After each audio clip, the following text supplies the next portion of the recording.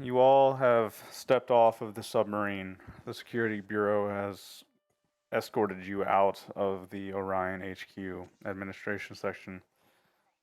You managed to convince them while you were up there and pulling your little heist that you were maintenance. And to evacuate you, they took you in their submarine down to the docks and let you go. Which means mission successful. You've spent a good deal of time in there going through administration files, um, looking for all sorts of information about a variety of different topics, such as Cindy Reese or Yui and what her purpose was here on the planet. It is now starting to become morning in the drift. There's no clear way to tell that, obviously, but you see all the flashing lights of the city movement, people waking up, going about their, starting their day routines with the time plastered up on monitors on the side of buildings. You've had a long night. uh, I don't know if any of you have gotten any sleep since the night before, but now you've got a lot of information to look through and things to figure out and see what you're doing next. Is there anything anybody would like to do first as you are in the drift in the early morning? I would just like to have Moira kind of. This is just for role playing, but how long do those stims last, Daz? They boost you until your next stim dose. So basically, they give you a day. Say Okay. probably about 16 hours or so. Okay, so then I guess Moira's still looking pretty prim. I would say that most of you have simply noticed that Moira has not taken her eyes off of her tablet since you guys have been like off the submarine, and you guys have half been leading her around. Almost, she's like watching your ankles to move through the crowds. Just make a quick computers check, Moira. Going through the files. Yui's an interesting case. Yeah, you know what I'm here for right now. Yeah, 11. I know what you're here for. Well, you kind of get onto the trail, Moira, kind of by luck. There's no, official documentation or like some kind of memo out there about Yui, but you find her eventually through surveillance cameras. In this footage from the Orion Corporation, she's dressed formally now, and you see her on the arm of what looks to be some kind of Orion administrator. If you quickly run through all this information, you identify the man, and you trace her movements through guest attendance logs and footage. You can eventually catch her in that man's office by herself at some point, digging through some information, some logs. If you use the timestamp of when you see her using that terminal, and you look through the laws of what was searched at that point, it seems that she was looking up information on scions, the scion slavery trade, and the grand slave run, which that one executive mentioned in the garage last night. Not quite sure what that is. Any of you, I don't think. She was looking for some kind of information on what that is, where it is. But it looks like she failed that, and instead she spent some time going through the corporation's information on the slave trade in the local area, and she spent some time looking at the profile of influential, suspected, and sometimes accused harborer of slavers on Janet, a noble. Goes by Lord Tren Raleigh, who would possibly attend such an event. Once she gets this information, it seems that she completely disappears from all logs except for you find it, a discreet core word ticket that was bought a month ago. She is no longer on the planet for at least a month. Okay. Yeah, I think because of the stims, if anyone else in the party were to be paying attention, they would probably see at some points Moira looking at the screen and you seeing an image of someone who looks just like her walking around inside the Orion building in different clothing. I don't think she's trying to hide it. I think at this point she's just kind of lost in her own world. I want to say, from what we know about this girl, she's seduced both a crime boss and a high ranking official in a corporation, used explosives, used at least some knowledge of electronics to hack into the system. This girl seems kind of dangerous just from her skill set put together. Right. Moira's just kind of taking this all in, and she's not paying attention to anyone else. So if you guys want to be in on this information, you can be too. That's kind of what I have for Yui. Okay. After she gets that information, she immediately switches over to looking over for Cindy Reese. Sure. So the thing about Cindy is that you remember that weird, Japanese name? It was like the Murasakiko or Jiro no Chi gang or something like that. Essentially, that translates to purple blood. I'm going to call him that from now on. Just translate it in your head. It sounds much cooler. So there's notes here that the Orion Corporation contacts the Purple Blood slavers and meets them outside the city of Therad, on the planet of Therad, out in the dunes on the planet. It seems that the Purple Bloods on the planet, they use, I don't know another word for this. It's basically a sand crawler, one of those massive sand crawlers that kind of looks like it's from Star Wars. They use one of these to move around the Therad deserts, with their main HQ location unknown to the Orion Corporation. Cindy, if you match together some logs and the shipping information you found from the garage, was luckily not shipped into the Hyrate. She was luckily moved to Therad, where she is presumably set to either be sold or transported somewhere else. If she's gone into the Hyrate, I think it might be safe to say that she's not coming out. But luckily for you, that's not the case. Okay. All of this information, now if anyone else is paying attention, this is now all being broadcast to your devices. So anyone who is walking along hears pings on their PDA and their tablets as she's transferring this information over to you guys. I'll look down at it, scan over it. I'll thank the stars. Boone is going to be paying attention to if there's anything around us that we might be walking into. Well, what are you guys doing right now? Like, where are you? Where we're gonna meet? Yeah, we're gonna meet up with Davin. Offer him a ride out. Okay. You can make your way back, slowly and steadily back to the apartment where Gavin Greed is. He's spending some time pouring through the information. Are you sharing any of this information with him as you come back? There's more too. Oh yeah. We could spend a little bit more time. Let's say you get back to the apartment, you sit down, you really start to kind of pour over the files. Here's what's pertinent to your situation with Thanatos. It seems that all the communication between the Orion Corporation and the Council of Edison is funneled through a man named Leonard Nisham. You would recognize him as the one who appears, in front of the shadowy council figures whenever the broadcasts come up on the monitors. The council dome, according to Orion administration logs, is being kind of transformed into something more of a citadel than a living space.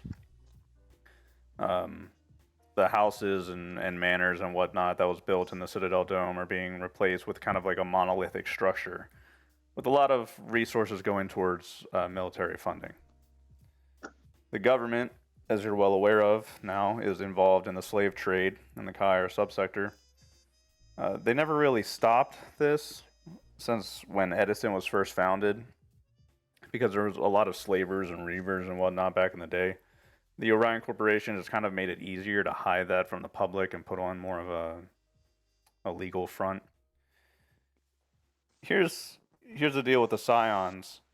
The Scions are being hunted, according to an internal memo, because throughout the slave network of Reaver's Deep, there's word that an Imperial company is paying very handsomely for live Scions, regardless of how actually strong they are as psychics.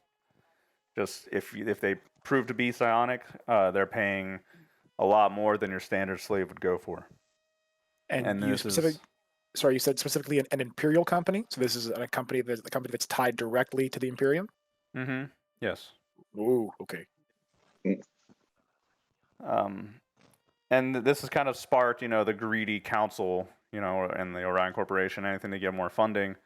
If you can get away with it, why not start a rally to gather up all your Scions, decrying them monsters and threats to society. But you could also make a lot of good money with it. That Okay, should so be. I guess Yeah, sorry, go ahead. I was just during this entire time, as more and more information is being revealed, Moira is starting to kind of look over at Yadir, trying to gauge a reaction to all of this information.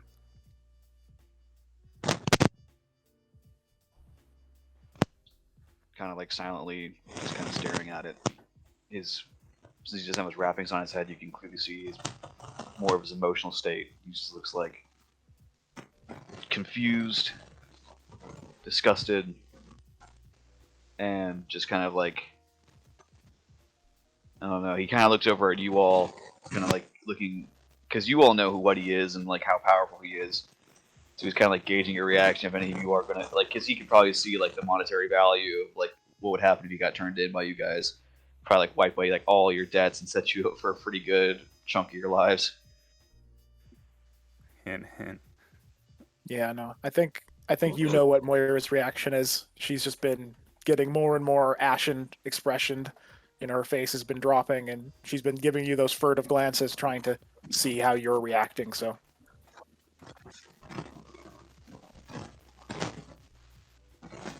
So All Yadir's right. gonna look over it. What's up? Go ahead. He's just gonna go. I want to stop this. Yeah, you and me both, man. You and me both.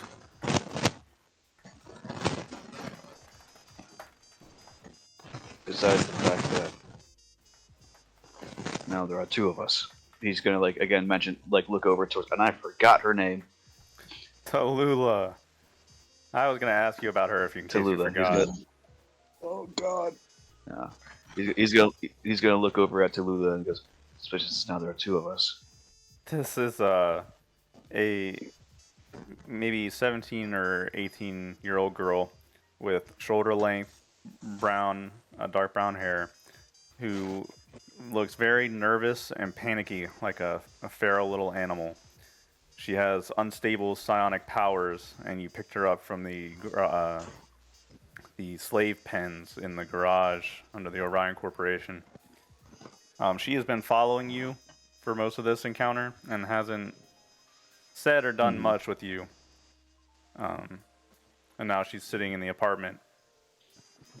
Even Greed, like, I don't know, maybe Greed kind of ignored her for a little bit, and then eventually looks across the room and says, "So, what's the deal with this girl here?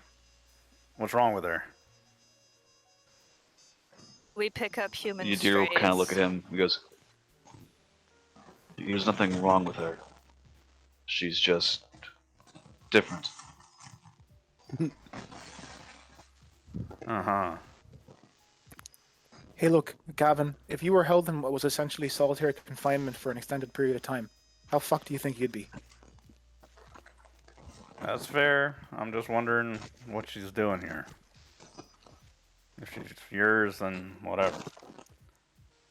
Aye, she's ours, but we're dealing with it, and we're going to be out of your hair and other people's hair as fast as we can be. So, All right. Yeah, but do you have any or greed person, do you have any chamomile tea? I have a feeling that the poor mousy one that we have captured now needs it. Captured. I can give you like 5 credits, run down to the local cafe. Poon's gonna go run down to the local cafe and get her stuff unless anyone else stops him. And he's gonna get her sleep AT. Make her nice and mellow. Sure. It's a fairly normal, busy day in the drift. Water outside the dome is black and murky as usual. Greed, he kind of looks at the rest of you and says, well, holy shit. I think you have enough information to cause a bit of a stir out here now. Yeah, that's the question that I wanted to ask you, though, Greed. How much of this do we need to give Thanatos to set off the spark? There's a lot of shit here. Or is there someone else we can give it to? There are always information brokers that feel that they need to spread the truth. Well, Any of those are what's your plan? What are you doing? Are you heading off? Yes. Then I figured We're you trying to stop a madman from destroying the city. He kind of like leans back in his chair. Oh, shit. Who can you give it to? You give it to Thanatos, he's a crazy bastard. Shark Tooth. You know, it looks here like some of the Orion Corporation goods kind of just get lost and end up in Cuts Alley and things like that. You know, it's funny how that works, isn't it? Oh, they're both on the payroll. So, like, damn, who do you even give this to? Who fixes all this? I'll look at him for a long second or two. What about you? I'm good with how things are right now. I don't mind it. I guess there's one other we could go to. I'm not sure they can handle it. Because dumping it on the net isn't going to do it. Well, we could maybe try to get access to all the monitors around. Put out as much information as we can that way. Expose that the council's all dead. They might cut off the power just to keep that information in. Yeah, it's not so easy. No. More, what do you think? Well, I do enjoy the idea of broadcasting the information across the monitors. A lot of this information is a mixture of video and logs, transfer logs. It needs to be examined like we did. We just spent a few hours looking through it to get the real picture. Yeah. If we don't give this up to Thanatos, then he releases that drug. And quite frankly, Greed, I don't really know if you're interested in being in this city after he does that. No other place for me to go.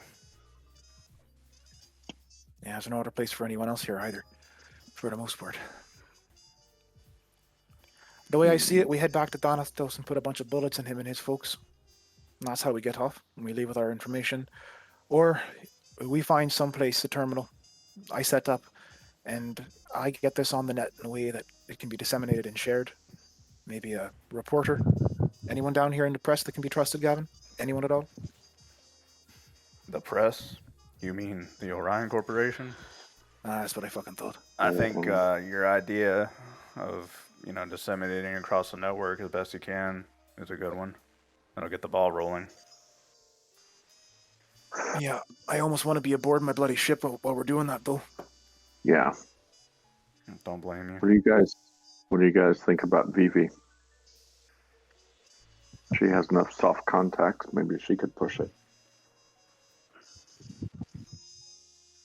That's a very good point. And she has an interest in saving her brother, even though he's not really savable. Yeah.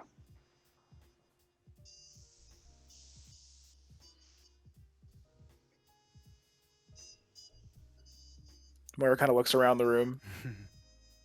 I understand that we all want to be off this planet, but I think we have to make a choice here. I personally think that I want to disseminate the information when I'm on the ship. And I want to take guns in and put some holes in Thanatos. We already stole Sharktooth's I can fucking tell. sub, so it's kind of a persona non grata with that one. Ain't gonna work that way. I think we're persona non grata everywhere in that dome. Mm. Oh, Thanatos, he seems to be. Oh, my mic is scratchy. 1 second. You're good. No, it's good now. Oh darn. Bye bye. You're good, you dear. It was sounding good when you left. It fixed. It's all good. Except now we can't hear you if you're talking. What have we done?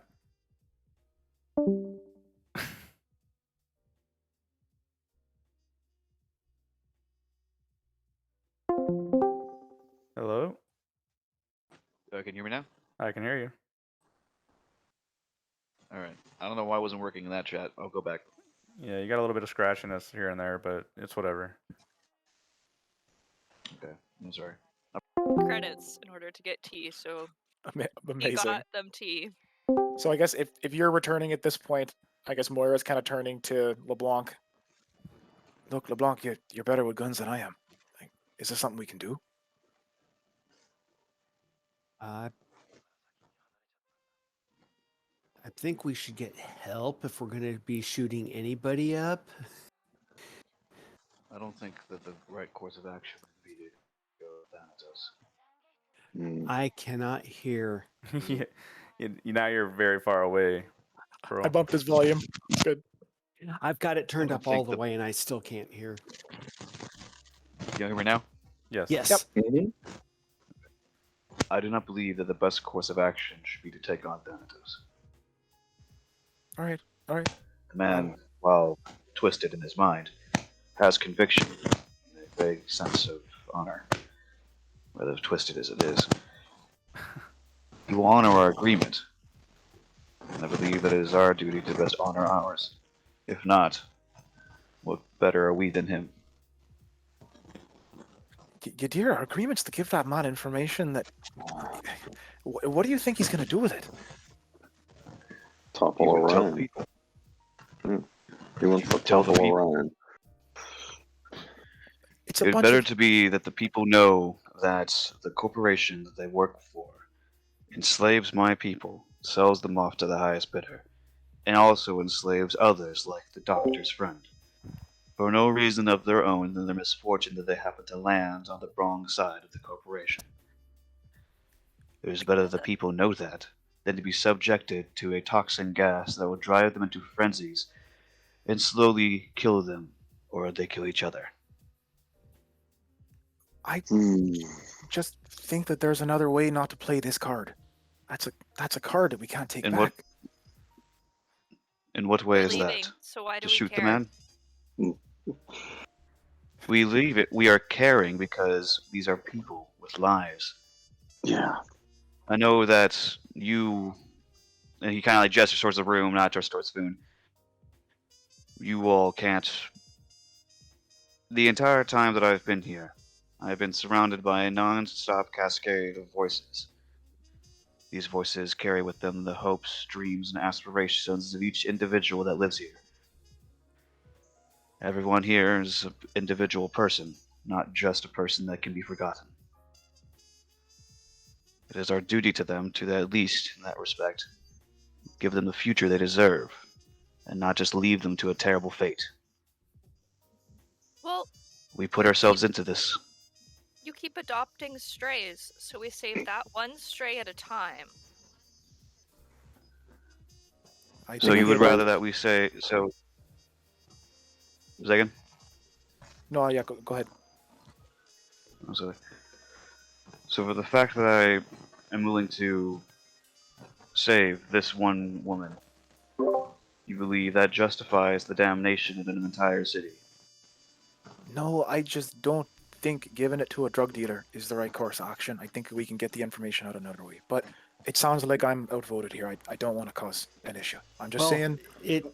it's information. It's not like you can only give it to one person. No, I And know I'm not that. saying that we give it to Thanatos. I'm saying that the information deserves to be let out, hence the agreement that he and I agreed upon. I never said anything about giving it to him. Yeah, I he said just to wanted be us making the information public. he just wanted us to start an insurrection with a bunch of information. That fulfills our end. And what the fuck does an insurrection do but kill a fucking bunch of... Never mind. And you see Moira just grabs a smoke from a pack from her pipe and I'm going outside. And she just disappears.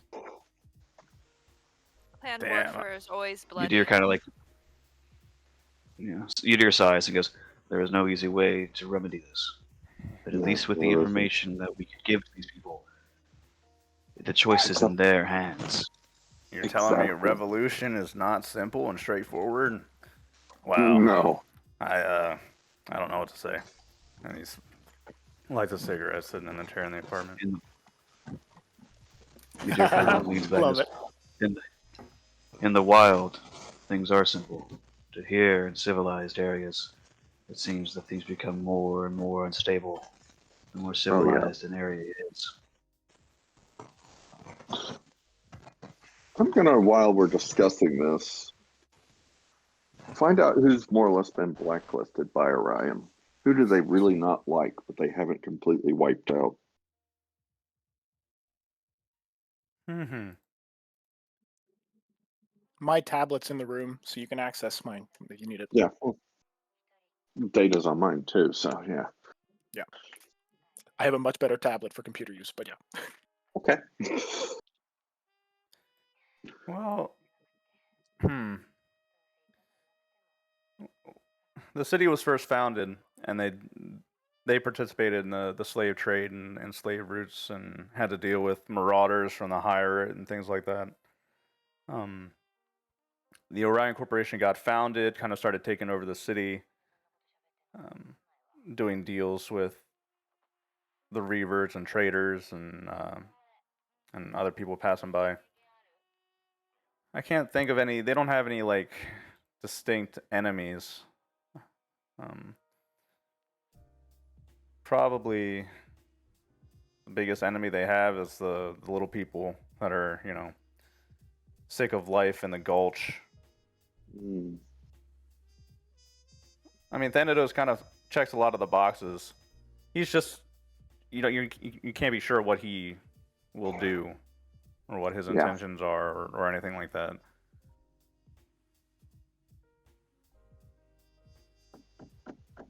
If you get in your ship and leave, I mean, this threat is meaningless. The only problem is if he goes through with his pushing drugs plan anyway, that could suck. Yeah. It's hard to know what he'll do. Yeah, and as Udyr, pointed out in character, and it's a good point. We're not in control of what he does after the information is given, so it's just really up to these people to control their own destinies. It is. I want to let people know I don't actually agree with Moira. Khan doesn't, but yeah. Well, that's. Oh yeah, that's fine. You can have different views in your character. That's totally fine. Mhm. I just hope people know. Yeah, I No, get you're it, good, man. you're good. I get it. Well, why don't we talk to Vivi first? And failing that, we go from there. What do you Don't guys forget, think? we're on the well. clock. Yeah, we got time running. Correct. We should How long before at your least have at bucket least of- one more day's worth before the drug gets peddled. When does your bucket of bolts start coming after you? 12 or 13 hours. Oh God, 12 or Can 13. it's gonna be a you- long day. Foon's gonna turn to Moira. Can you make your computer thingamajiggy schedule it so it emails whatever Thanatos the packet if we haven't decided to do something else within the time frame, so that at the very least we stop that? Absolutely. Hamish could be doing that while he's using Moira's tablet, as Moira is currently outside smoking. Sorry, I was actually doing something on mine. Nope, it's all good. I just wanted to let Anna know that Moira was still technically outside the room. Yeah. Boone would have followed her out then to ask her because she is the computer person. Oh, cool. Okay, so you find Female. Moira with a pipe Yeah. in her hand. Yeah, you Mhm. find Moira with her pipe pacing back and forth. Female tech woman. What? Sorry. What can I do for you? Phone.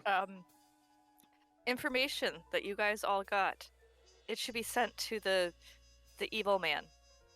Or scheduled sent to the evil man. So that people don't die. No, you're right. You're right. You're right. Yeah, you see Moira kind of pats her pockets. Son of a bitch. And she walks past you, tapping out the pipe, and heads back inside. Alright, Food's gonna be like, we all need sleep. I don't Yeah. understand this. And he's gonna go back in. Everyone, I have brought sleeping tea. If people would like to drink some sleeping tea, we can all take a nap after whoever takes guard duty does not. I am apparently Yoda today. Moira just returns back to her tablet, swearing in Anglic as she goes, and schedules the information drop in case they don't make it to him in time.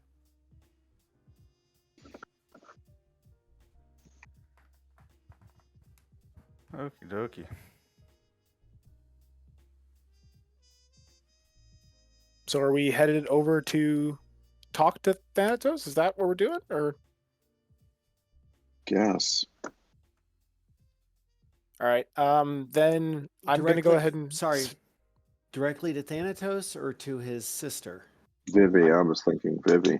I'm totally fine Yeah, with I was passing thinking the that we're information. going to his sister. Yeah. Okay, cool. So I guess we should probably head off and start doing that. I don't want to play with this game of Pearl's Ultra Killer coming. Yeah. Yeah, no, it's fine. It's fine. Don't worry about it. Just, Cyber Scion. Pearl, Don't worry about it. I have all of my endurance gone. I have lowered strength already. We can't get into another fight, okay? Like it can't happen. It's not a we thing. It's a one-on-one that I'm gonna lose. I Really? Also, No, Con, that's- let's It go would- kill these drug dealers down in their dungeon. We I- set the I con do up love the there and first- lock them in with Thanatos and then have them fight it out. I do love the mental image though of the Cyber Scion comes in, is like, high noons it, and all of a sudden Udyr teleports him away. Just Bye bye. So, you're gonna go look for Vivi. What time is it right now? It's like early this morning. isn't it? You have Yeah. to get in your submarine and head back. Interesting.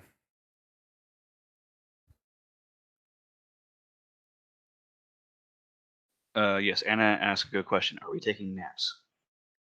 That would be 8 hours of the 10, 11 to 12 hours we have left until. Oh, Well, if we're doing the submarine, So it would I'm be guessing- 8 hours out of the 12. It'd be 8 hours of the 12 that I need for my event, and it would be 8 hours of like the 36 for the drug thing. Well, if we're going to submarine, Foon's gonna sleep for the whole ride. don't blame you.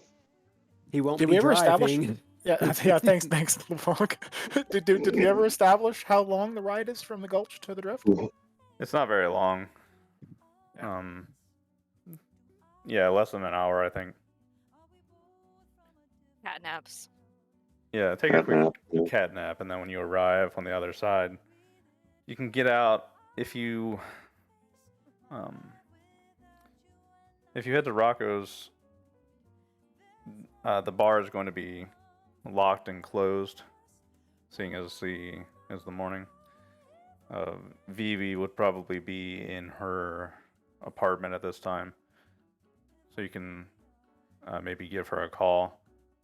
Probably have contact information. You did go on a submarine heist together. Yeah, I think especially because Moira convinced her initially, Moira would have gotten the information. Right. Moira sends a quick text. Doesn't want to call in case she's in a weird position. She doesn't want to answer the phone. Just where are you? We would like to meet as soon as possible. She doesn't take very long before you get a text back. It's the address to her apartment. There's a keypad code where you can get into the building. Usually it's locked. Moira just sends the thumbs up emoji. As a response. Just dead exhausted. OMW. You can head to her apartment, head inside. Fairly nice down here. The security is high at least. Up a few flights of steps and into a fairly decent looking apartment. It smells heavily of perfume. You see that she's quickly gotten dressed from sleeping and lets you in. She's kind of looking a little disheveled, and she opens the door and looks at all of you. And our extra. And the strange girl that I keep forgetting about. Yeah. The strange, panicky, twitching girl standing behind all of you. I wasn't expecting all of you. Oh, come in, please.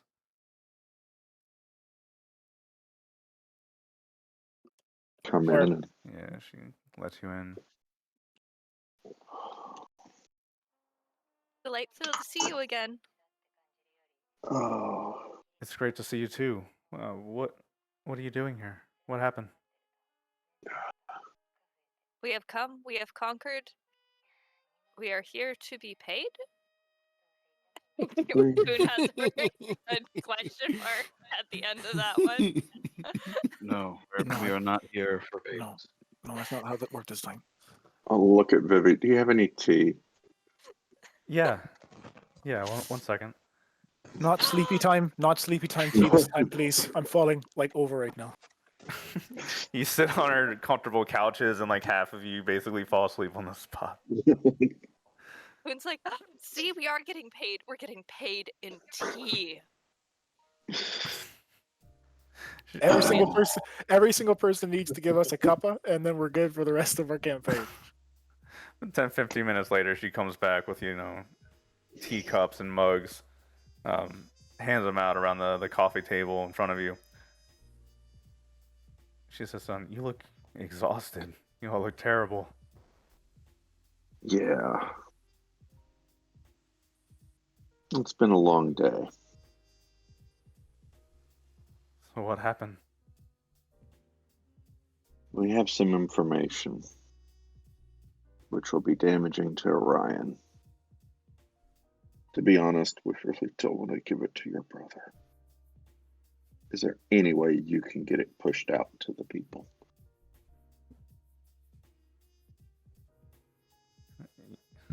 What kind Do of you know information is it? something? Like, I'll Is pull up the- my tablet and the outline of slave trading, scions for sale, the grand slave run, dead counselors. okay, yeah, she stares at it for a solid 10 minutes, just blank face, and then you just hear, holy shit, under her breath. Your city's been kind of busy. Oh yeah, impressively. This is horrific. I think I can spread this around. I have a few people that are good with computers, and once it starts spreading around a little bit, I think my brother will come around to a better solution than what he's planning. Can I hope so. Can that happen in time though? Will he see it and will he not do it? Because I have a time released message waiting to send if we have to send it, as he did make a promise to Oh, yeah. kill quite a lot of people, Vivi, as it were. I can talk to him. I can ask him. How about you put the information out first and then you just tell him?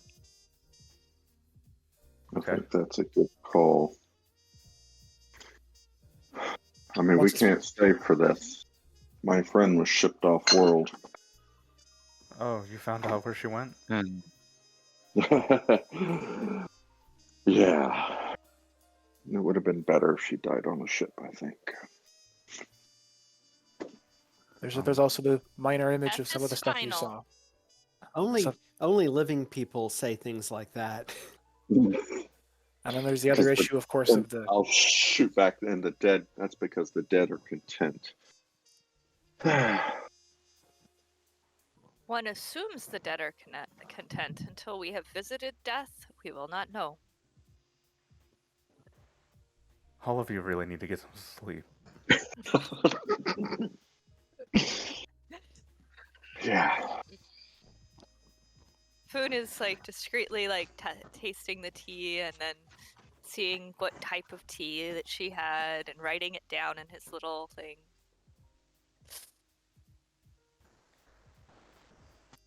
I guess at this point, seeing as it seems like she's been convinced, Moira's just kind of leaned into the couch and is kind of flipping through her tablet. She's got videos of Yui up again. I'll set my tablet to wake me in about 2 hours. Okay. Everybody just starts passing out on the couches in Vivi's apartment. Foon will make sure that the door is locked and secure. Sure. And She's- check for Kadir will stay away. And stowaways. check No, if no, there's you find anyone one. else hiding. Mm-hmm. We already have a stowaway. Technically, I did go into suspended animation, so my guy would have slept technically. Oh yeah, with your suspended animation psychic fucking hours, you bastard. I'm sorry. Can you make yourself die for a week? So, No. I'm aware we have a fucking psyker in the party, and I love it. So I guess then it's just Kadir and Moira who are awake then, because Moira's definitely not sleeping till we're back on the guilty. Mm-hmm. yeah. Kadir will kind of look over at Moira and look down at the tablet. He goes, noticing that everybody else is kind of asleep, he'll kind of look over and be like, "So that's one of them."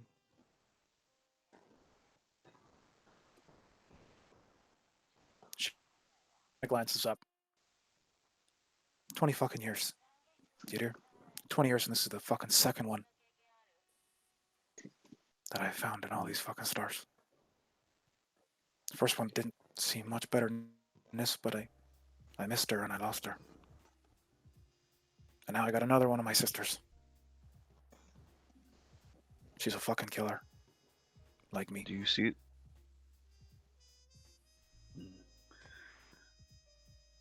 I wouldn't say that you are a killer. You are a person that has been put into extreme situations and has managed to survive to extreme outcomes. Well, Do you find these I've killed people I've do you killed think people them before. as You know, it's just saying. But please, killing go ahead. people? Does killing someone make you a killer, or does was it the circumstances that made you do it? She doesn't say anything, just kind of keeps staring down at the tablet as the video plays on.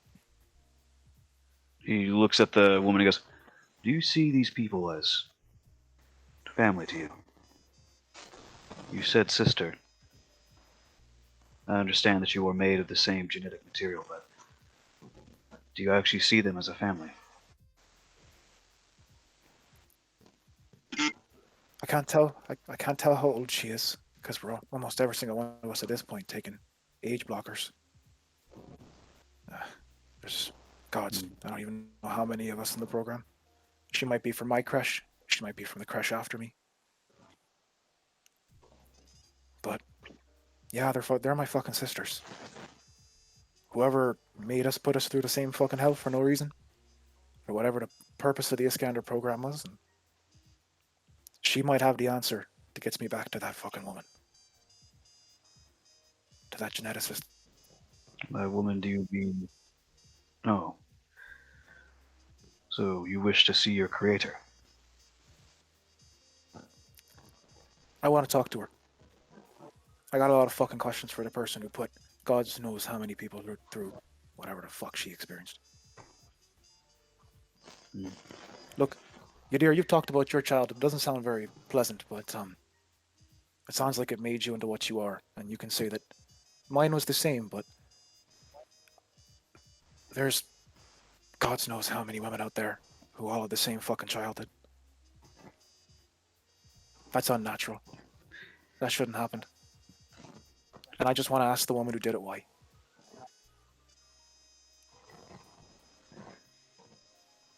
It is a strange thing to know for certain that you were created for something.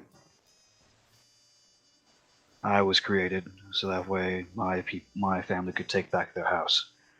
You were created for a purpose that you were finding out, but you at least have the option and the reason to find out. For everyone else, he kind of like gestures towards the room because they don't know why they were created or who created them. If there is even something after death. I would take comfort in the fact that you were made for something. You have a purpose, and I'm willing to help you find it.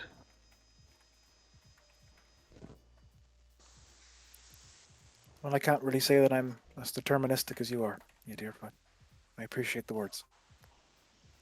I think this little place that we call the universe is a bit more chaotic.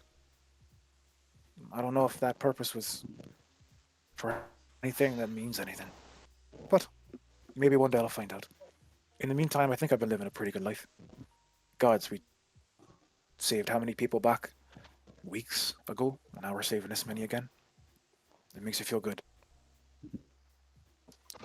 I'm going to pass out. It does. You staying up doing your meditation thing? I've been trained on sleep deprivation, and also my suspended animation regenerates me. It can make me survive for a week without any kind of stimulation. You go to rest. I'll stay awake.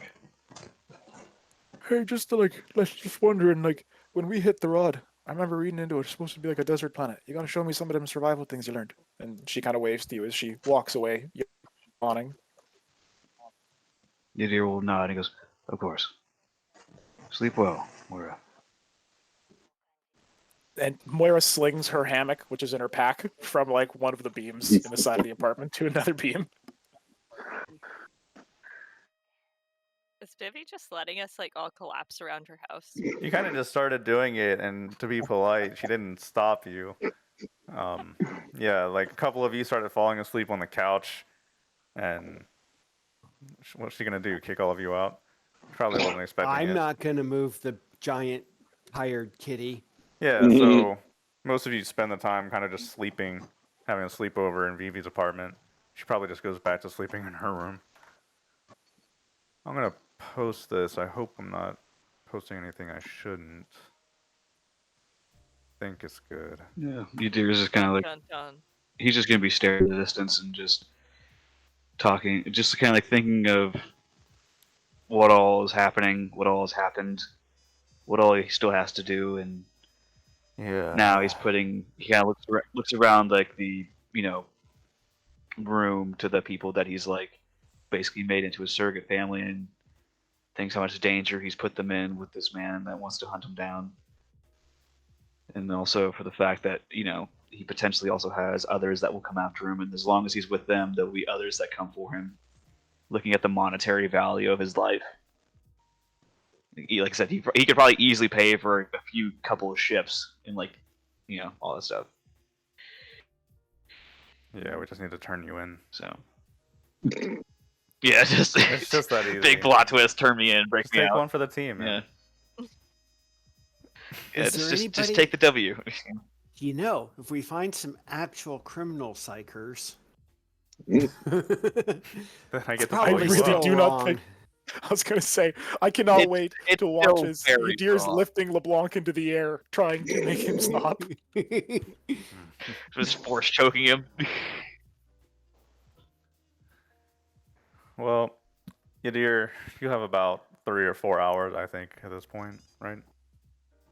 It's starting to become Yeah, night I'll again like as you all sleep through the day, recovering from your ordeal over in the drift. Yeah, you've had a very busy couple of days now. Wait, it's only been like 3 days, right? Yeah. Long weekend. We got a lot done, so good job. You pass off the information to Cindy, who thinks that she can start hanging around to the right people. You mean Vivi? Vivi, yeah. Yeah, Vivi, that's what I said. Vivi, yeah. What I meant, sorry. Okay. Okay. How dare you mess up a name? I know, right? I got confused because I was reading the Cindy part right now on the information, and Yeah, my brain went. I get it.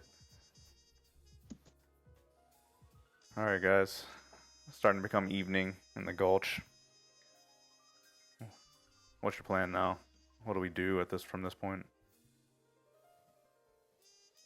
Can we, Oh. seeing as we're not wanted yet and we still have time, can we go pick up all Hamish's supplies and shit?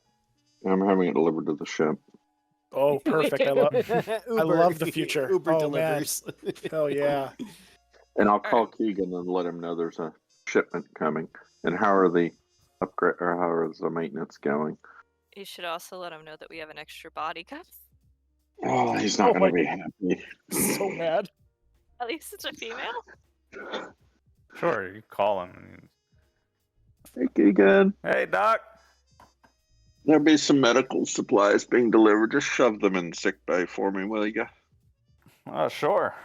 So, How's the maintenance going? we're almost done. Oh, good. Not long now.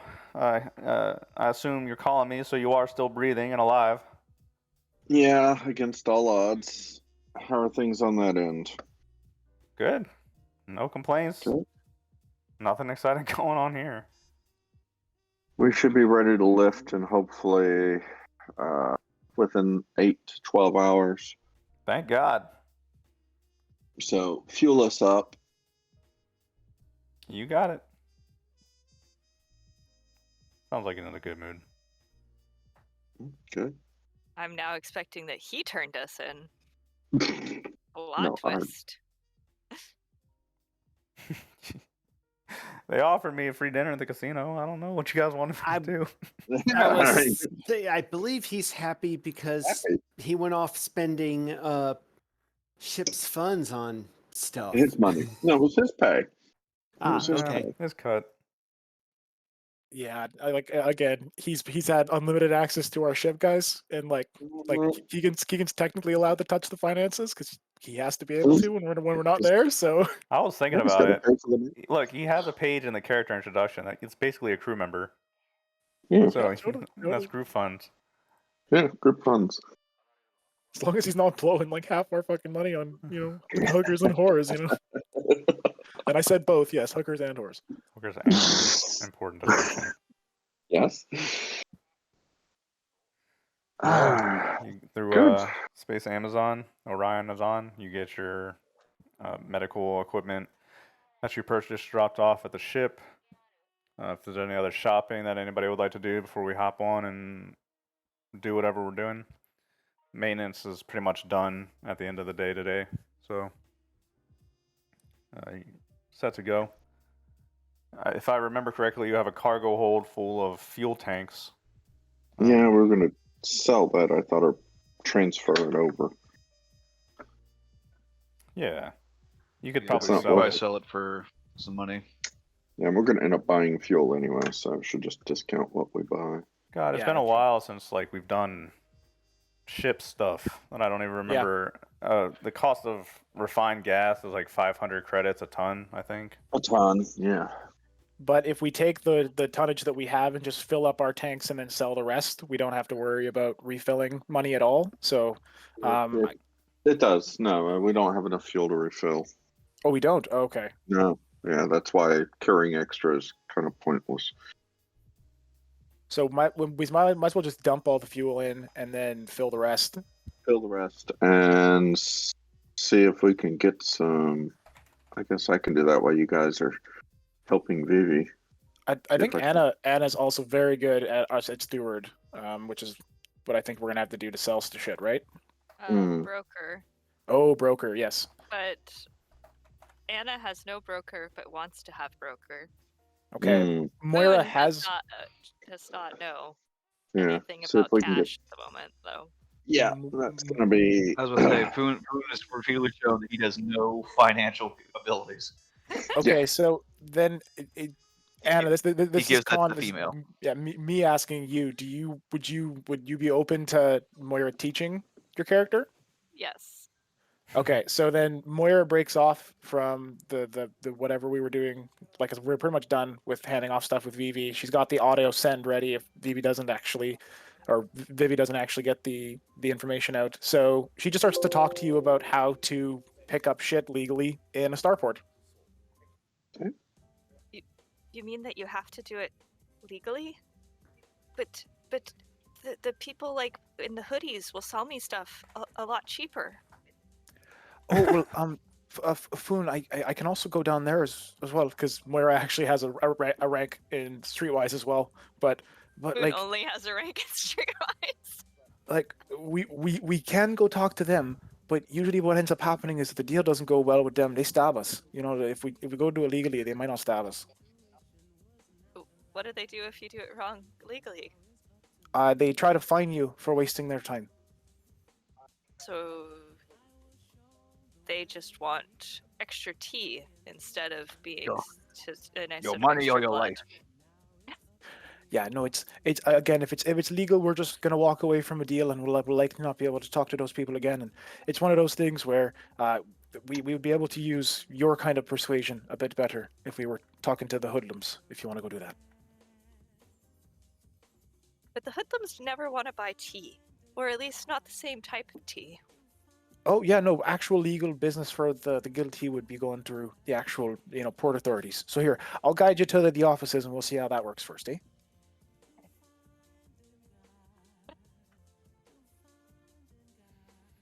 I can't tell if you responded. You cut out there. Oh, he said okay.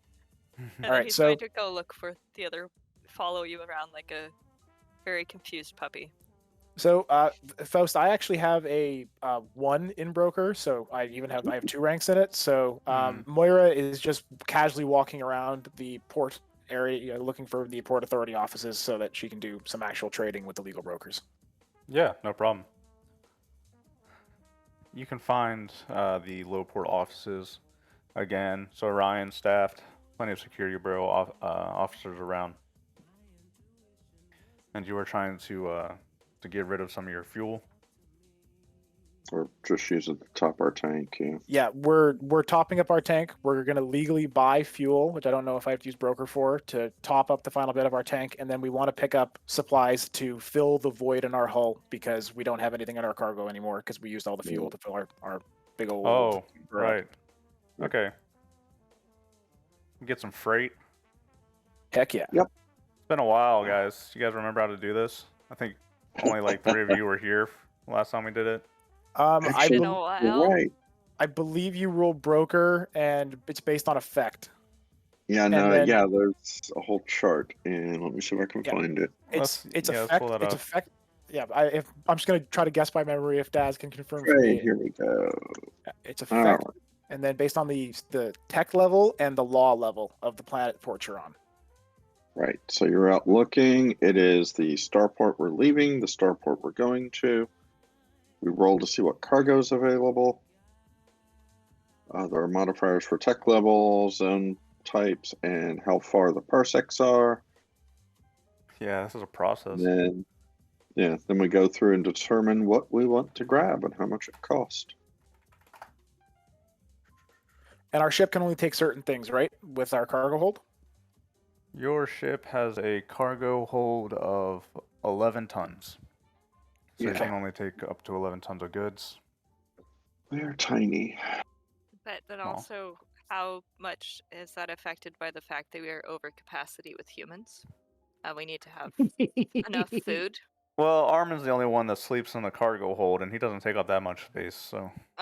We're bringing another stray. Right. To Lula. But she Okay. may just stay in the medical bay.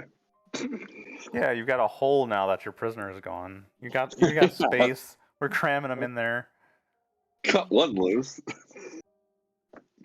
Boone is Jesus. thinking that joining the slavers is such a nice idea right now. Fewer people on Wow. the ship. Pay cash for the humans, right? How much cash? Cash is good. Cash means more tea. Oh, great. You've taught Foon how to be a broker, and Foon's going to broker us. Yeah, it's not good. It's not good. Sorry, I couldn't help it. All right. So you can if you want to roll to make this a task chain, because I roll with an okay bonus, so unless you like really tank it, you shouldn't tank my bonuses that bad. I have a -1. No, I know. I have a +2 with my charm. Okay. Okay, So so I we're wouldn't doing- mind. Yeah, we're doing freight or we're doing speculative trading?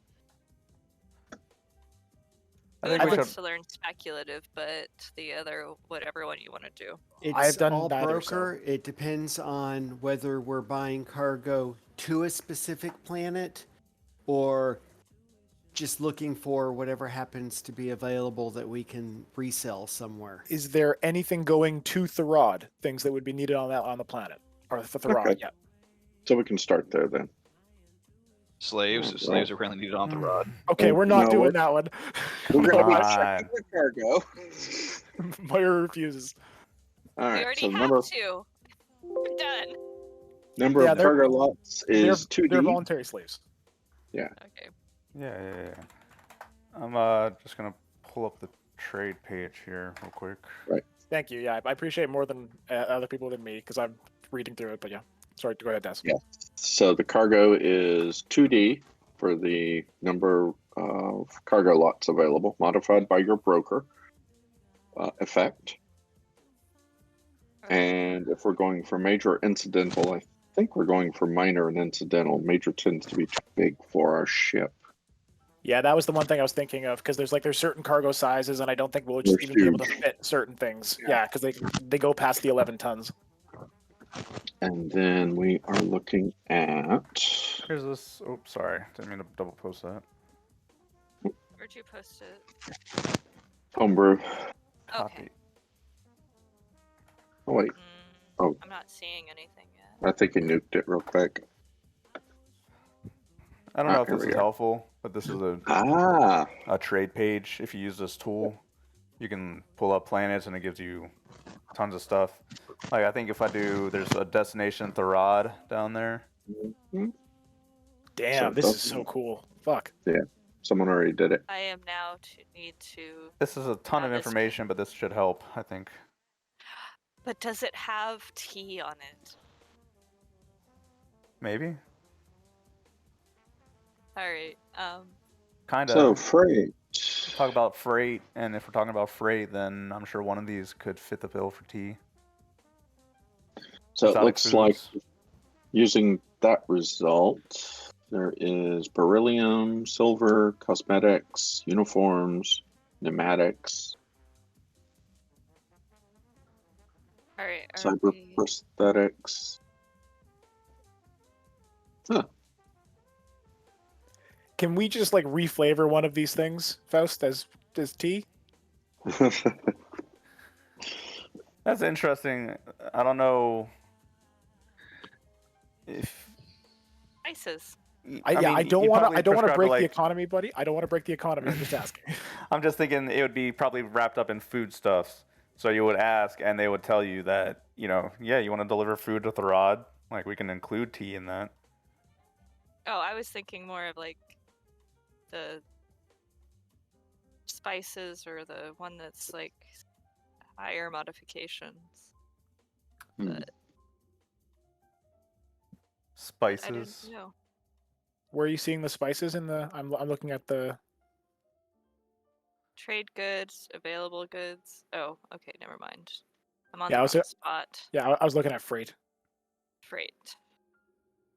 Desired goods. They crave luxury goods and spices Yeah. Oh and no. precious metals. So I don't know. I think if you maybe roll a. Well, we should probably do the trade process. Hmm. So like Foon, do you like Anna, do you want to roll now for the start of the chain, and then whatever I roll later is just gonna be what one Faust calls for it, so we know what the modifier is? Okay, yeah. So I'm rolling. It's 2d6 minus 1, correct? For you. Yeah. For me. And if you succeed or fail, okay. So I failed. you take off a -1 from me, so I'm only at a +1 then. That's fine. That gives you a chance to learn broker. There we go. I rolled. I. My effect on that is low. I failed. I talked to the wall, Yeah, it's thinking not that very. that was a person and a terminal. It turned out not to be. Just walk in like, I want to sell tea. Do you have tea for me to sell? And they're like, what? I'm like waving. Moira's like waving her over from where she's talking to like a water cooler, like the way where he's talking to a water cooler. Like, no food, please. But it has water. Therefore, they should have tea. Sorry. This is my bodyguard. He's really interested in learning about the trade. I'm the broker for the guilty. I like to introduce myself, and Moira goes through her whole corporate spiel as she goes into her talk. So, yeah, sorry to interrupt. Let's do the trade thing. Yeah, I have no idea what kind of tea is made with salt water. Seaweed tea. Oh, yeah. That sounds Ooh. interesting. I think Sorry, that's called soup. Not if you heat it. Well, I guess if you do heat it. Yeah. Okay, I'm stumped. Okay. Help tea. Kelp tea. We are looking for freight. Oh, they do make Maine seaweed tea. Cool, because like there is exotic foods, rare desserts, and rare liquor. I don't know if we qualify for it. That would be where we want to go. That's the one we want, but it's sitting at 15 tons. So I don't think we can take that. Big. That's Yeah. outside of our area anyway. Yeah. Damn it. Yeah. So yeah, actually, sorry, you were saying before, Daz. That's a good point. Pretty much beryllium and silver down is what we can grab. It looks like. If he's using the auto-generated values, yeah. So we can take a 5, a 4, and a 2. Maybe if we roll well. Double check the guilties. Because with 11 tons, we can pick up either beryllium, silver, and cosmetic chemicals. Try for uniforms and pneumatics and hydraulics, or like I don't know what we're gonna get. We might Medical not. supplies. I am so terrified of rolling and getting gasoline and machine lubricants. I don't know what's gonna happen if we're transporting that. Like, Moira's not gonna be able to smoke anymore. She's just gonna be. All right, so cargo is 12 tons. How much fuel did we have to buy? 23. We put 12 in, so I had to buy 11 tons of fuel. So almost $5,000. Yeah, 5,500. Oh, just a little bit over. Bad math. Yeah. Sorry. And then we have to do the maintenance too, which is 3,000. 78.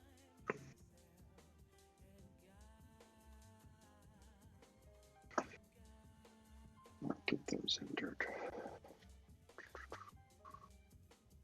Therad. And Therad is how many parsecs away? Is it a It's Is 2 it- parsecs away. okay? So it's Two perfects. a Yeah, we one can- jumper for the ship. Okay. Yeah, it's a one jump. Because that's gonna eat how much? Basically, it's like I can't remember. It's like a third, or almost half of our fuel. Yeah, eat all of fuel. Oh, right, and then we're gonna have to refuel and Therad. Well, okay.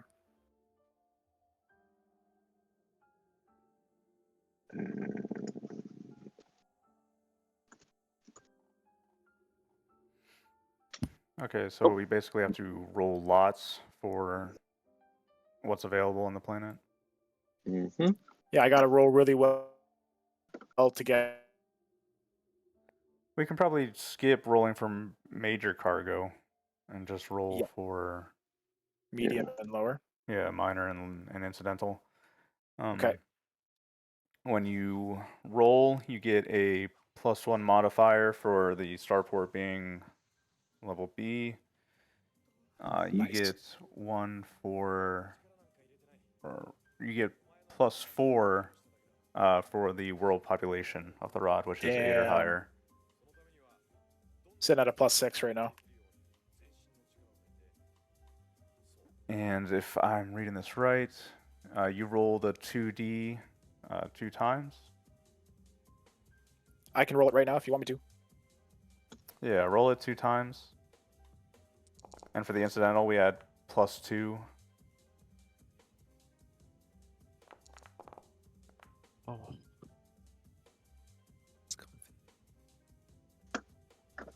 Okay. I'm gonna have to read That's- through the trade rules again. Me too. It's been a while. Yeah. Last time we did this was leaving Vincent, I think. I believe so, yes. That was one time. Okay. Minor cargo lots are composed of 1d times 5. So, trying to remember how to do this.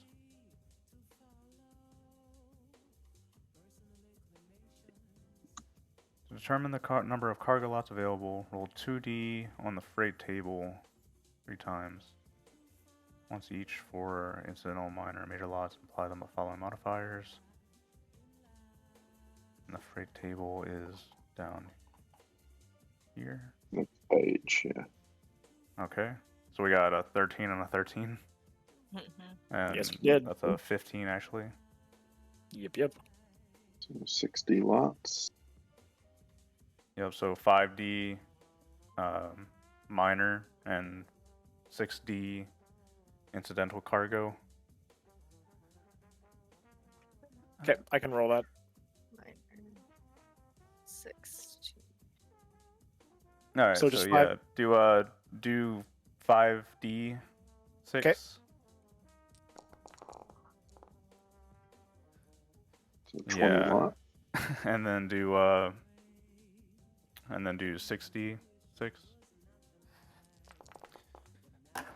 Oh my god. Ow. 29 lots. We're just super overkill.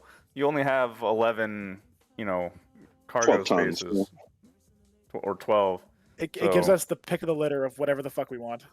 So we That's pull fine. a 5. You See can if we can get find a 5, a 5, and a 1. right. You two. could get 2 minor cargos and then 2 incidentals, and you'll be full up. Mm-hmm. Freight, I believe, has a fixed rate, so Yeah. we'll have to figure that out. But somebody maybe could do that while we're jumping. Mm-hmm. But cool. It's such a complicated process just to know that, like, we're trying to fill up a scout ship. It's like, hey, you got something? Like, yeah, pull out the very tail end of that, truck over there and put it in their ship. Good to go. I know Pearl's mentioned it, and I watched the Seth Skarkowski or Sarkowski or whatever video where he talks about trade, and there's a couple of homebrew rules that he uses. So I might watch it again to see if I can help, alleviate a bit of this, because he says that it does get pretty burdensome having to roll so many times for trade and shit. Yeah, that's why everybody likes the app. It's 1,600 credits per ton for a 2 parsec jump. Hey, there you go. So Okay, so 32. 1,600 times, yeah. But that's for 32,000? the. So it can be assumed that we are full of cargo now. Do we declare what types of cargo it is, Faust, or are we just going to call it incidental? And With freight, I don't know if you really get like your pick. yeah, I don't really. Yeah, it's just stuff But we can comes we in can that's flavor like it like whatever you want. Like, I'm sure they have plenty of stuff. They trade with Therad a lot. Therad gets a lot of like food and other types of supplies from Tramus quite often. I was just it's all good. I like the idea of knowing what we're carrying. So Yeah. Make sure it's not slaves and cold storage. I think yeah, that'd be nice. they don't mind you probably checking it over. I think that's safe. You're not speculative trading. You're just coming in like, hey, you got anything for us? And they load you up and ship And it for hey, you.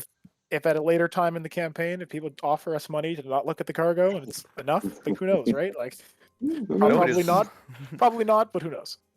Yeah. Ship the small stuff.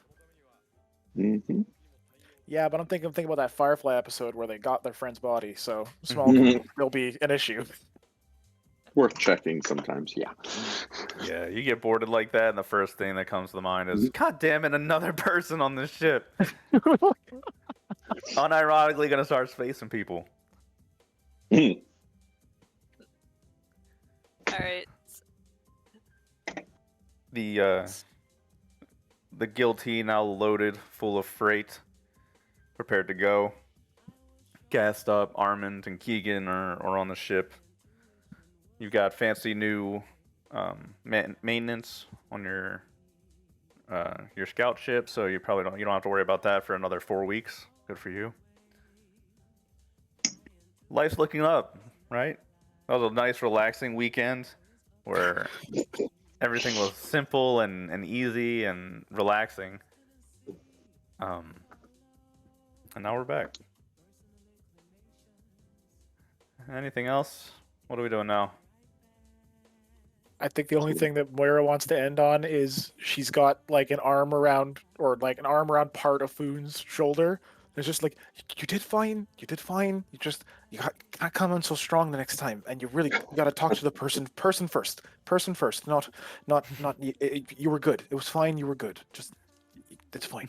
But they Person didn't give me tea. Person first, not tea first. Yeah, it's Foon. Look, it's because what you want to turn into a proper empire hasn't been understood by these people yet, and we have to teach them the tea. We have to teach them how important tea is. So, for now, we're going to be picking up lots of different stuff that is like kind of tea. And what I mean by that, it's not tea, but it's eventually going to be tea. Right? it's going to turn into money to buy tea, right? Ah, so money is the conversion factor. I'm Aye, just aye. gonna go sit and stare at a wall. Moira's kind of like, oh, and she just goes into the ship and passes out, like happy with whatever effort she just made. Armin's like, I thought, before I thought all Aslan were gonna be like Foon, but it turns out that's not the case. He's just No. himself. Foon is Nobody's Foon. like Foon. Oh. Climb aboard into the ship as they're loading your freight. Keegan, wandering around. Welcome back. Hey, Keegan. Yeah, gave us a phone call, said we were all gonna die, the world's ending. I was getting ready to gamble and drink myself to death. What are you doing back? The world is not ending. There will be tea eventually God damn it. everywhere. And they picked up another stray. I think I have summarized everything. No, that's funny. That's a good joke there. That's a good joke there, Foon. I like that one. That's a good one. Yadir would then lead up to Lula up the ramp. Damn it. Why? Why can't we go one planet? I mean, I'm not one to talk. I was the first. It's not like I'm jealous or anything. I'm just saying, we don't got room. It's going to be a long week. Are we chaining this one to the med bay? No. Med bay bed too? But Keegan, give her a wide berth. She's a little shaky. She's unstable. Stay away from her. We can have tea somewhere else. No caffeine for her. She is just not trained. When she is trained, she'll be able to control herself better. But just remain calm and be welcoming. This poor timid girl, walks up the ramp to the scout ship, looking around, like eyes wide. A couple days ago, she was an orphan or a rat in the streets. Now she's looking around inside the scout ship.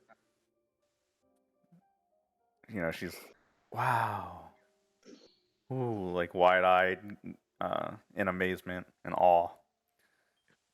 Moira's already in her hammock. Yadir would show her around.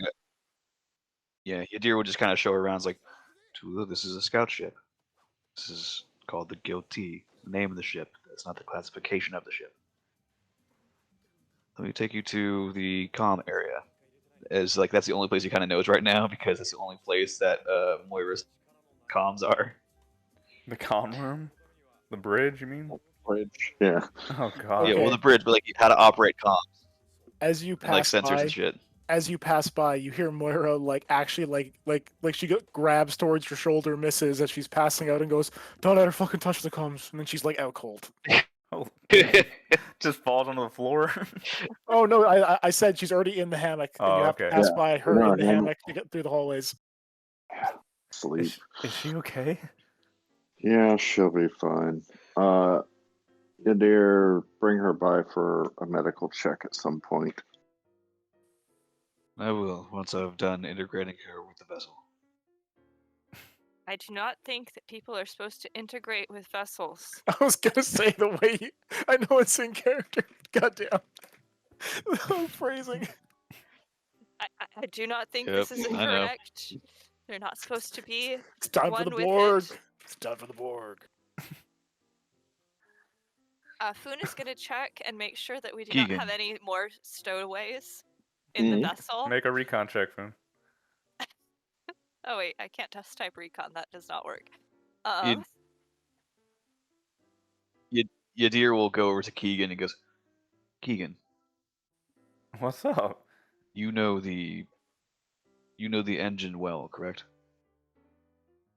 He blinks out a few times. Yeah, I'm your engineer. Of course I do. Right? Would you be okay with to around the engine bay? Not at all. Who is this girl? Why are you bringing people back Her onto the name is ship? We don't Reaver. have room. The last person I could understand, we got to chain to a med bay bed. Let him up to go pee. He's free. But there's like 8 of us in here at any given time. The point was to offload I somebody understand when we got that- here. Remember? Which we did. We did. Yep. Got to put a contract on that. So what's she gonna do? She will stay here and He should not be near. I'm not allowed in the engine room. Why is she allowed in the engine room? What's his job? because when Is it she comes gonna to get a salary? I no, believe her salary. her job is right food. now is mere. She will train under my tutorage, and then when she's able to control herself better, she will be the master of her own destiny and decide where she wants to be offloaded or if she wishes to stay with us. Translation: we need a bigger chip. We need a bigger goddamn ship. I wouldn't mind so Yeah, much You if, haven't planned. if there wasn't so little space. Can all of you go talk somewhere I else? I'm understand trying for to the sleep, inconvenience. please. And Moira's waving a hand at you guys as you're standing around her hammock. Case in point, this is the workshop, and we have to be quiet because she's sleeping in there. I understand for the irritation that this might cause you, but it was either this or the fact that she'd be sold into slavery, and I could not, on good conscience, let her be sold into that. Oh, Jesus. All right. All And we're right. not allowed to eat or trade humans. No, we're not. Or any other sentient species. Look, I can show her around. Sentient we can do, but sapient we cannot. Yeah. We can't do sentient or sapient. Anything The frogmen is- we found on the other planet, we could. If it is True. if it is an animal, you may. But if it is a higher intelligence being, you may not. But sentient just means sensing and feeling. If it has complex thought, Then it is sapient. I will be the judge of that. I have to ask you if somebody's sentient or sapient? Oh dear. Can you not?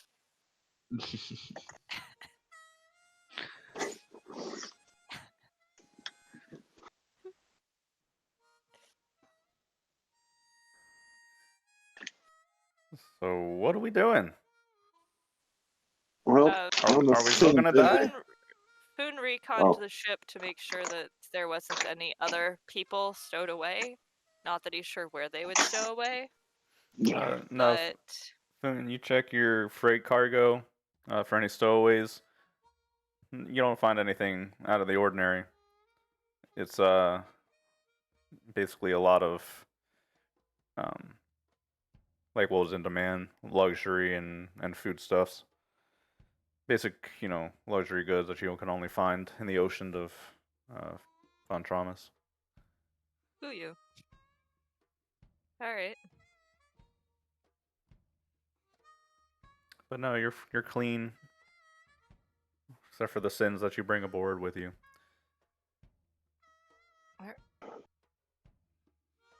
The sentence. I'll send Vivi a note. I just posted it in chat just before we left. Okay. I think that the liftoff Or just as we left. I want to be actually moving.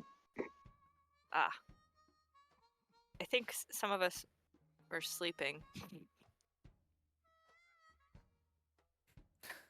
LeBlanc, And then you I'll awake? Blanc put BRB Yeah. in chat a minute Rip. ago. Your pilot's sleeping. Can't leave yet. God damn Yeah, it. we can. I will figure out wanted to how to be fly this bloody air. No, we get up Bernie's LeBlanc into the chair and we just start moving his arms and stuff. And Yeah, that's sure. But I picture LeBlanc probably has the most custom piloting setup in the world, Oh, where God. the Oh, no. controls are completely reversed, like horizontal. God. There's There he is, voice there he is. activated where you have to make a noise in the cockpit to activate the ship. Oh god, so he wakes up to like Moira trying to copy his voice like into the speaker. Like, come on, LeBlanc. What? LeBlanc. Oh hey, you're awake. Time to get us the fuck out of here. And she runs Get back us to out of her. here. I'll sit down and run sensors while Moira's asleep. Are we leaving already? She runs Heck over back to yeah. her. Yep. Let's get off this planet. Oh, cool. Okay. Lovely. We got cargo, we got a passenger, we got the problems behind us the moment we're freaking in space. Yep. Planet's a Also- nightmare. Let's leave. I just want to point Cool. out, I was looking through the passengers' names. I know a person by the name of one of the names on here, and it's making me fucking lose it. I know Brad Kildare, and he's not a scientist, nor is he a biter. Where is this? Keep scrolling down. It's under passengers for the trade info for Von Traumas. Oh. I don't think we have room for passengers. No, we don't. I'm just laughing about these names because I know a fucking Brad. I understand they can just sleep on top of the cargo. Right? Jeez. We need a bigger ship. Alright, LeBlanc. Are you getting us out of here? Oh yeah. Okay. Miraculously for you, you get the green light when you attempt to disengage and depart. I imagine there's probably a tense moment in the cockpit where you're, requesting permission to leave with your ship latched on magnetically in 4 different places inside of a dome under the ocean, where the pressure outside would probably crush your ship like a tin can. It's a sticky place to be.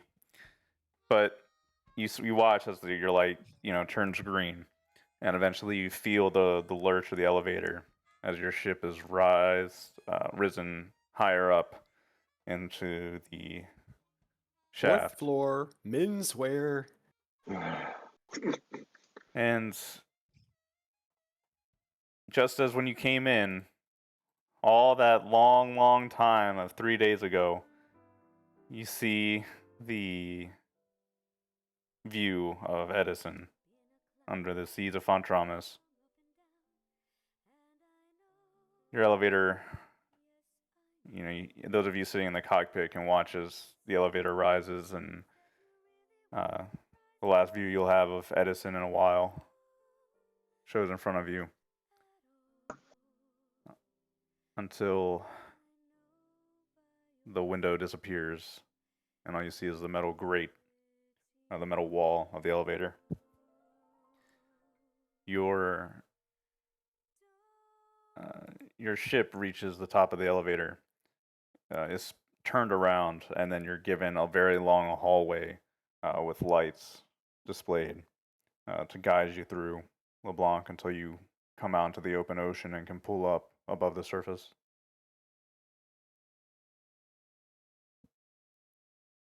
You're muted. Okay, to repeat. Oh my god. That's the noise. I'm on sensors watching for anything and everything. Okay, you can make a. There's a sensors check, right? Yeah. It's been so long I don't remember. I snuck up on a 2,000 ton or a 1,000 ton ship with trained professionals. I really don't I want just that to fly. I happen don't to know me. anything about sensors. Yeah. Other people do that for you. That's probably one of my favorite parts about this game is that everything's so compartmentalized that you can be that, right? Like LeBlanc is just a good pilot. He doesn't pay attention to anything but the controls. It's great. Yeah, Mish, there's nothing on the sensors that stand out to you as you're coming out of the ocean. Okay. There's standard traffic above the high port still in construction. Skies are pretty empty right now. Okay. When we get about half distance, I'll intensify my searches. Half distance to jump, so about 50 diameters. Okay. Have we done astrogation for the jump yet? That's you, unless you want me to try. I've been I- looking at it, but it's still. If you want to learn, we can chain it like Foon and Moira did. Are you confident in your astrogation, Todd? I've got a +1, Yeah. so Okay. Astrigation's you a go safe ahead. one to fail. If you fail engineering, that's the one that kills you. Okay. yeah. I mean, you can go ahead and run it. I'll just keep studying. Okay. Let's see what happens. Oh, do I get another plus from the computer? Let You me should check take the your ship time. cheat. Yeah, I mean, the astrogation check's what, a 4+? It's easy. Yeah, I feel like if they made astrogation hard, this game would get a lot more difficult. That's like hardcore mode. Yeah.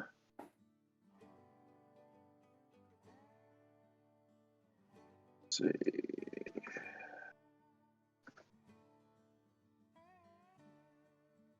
Every jump is like 50-50 chance of you just like Turn getting for lost. jump. Yeah, astrogation is an easy 4+ astrogation check of 1d10 minutes. Okay. Oh, education. That's interesting.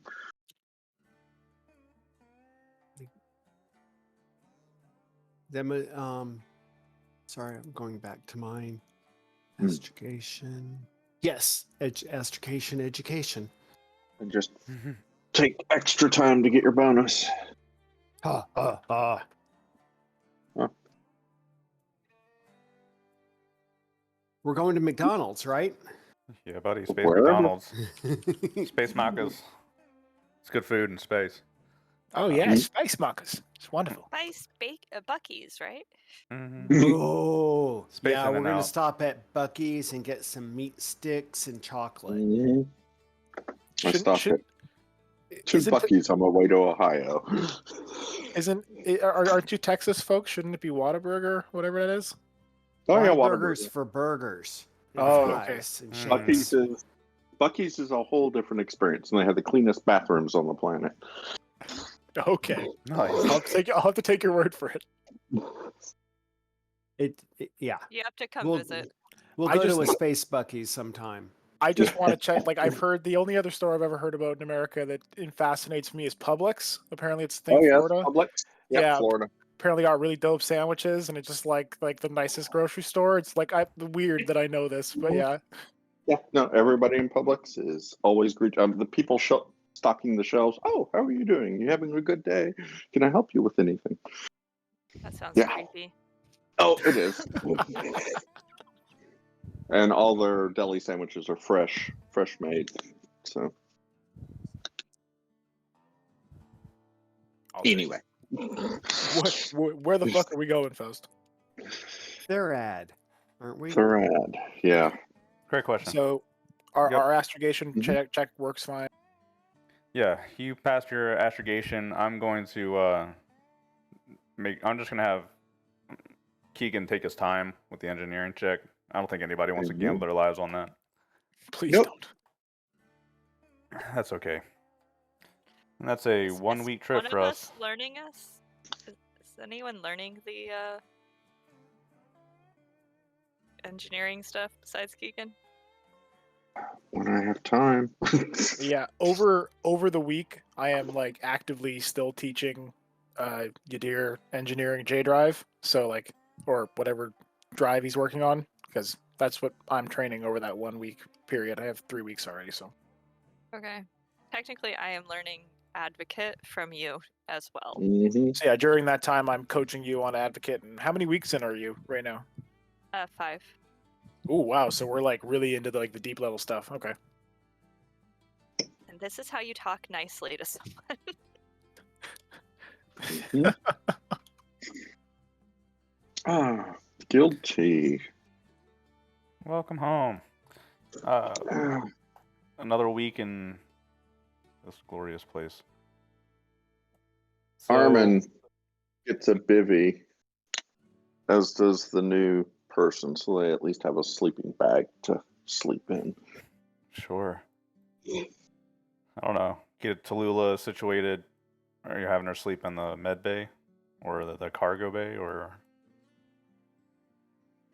I'll reiterate to Armin if he wants to hot cot. He he's You've been on the ship for a chunk of time now.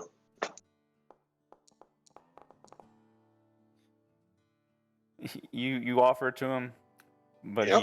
he smiles and nods. He was like, "That's okay. I've kind of gotten used to sleeping in the cargo deck." Oh, Yeah, we gotta find a bigger ship. What's the deal with the girl? Kind of steer Lost clear kitten of her. syndrome. She's someone Yadir is taking a liking to. She seems You should rephrase that. a bit panicked. No, it's all Why fine. you gotta say it like that? Yadir has picked up another wayward kitten. Mm, Mm-hmm. Hope that sounds better than he's taken a liking to her. not by much. Don't worry. She has very, very sharp claws, and you should be very careful and nice to her. yeah. Other words, you will have lots of headaches. Okay, Armin blinks at you a few times, like, "What is she, a psychic?" We just found her in a slave pen, about to be sold off. So You guys get into I the think strangest situations. I think Yadir is trying to save her, but she's going to take some work. Well, getting her off the planet was a nice thing to do. Yep. Maybe leave her Yeah. at Therad or something. Maybe we'll leave you there. No. No. You say that, Not- he's like, maybe. Kind of makes that face at you, like, maybe. Could be. I don't know. I thought we had found you a nice, wonderful place to go, and then you didn't want to go. You didn't climb the mountain. You didn't meet the monk. It was Ia. It was a war zone.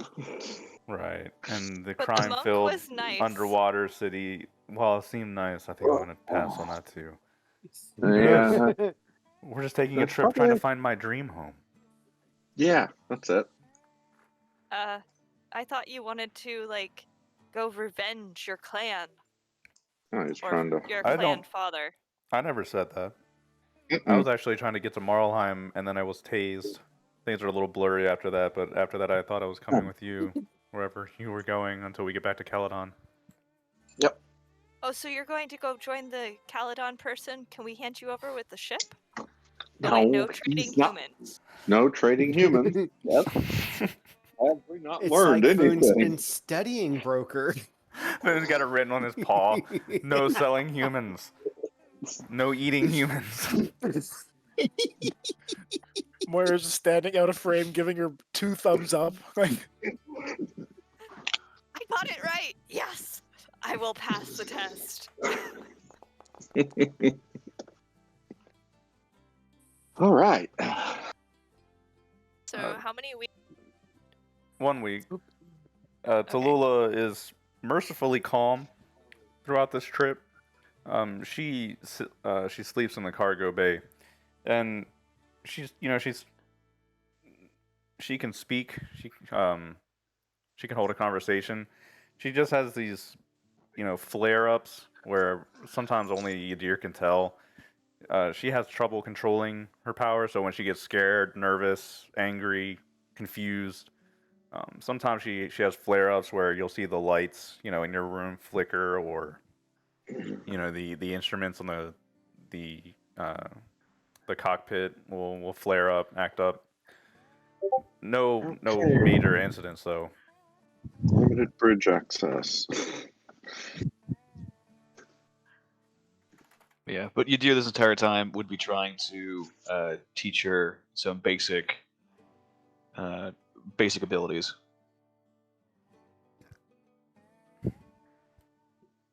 Or like some basic ways that she could like try to like hone herself.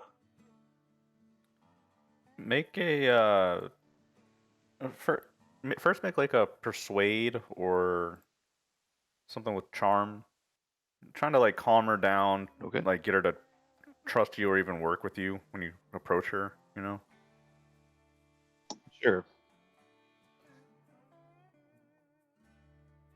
I think persuade is probably most likely. Can Foon help? Up to you. Nope. You're all cramped in here. I can't imagine think- anything's private around here. I think Foon would be a vast assistance, plus reading his mind is fun. So that's I'm gonna the get persuade. 4. 13. Wow. Oh.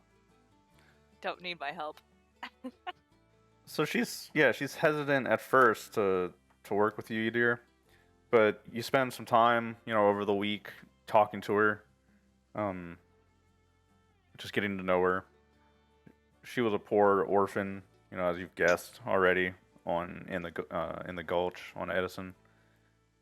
She was rounded up from an apartment that some people were squatting in, tested for being a psionic because she was a little bit unstable and strange things seemed to happen around her. About to be sold off. She doesn't have any grand, backstory or anything like that. Just a poor girl that you found, but she's nice enough. She treats you with respect whenever you come to talk to her. After a few days' time. Teaching her? That's interesting. What are we teaching her? I'm gonna start with the basics. So I'm gonna teach her how to Don't kill control her anybody. her telepathic powers, because she seems to be very naturally gifted with that, i.e., that brain explosions. And if I can teach her how to block out the background noise of people, I think it would help her a lot with her flare-ups. Okay. This would probably be a process. And probably a long time of training and practice. yeah, that's fine. What would you like to roll? There's a science, psionicology. Yeah, Birch has it. Is there actually a psionology? Is that actually Yeah. a thing? Mm-hmm. There is. oh god, I love it. That's Where is so. it? There is. Birch has it. Oh shit. So I'm wondering if Line, you're line trying to 70. teach her would be doing something like that. Maybe it's a skill chain of psionology, and then also like me and my ability of how to do Using it. telepathy. That makes sense. Maybe. Yeah, so it's like using like psiology to gauge how like This gifted might or be how like. unstable she is. I mean, this might be a new thing for you, dear. That's what I'm saying. I think it's a working- good process for him to like You're- figure out how to yeah, train somebody. in front of you is this poor girl who has a good amount of psychic power. Absolutely no idea how to train it, no formal education, nothing. It's basically like a poor wild psychic animal in front of you, and you're just trying to figure out like what you're even doing. So I think psychology could be fun here, and then Okay. I'll let you maybe supplement that with a telepathy roll because you can get into her mind while you're doing it. I don't know. All right. I'll do a initial roll with psiology, and then I'll do a subsequent roll with telepathy. Okay. Let me just refresh my psion points. All right. There it is. Enter education for the psionology. Education probably. They're both blue. That's why I asked. Oh. Yeah. So I rolled with my Education makes intelligence. I got a +1, so that's why I took that. Okay. Oh, do you And have then that skill? For my, I have science. Oh, cool. Yes. So it's a 0 in all the other ones. Yeah, no, it's just cool. Yeah, what does he have? Um, Science. Of all things. I just Okay. like the idea of him having scrolls or something that he learned this off of on a desert planet or where jungle planet or wherever the fuck you were. Like, I've been on a lot of planets, like a lot of hell worlds that have like taught me different survivals in different planets. Okay. So, So impressively enough, you pass the roll.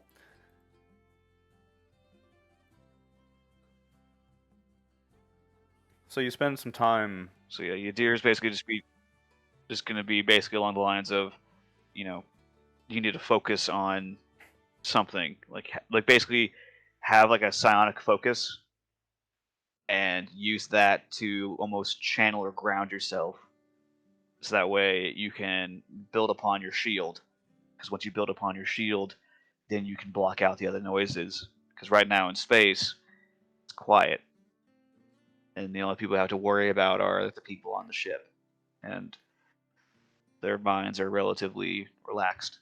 They're not crazy or manic. So you can focus on them, or you can focus on my mind. A few days of this, as the week goes on, going into her mind, it's chaotic, it's difficult, and every time you do it, she kind of instinctively lashes out at you, since she can sense that you're, reading her mind, but she can't really seem to do anything about it. So instinctively, you get assaults on your mind from time to time. But eventually, you calm her down. You talk to her and get her to kind of focus on one object and start trying to build upon a shield. She's getting the basics of it, but it's going to be a slow process, you dear. Training her to just kind of like control herself and become normal. You're making progress. You're making good progress to start with. Could I gauge how strong her raw ability is?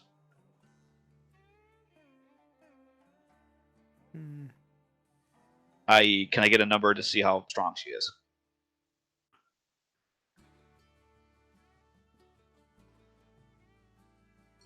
I would say maybe between like a 9 to an 11. Okay, so that's pretty good psychic abilities. Definitely, if you are untrained, it could be a lot to manage, especially for somebody so young. Yeah, from what you can tell, she's got a lot of decent power behind her. There's absolutely no idea how to use any of it. Gotcha. All right, yeah, I can work with that. Just honing the blade. I'm tempering it. I'm honing it. I'm making the blade. I thought we didn't want it to be stabby. Should we choose a different metaphor? Different Hone- pronoun at least. Hone the shield. Well, her shield is something that can happen, but I'm talking about her as a scion. To think of her as a weapon, to think of her as input. Saying as a weapon does not mean that she is going to be used for violence. But in her life, she will have to walk that life of being hunted and having to know how to defend herself. Okay, so she is going to be using us as scratching posts so she can sharpen her claws. No, she's not using you as a scratching post. I mean, one day you're gonna bring on somebody onto the ship, and they're gonna kill us all in our sleep because you got a problem hoarding strays. Should we ask Boone them to is going wake to you up pat him on the first? head. Shall we ask them to wake you up before killing you? No, that's okay. I'd prefer to be asleep. Just checking. Noted. Just give me a heads up first, but make like a really Yes. nice dinner. Maybe, break open some wine bottles and then kill me. That'll be good. It's the least Actually, you could I do. would also tell Tolu that while the rest of the people on the ships, their minds are open, it is very rude to do this to people that you trust, that you consider to be friends. If you wish to access their minds, you must ask them permission to do so. They have voiced that to me, and by extension, you will respect that. Boone is going to have heard this. Yes, it is rude, but I don't care. You're a new clan female. Pat, pat her head, and then walks away. She's just like, so I could really read their minds. Yes, that's one of the reasons why when you were in Beltramas, it probably seems very loud, even though you It was, could cover your ears. You still heard the voices. yes, it was It deafening. was driving you.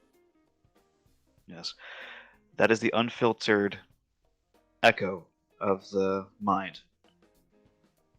You are a powerful psionic, raw and uncut. But with me, I can hone you, train you. And that way you'll be able to live out a normal life if you so wished it. So there's no way to get rid of it? No, because there's no reason to get rid of it. It's horrible. You and me and I don't others want like to see the visions anymore. I don't want to see this anymore. that. I understand. The visions, that's what is called clairvoyance. The sight beyond sight. You're seeing things that might happen, that did happen, that will happen. That is a journey I can help you on. But unfortunately, I am able to do everything that a scion can do. But the sight has been lost to me. I cannot do it. I was unable to be trained. But with you, we can make sure that everything else works. The voices stop. You're able to control your outbursts. You're able to be you. And I think that together, you and I can work on why maybe not stopping the visions, being able to understand them, not being scared of them, and to be able to read them as if you were to read a book or a data pad. As you're sitting in the cargo hold of the ship, you're explaining this, and she kind of buries her head in her knees. I see a sandstorm. Sand's everywhere, and the wind just sounds like screaming. Loud screaming all the time. I see it every night. Seen it for the last week, last 2 weeks. Mm. I can barely sleep. I just want these visions to go away. I don't want to see them anymore. I don't want to be a psychic. This is horrible. Yadir will kind of like gently and slowly kind of like, kind of move up towards her. Be like, unfortunately, my dear, you are a scion, and that is something that cannot be taken from you. It's a life that was not chosen for you, and for that, you have my sympathy. I come from a race of people that value psionics. It's a whole culture of our kind.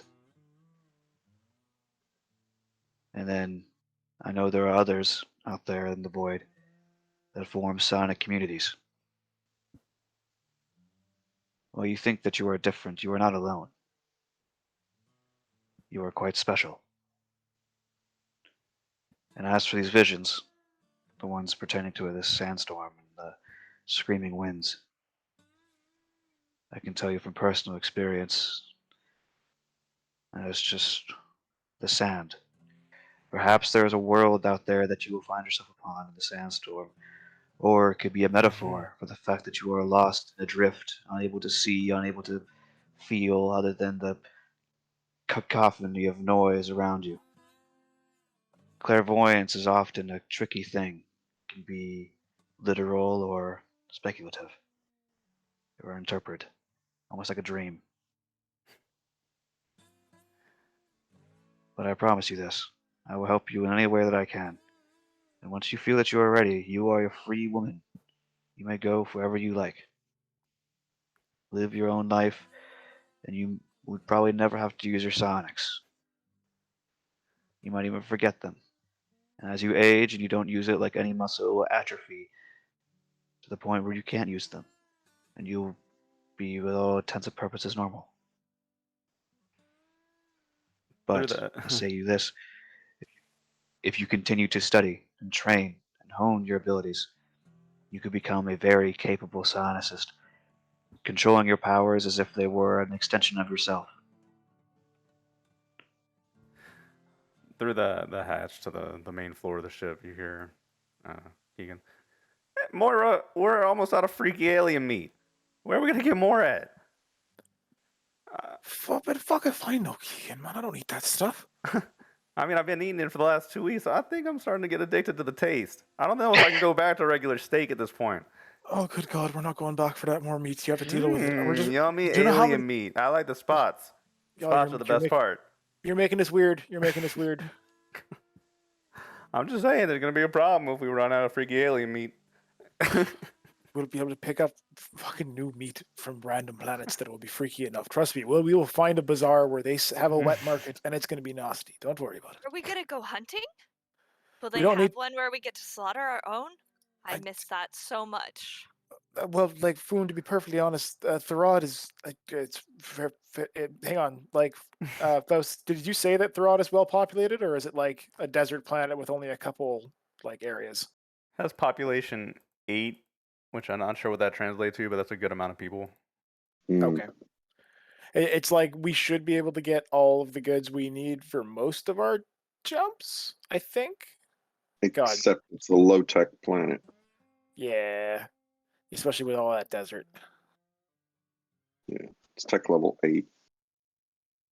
Mm-hmm. Starport So- B. Yeah, but I guess if we stop there to trade our goods, well, yeah, we'll still see. I'm just like I'm slightly worried about Janet because if we hit Janet, we have to hit Brittany or Kawa. I guess we can hit like. Oh, I was planning on Therad, Aaron, New Covenant, and then Dunmara. No, I know, but pretty soon in character, Moira's going to mention something about Yui and the path she took, so it'll be potentially changing things. We'll see. Oh, crap. With all the voices, you're sitting there. Tallulah kind of looks at you, and the poor girl, she just kind of nods to you over time. She's hearing all this. It's kind of funny. So she calms down. She listens to you. The week will pretty much pass in that way as your trainer. Just getting her used to the idea of being a scion. It's not so bad. You just get mercenaries It's not hunting you. Terminators. you just get people hunting you. You just get people hunting you down, and the visions and the nightmares and the screaming at night and the slavers and the slavers and Mhm. potentially never living a normal life. It's cool. It's fine. It's fine. clairvoyance is the worst power to have. It is so not cool to have. If you don't, are you like completely not trained on it because you're just like, oh man, I can just see things that aren't there. Hallucinating's fun. Mm-hmm. And like you question your sanity, especially if you're not educated on it. Like this poor girl's had it rough. Yeah, like But I definitely like sympathize with her. time carries on. We have escaped Fontramus. Well and truly moving on to Therad. Is there anything anybody would like to do before the week is up and we come out of jump?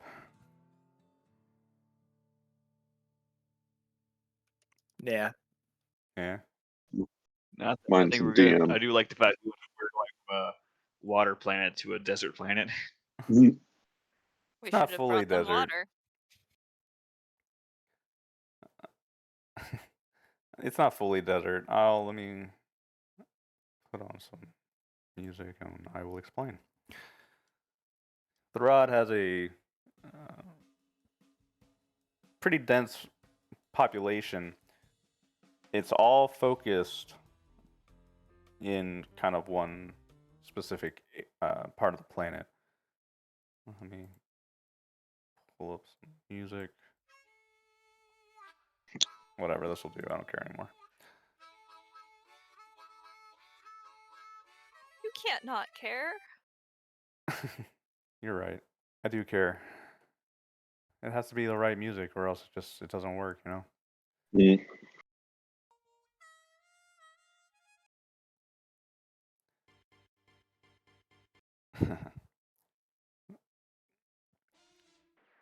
LeBlanc, everybody, you all strap in as you get ready to come out of jump. You get that familiar lurching feeling as your relatively small ship exits jump space on the edge of the Therad system. A week has passed.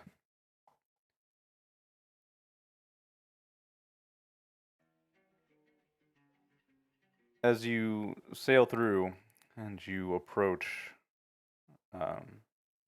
the planet of Therad, you catch it at a very scenic moment. Its position from the star is what you notice on the lit side of the planet. There is a massive, what seems to be like an eye of a storm. It seems to that a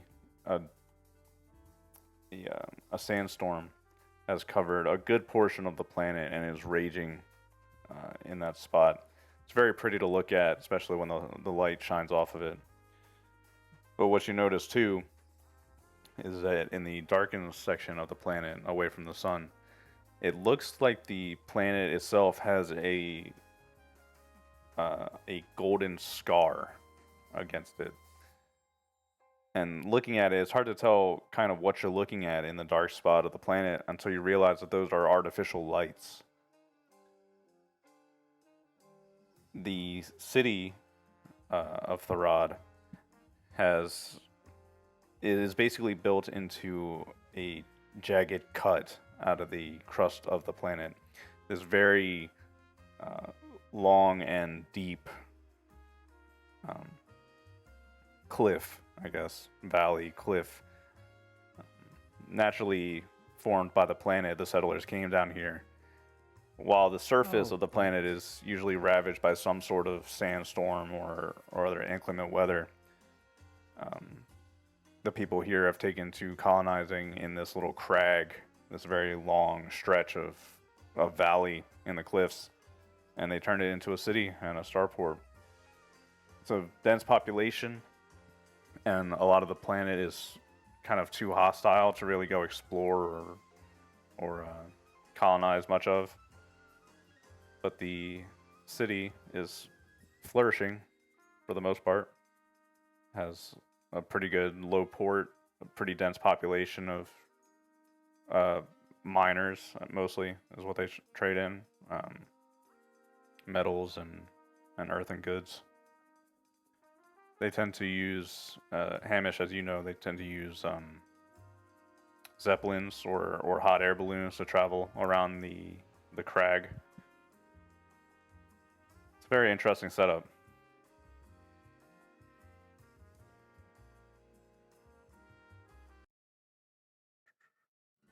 Whatever. Music.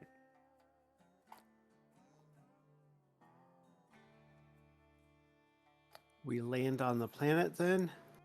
On the main Therad, like the actual city, I would presume. Okay. Yeah. LeBlanc, the guilty, it sends out a request to dock. It doesn't take you very long before you get a confirmation and approval. The low port here is situated. You have to fly to what is essentially the east end of the city, which again is built into this cliff face kind of below the surface. You're directed to land on a large square platform that's covered in dust and sand, but you can make out, landing markings underneath it, and the four corners are lit by red lights. LeBlanc coming in for a landing, positioning it right on the platform, and no locks or containment this time. However, the platform itself lowers down to bring you down into the cliff to protect you from the elements. Because as you broke atmosphere and came down, there are you're not even in the the worst part of the storm, but the visibility is poor due to all the sand whipping against your windshield. There's quite a bit of turbulence that makes coming down a bumpy ride. Am I allowed to bring my grenade launcher when we visit the city? What's the law level for Therad? Well, what was last number? I don't remember which number is which. I keep getting confused on that. Law level 4. 4. Light assault weapons prohibited. So I think, yes, your grenade launcher is prohibited, unfortunately. I think that really only applies to the city itself. Yeah. No grenade launchers. But they cannot take my mono blade from me. They can't, no, and the rest of us can carry guns, at least as long as they're not. Armor. Yeah. Yes. No, but if you Deer do, will make sure to pick up his desert survival kit, and then make sure to wrap his face up. In it, like the more like you'll see that when he wraps it up, it's more like tucked in and everything is covered. Like all of his skin is now covered, and it's like making sure like Wait. Like it's super tight that it's woven to where no. And then Is a combat environmental suit then frowned upon here? interesting question. Because it's my environmental suit, but it's a combat environmental suit. Coons and Aslan. You know how they are. Yeah. That's an interesting question. Maybe they'll stop you at the door and ask you questions about it. And then we could use admin or something. Admin? Yeah, I can I've try never that. used it. See what laws, how to work it. Or Yeah, admin or you mean advocate? No, it would be No. admin, and Okay. it's to work with the administration of the area because we're not advocating under the law Okay. here. Thank you. And Moira actually has a 0 in this too. She's such a clerk; do it's so I. ridiculous. Yes, love it. Yes. I think Nope. we'll say that Types are good. you're unsure, Foon, so you might as well just try. See what Do they it. say. Yeah. All they can do is make me turn around and go put it on something else, right? In Mhm. theory. Or arrest me and kill me. But we hope for the best. Yadir also has admin 0, so he could help. What? Where did you pick up admin 0? Why? I love I it. think it was during character creation. I don't know how I have it, but it's there. It's amazing, dude. It's just great. The mental picture of you picking up that in like on like a jungle world. I have natural instincts towards bureaucracy. I'm pretty sure. I'm Well, sure. I'm just sure his read a parents lot of probably told their him about like the minds. bureaucracy of like Sodani culture. No, I'm sorry, Pearl. You can't convince me otherwise. Pearl trained an entire group of monkeys, chimpanzees, using psychic powers to actually have an administrative function in their jungle crew. You The can't convince banana me otherwise. bureaucracy. Yeah, the banana bureaucracy. That's amazing. Did your deer make the Banana Republic? Yeah. Oh, well done. Is that where he gets those cool robes? Totally. The monkeys weave it. It's from Banana Silk, yes. Okay. I think apparently that the- still have a filter mask from our rental thing. I apparently Foon never turned it back in. Didn't get that Wow, well done. deposit. Well, we can go ahead and add the freight delivery. So Yay! as you land, and Keegan is like, "Oh my God, let me off this goddamn ship!" He runs out and opens up the back hatch. The back hatch lands open, and he kind of like anybody in the ship, you just hear him. Oh goddamn! What the hell is that? There's like a clattering as he falls on his ass. Anybody who comes into the cargo hold to look will see that standing at the end there in a looks like he's wearing like a standard leather jumpsuit of a suit.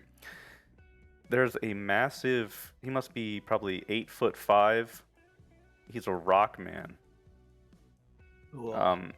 Yeah, he's a very strange looking, massive rock man who seems to be it's like a clump of rocks that take a vaguely large humanoid shape.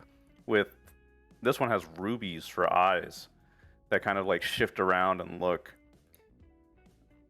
But he's just waiting there at the end. "Welcome to Therad," he says as Keegan falls on his ass. "Permission aboard." You want to come aboard our ship? Why? "You have deliveries from Von Trommus," he says. Oh shit! You're the freight operator. Absolutely. Come on up, man. Oh lord. Clang, clang, this huge, heavy rock man, like you're worried he might leave dents in the flooring as he clambers his way up into the ramp. Damn, that's one way to fucking do it. "Sign here for authorization to deliver freight." No, yeah, absolutely. And Moira kind of yells over to Foon and brings him over. So this is where you sign. You authorized this deal originally, and I acted as your supporting. So if you could sign there, Foon, with your mark. Foon is like, Mm-hmm. yes, I get to do something interesting. Ooh, Rockman, can I have your signature too? That's not the way it works, but Good kitty. He goes to pat you, and a rocky hand like approaches your head. Who's Danger gonna imminent. Backs away a little bit and tries not to hiss at him. Make a dexterity athletics check, Oh, maybe. damn it. Yes. Dexterity. Good kitty. that's a big hand. That's a big hand. Dexterity. Oh, I did get my dex up. It's just a straight 2d6.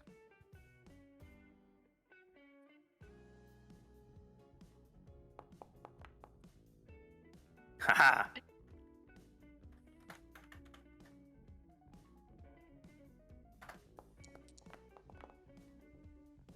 Shit. All right, fine. You get like the tip of his rock finger brushes against your nose, Foon, as you lunge backwards to avoid getting the head pat from the rock man. Sandpaper. That felt like sandpaper. Foon scribbles his name, hands him the paperwork, and backs away. Good kitty. Thank you. Was I supposed to read that paperwork before I signed it, Moira? What's happening at Deers is going to I read that. Yadir's looking at this thing, kind of fascinated, but he's also over there to Lula, just kind of like wrapping her up in like traditional Zodani clothing, just like as if to like protect her from the elements. Look, Foon. I'm going to be perfectly honest with you. Until you can understand what's on the paperwork, we're not going to have you read it. Okay? Okay. I just sign it. Ask this is- her first, then f- sign it if she yeah. says to. Foon If said the clan female says sign the paperwork, I sign the paperwork. perfect. This is standard. And Foon, I just want to let you know that you were the authorizing agent on this shipment, so that was your first deal. Congratulations. Yay! I will need to start making a nice little chart of these deals. Absolutely, you should. I can you make it in some sort of T collage? Ooh. Then we can post it. Absolutely. Regardless, so Moira walks out into the lower bay dock area and just tries to take in the sights. Is there anything that jumps out immediately, Faust? So the way the hangar is situated, you got pulled down into a cliff where your scout ship is sitting now. The ceiling overhead closes to protect it from the elements. As you come out into basically the rock tunnels. There's some metal plating on the walls to, serve as a barrier between the rocks, but it's all kind of got this quaint, kind of rundown look to it. There's people moving here and there. More humans than these rock creatures, but the rock creatures seem to be some kind of native population because there's quite a few of them going here and there, walking slowly, to the different hangars. One is going in there and almost single-handedly unloading the cargo that you brought out of your ship.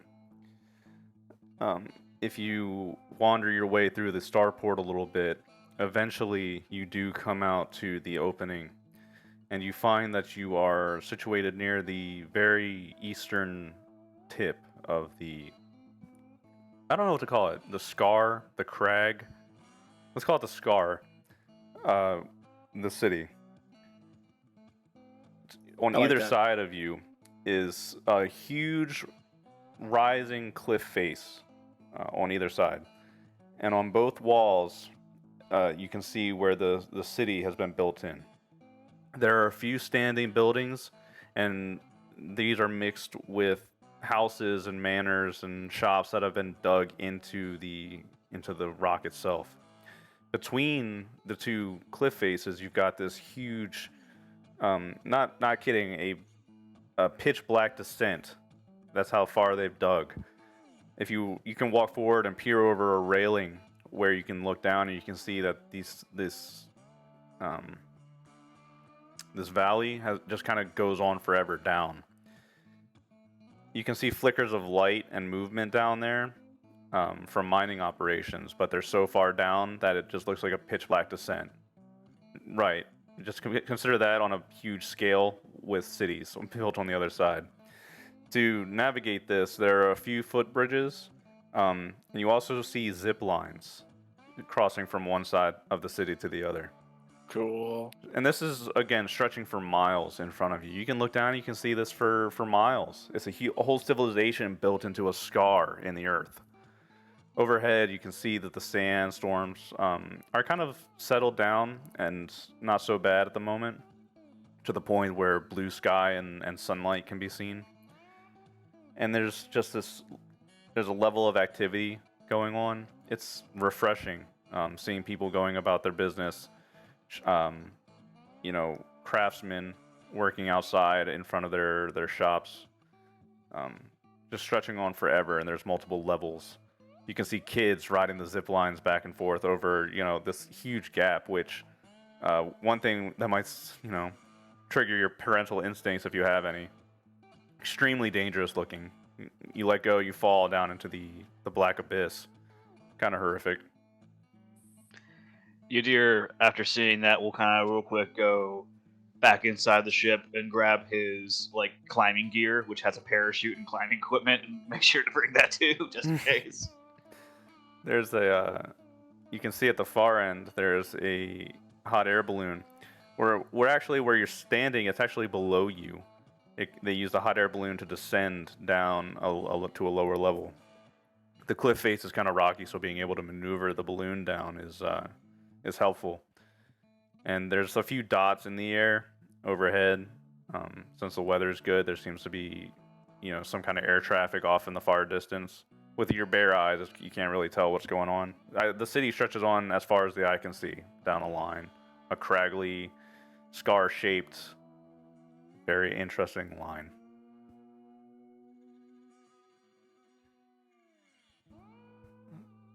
Nice. So, I that's guess what. looking around at everybody else, like, is there a spot we want to head first in this vast little area? Is kind of looking over at the doctor. Doctor, is there any place that you would like to, like, it sounds like there's probably slave markets in this fucking scar. We can go right to the heart of the beast if you want. She was traded outside, wasn't in the normal market. That doesn't mean the market people don't understand what those people who are traded outside are doing. We can get contacts there, but that means we got to go talk to slavers. I have an idea or two of who we need to talk to. All right, I'll leave it up to you. Moira has her armor on, plus her rifle and her pistol. Mhm. Just giving you some info, Faust. Rifle? Boone? Yeah, it's allowed because it's not a light assault weapon prohibited. Oh, I see what you mean. Okay, Foon is going to come with. Foon currently has on his combat armor suit with an Under Armour layer and his mono blade.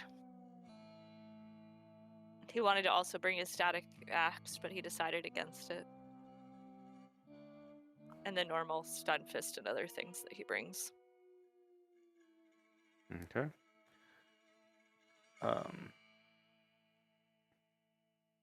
Since I said we would. Yadir's gonna be bringing his basic heavy cloth armor, which is like his wrappings, all that.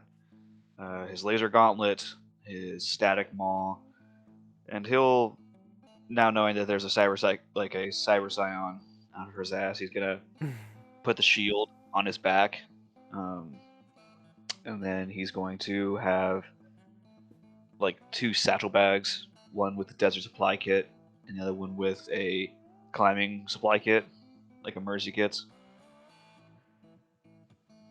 And then he's also going to be taking his static shotgun. Keegan walks out in a white wife beater and cargo shorts.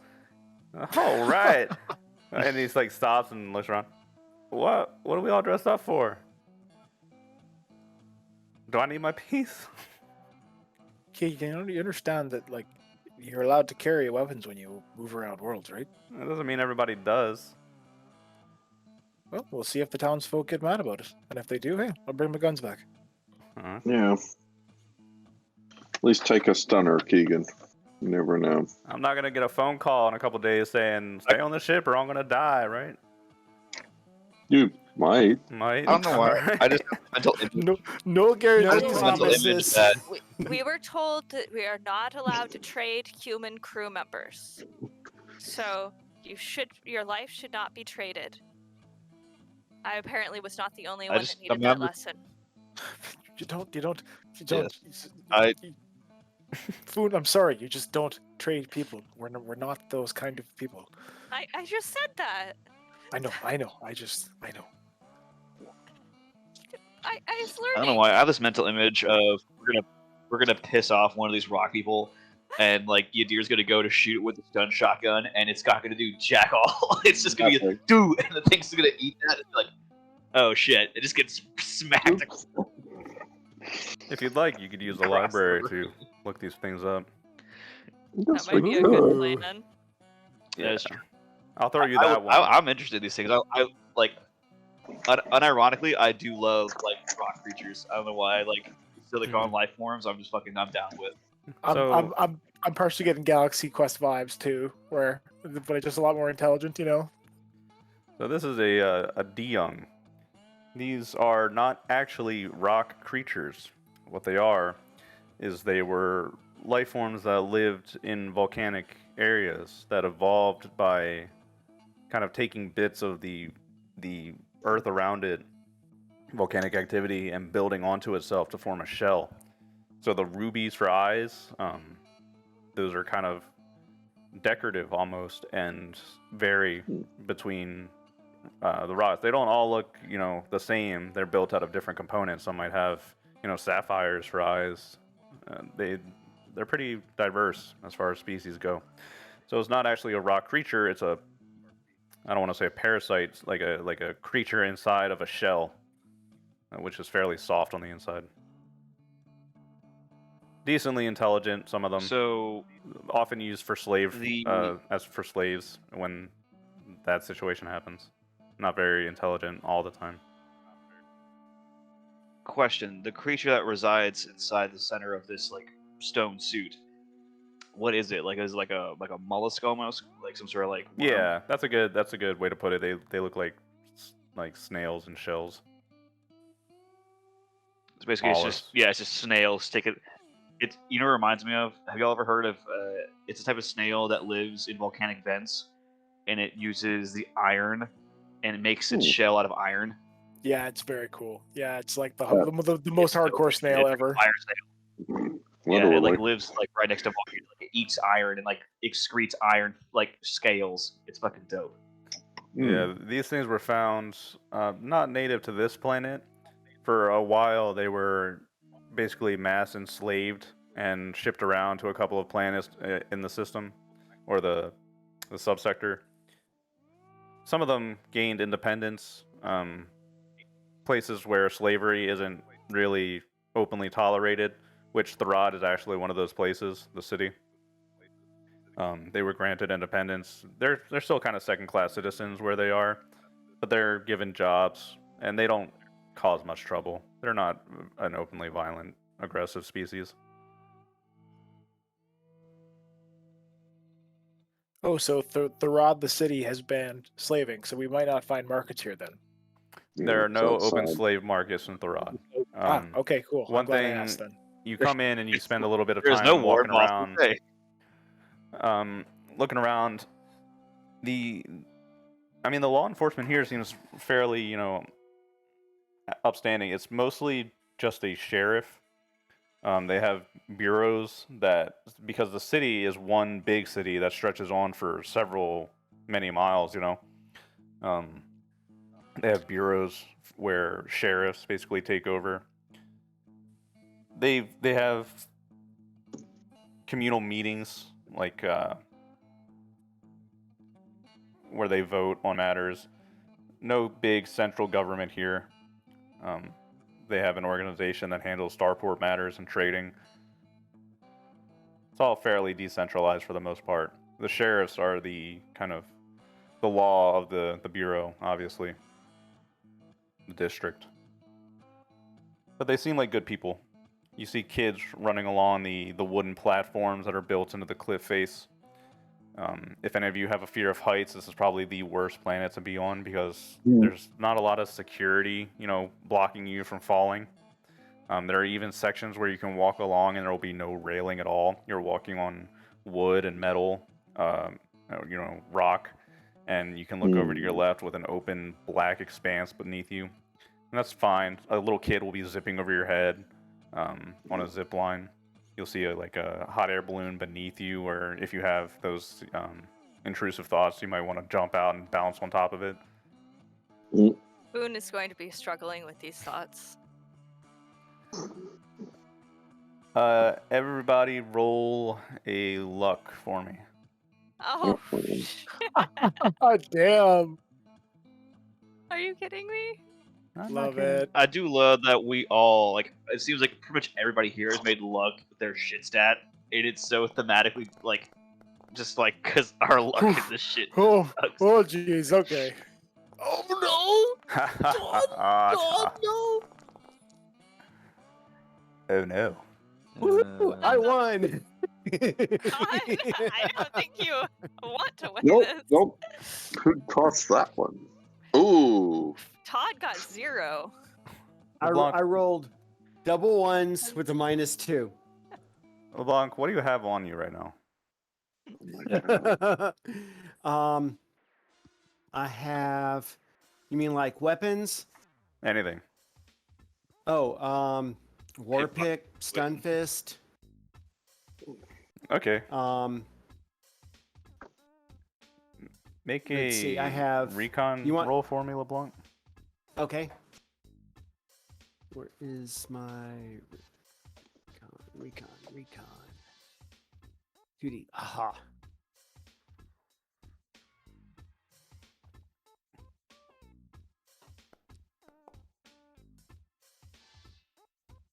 +3. Nice. Yep. LeBlanc, as you're walking along the wooden platforms, people are calling out to you. You know, like, Hey, unlucky, ugly guy.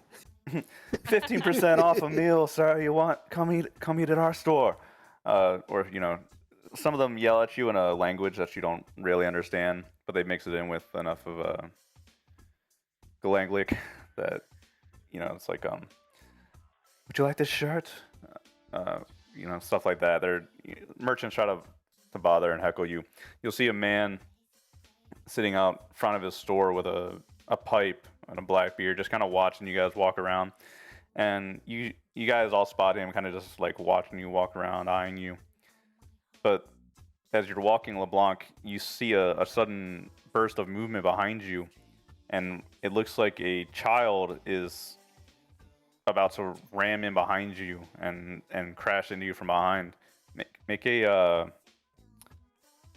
would you like to make a athletics dexterity or an arm That check? works because I just well, let me see which is better. But I took a point in athletics for exactly that sort of. Yeah, remember that other time you almost got robbed? Yeah. Well, unarmed I do better. So I can do an unarmed check. Go for it. Then he rolls a double ones.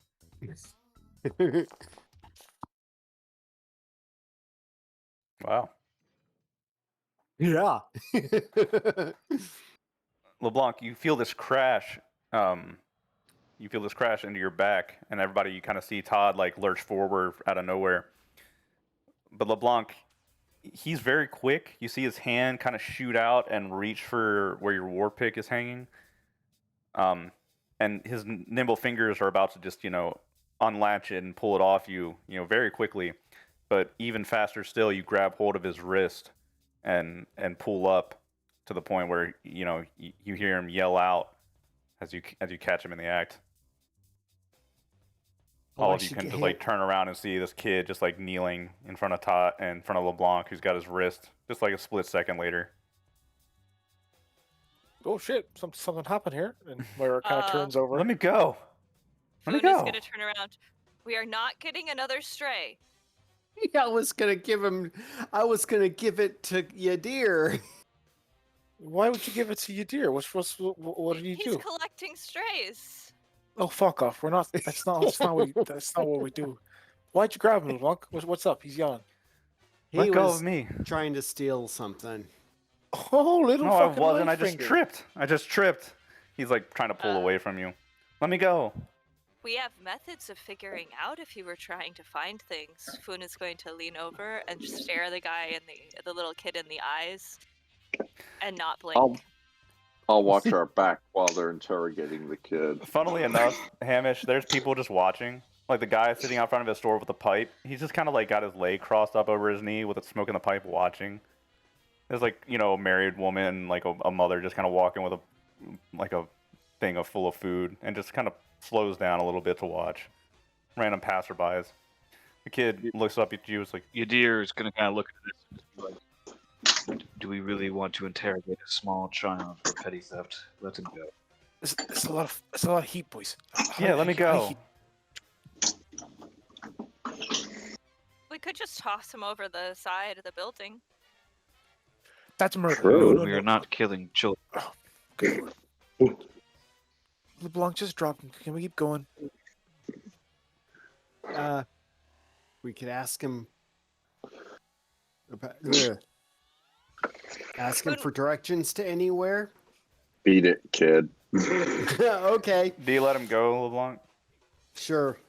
You let him go, and he like falls and then scurries to the edge of the platform. And he stands up and like glares at you with his fist balled like, if you don't give me any money, I'm gonna jump. The fuck? Turn my back. Just say bye. Turn Flap. my back. Try to Walk fly. away. Foon's Hey, gonna did go- you hear me? I said I'm gonna Uh, jump if you don't give me any money. I just suggested throwing you off the edge. I think you're picking the wrong route. The guy over there sitting by the store is just like smoking the pipe, and now he starts like laughing a little bit from the distance.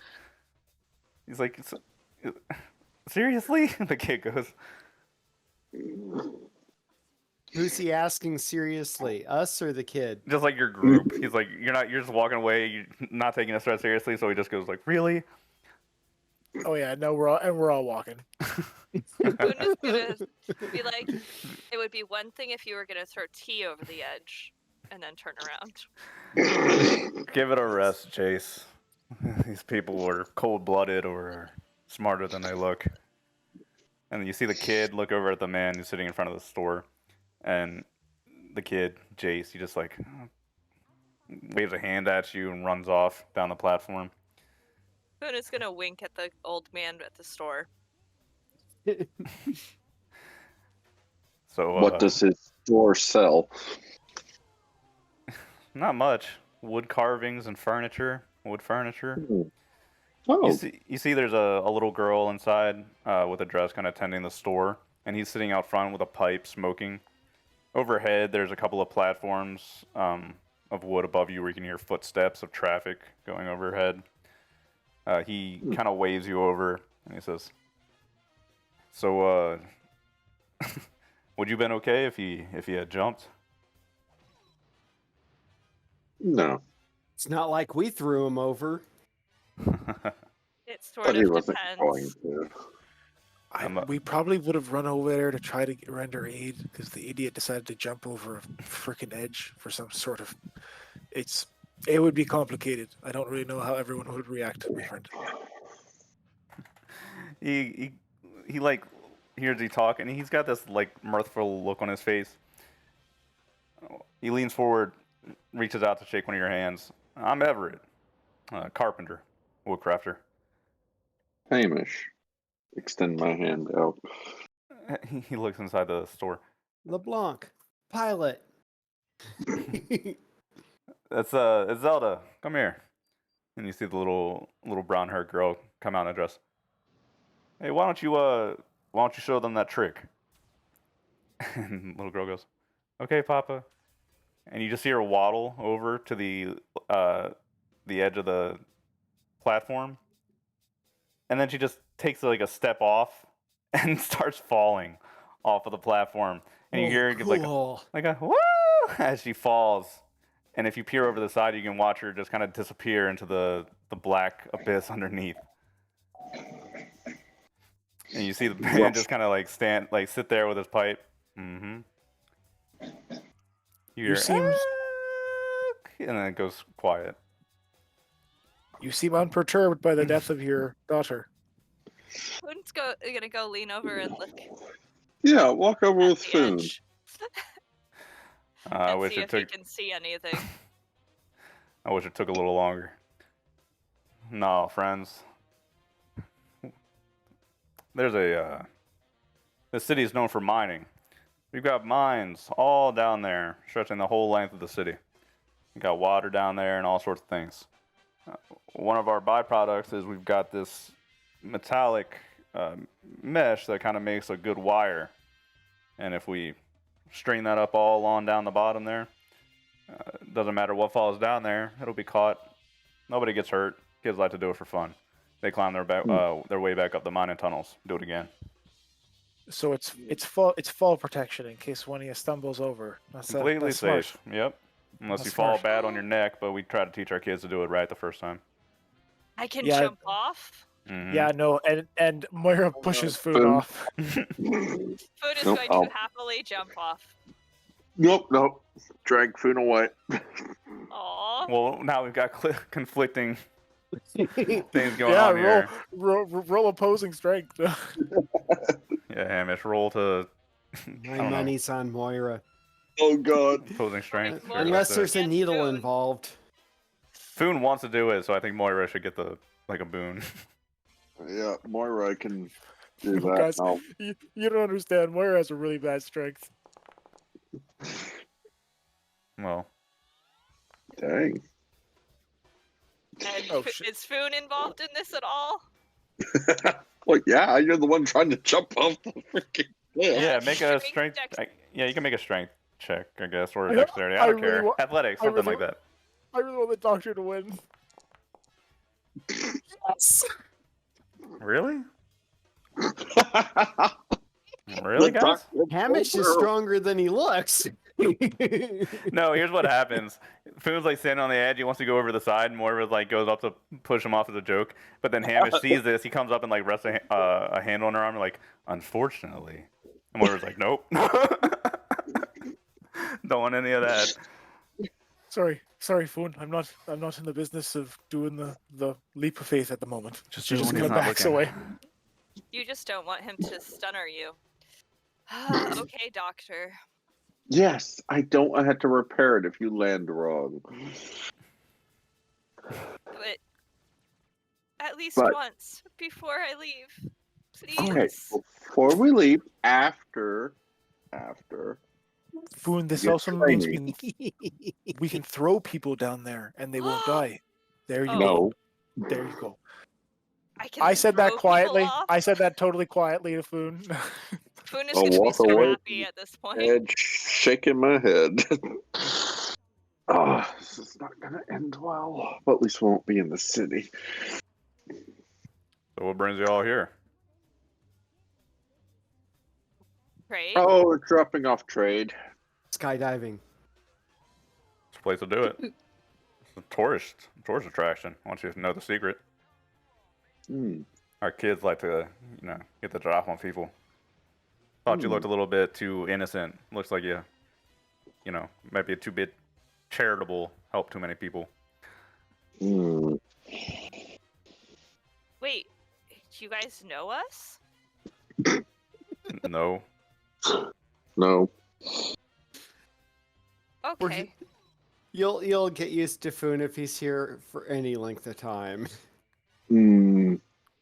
We've got a few ads lying around. Not too many. They don't really tend to get along with the Dion. With the what? Neon, The the rock folk you see creatures, around. Foon. The rock folk. That's because their touch is like sandpaper and it is very rough. Yeah, that's what I hear. But the Dion, they love them cats.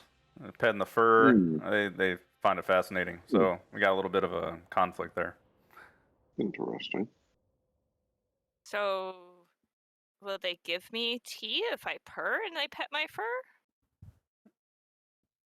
He kind of like raises his eyebrows, like, yeah. I think they Oh, would. no. We got tea shops. Old Heather runs a pretty good tea shop down there. It's just her and her granddaughter that run it. God, we're never leaving this planet. Further in you go, you find some more shops. A lot of good food around here. A lot of it's vegetarian. I hope you don't mind. We don't do a lot of hunting around here too much. But we get fish imported from No Frontramas. You meat? ever see that place? No. Oh yeah, we meat. saw Fun Tramas. I've always wanted to see that place. Sounds like a good place of vacation. Tickets are No, this expensive. place is better. Better. Much better here. Huh. Stifling. I'll take your word for it. I expect that this Traumas will not be a good place to vacation for a little bit. I'll take your word for it. So I I'll wouldn't be look, able to over afford the ticket anyway. I'll look over the wares in his store. They have like a little small writing desk or something like that. He probably does. Yeah, he's got stools, tables, desks, things of that nature. I'll head over and look at the writing desk and see how much it is. Boone will look for some stuff to write epic poetry with. See if he has pens. Ooh. If you go into the store, the man kind of stands up and walks around, and walk around with you. Yeah, I forged that. We don't have a lot of trees nearby anymore. The whole.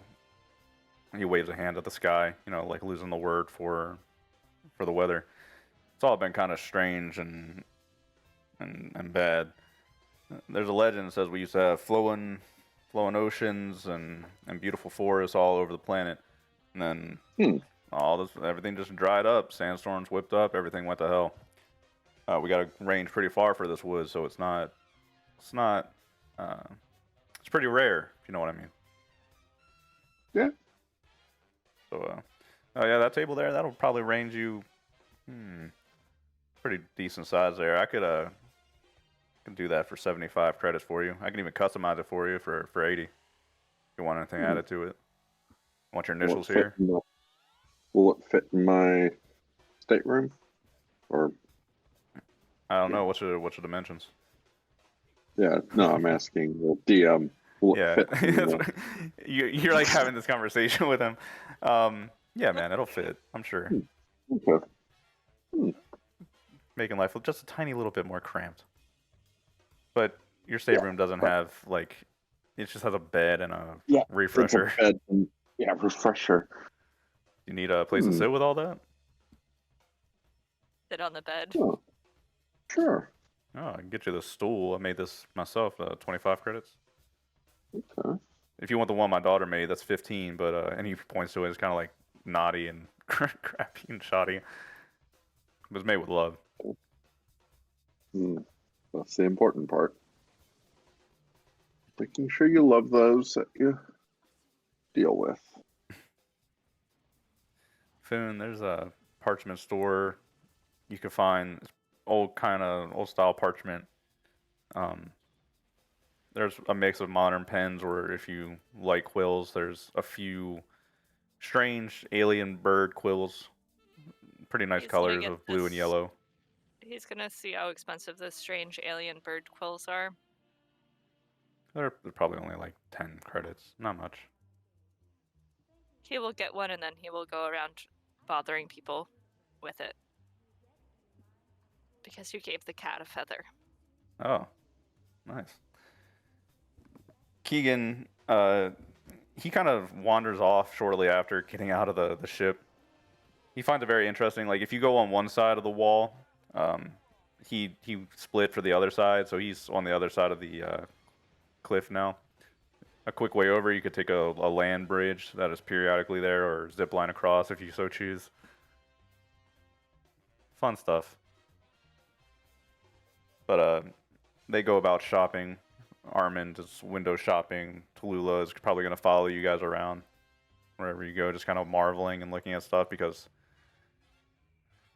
Question, I wonder if Tallulah's ever even seen the sun. Probably not. So I she's wonder got how like... she's gonna handle all the dry. Oh yeah, she's like using the cover-ups to like cover up her face and is just staring at the sky, like squinting and blinking and very confused. Boone is gonna poke her. You're not dear supposed roll. to look directly at it.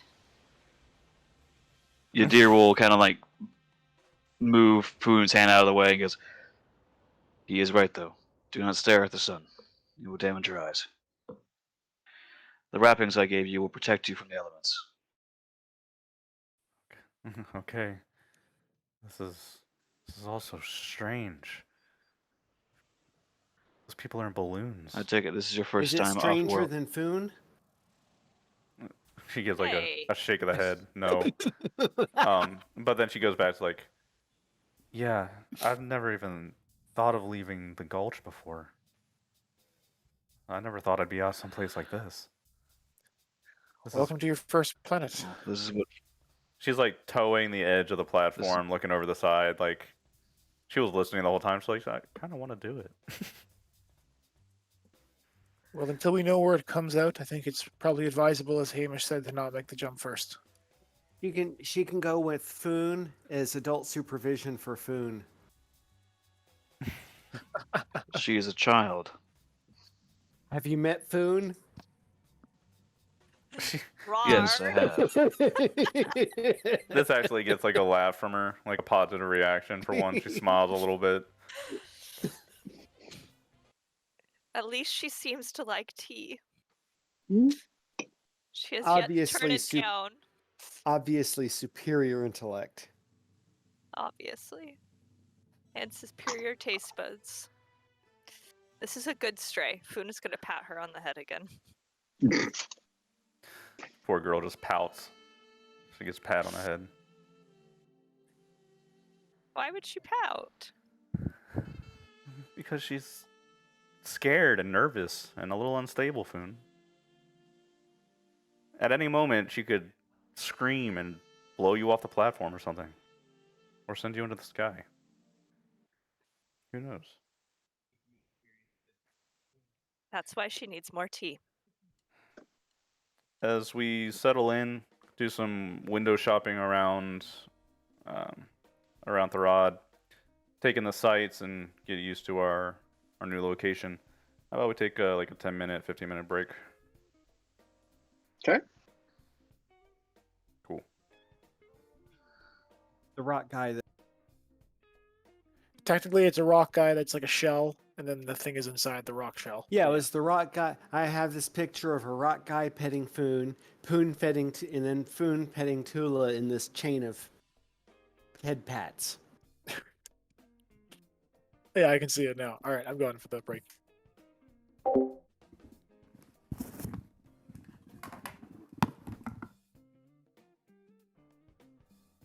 Alright. Talk to you all in a bit. Probably walk the dog for a moment. Okay.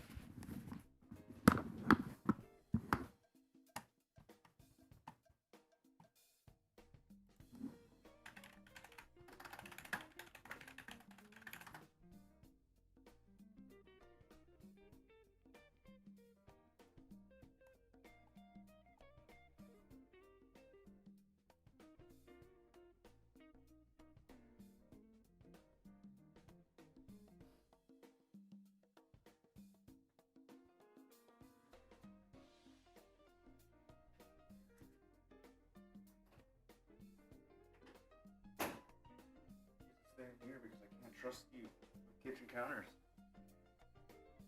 Oh, ow! And you see on my leg is a scratching post. Devious.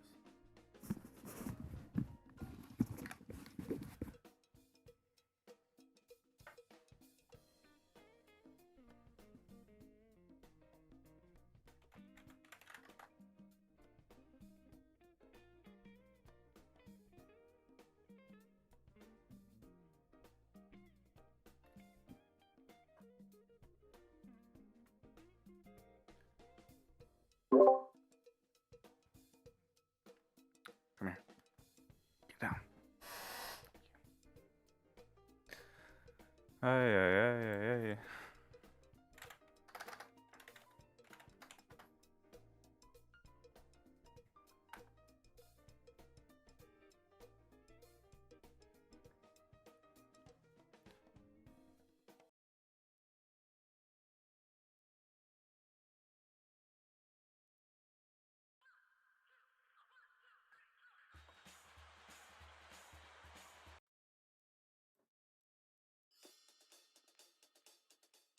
Boo. Ah. Oh my god. Chico. That was so scary. Chica gets to be What? locked in my room because she can't be trusted in the kitchen right now. How much space do you have? I'm in a 1-bedroom apartment. Okay. Well, because like sometimes when people say locked in their room, they're talking like the room is a tiny cubby hole, and other times people are talking about like wonderful size. Sorry. Yeah, I had a walk-in closet in College Station that was bigger than my dorm room in Japan. And it wasn't a small dorm room, it was just a huge closet. Mm-hmm. Well, things tend to get bigger in Texas. Even the puppies. We like small puppies. Yes, my next puppy is going to be small. Small puppy's good. Did I show you pictures of what we're going to get for the next puppy? Mm-mm. They're called a mini American. How patriotic of you. Well, it's actually like a mini Australian Shepherd, but because they were bred in the US, they didn't let them use the same name, so the American Kennel Club calls them mini American Shepherds. Oh, Gotcha. Todd posted it. Thank you, Todd. It's more because the breed was created here. They use the American in the name. Yeah, there's that too. Oh, those are cute dogs. But they're When you small. said mini American, I'm like, oh, me?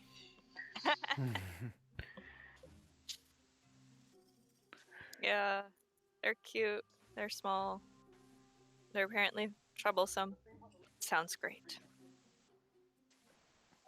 Yeah. Wait, I was told he'd be well behaved. It'll be easier to control Sucker. than Cordellas. Pound for pound, easier control. Uh-huh. Because they're Pound for smaller. pound. It'll be an absolute nightmare dog, but it'll be smaller. Yay! Well, we intend to keep him busy enough to not be a problem. We meaning Anna. Yes, Mhm. this is true. Okay.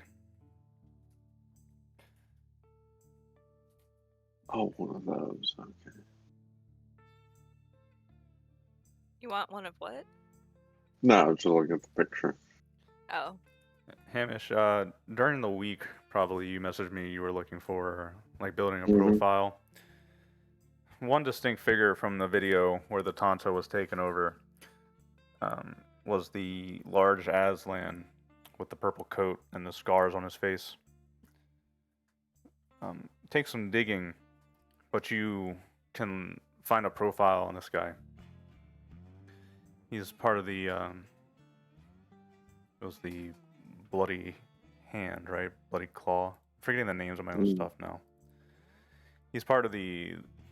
He runs the part of the slavery gang on this planet, and in the local systems. His name is Take So. So, type that out. I heard queso the first time. Yeah, Mr. Queso, Big Kitty, Slaver. Takeso is what he's called according to the Orion logs. He meets the Orion Corporation out in the dunes to do the drop-offs for slaves brought to Therad under the guise of being trade goods. He's pretty notorious in the local area. He's been to several prisons around different systems.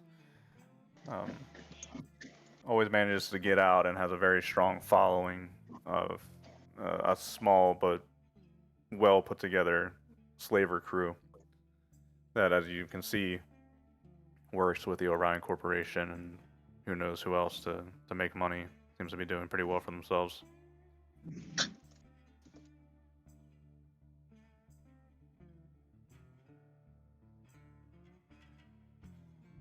As you guys are walking around the city, is there anything that you guys would like to do? Taking a look around, talking to people?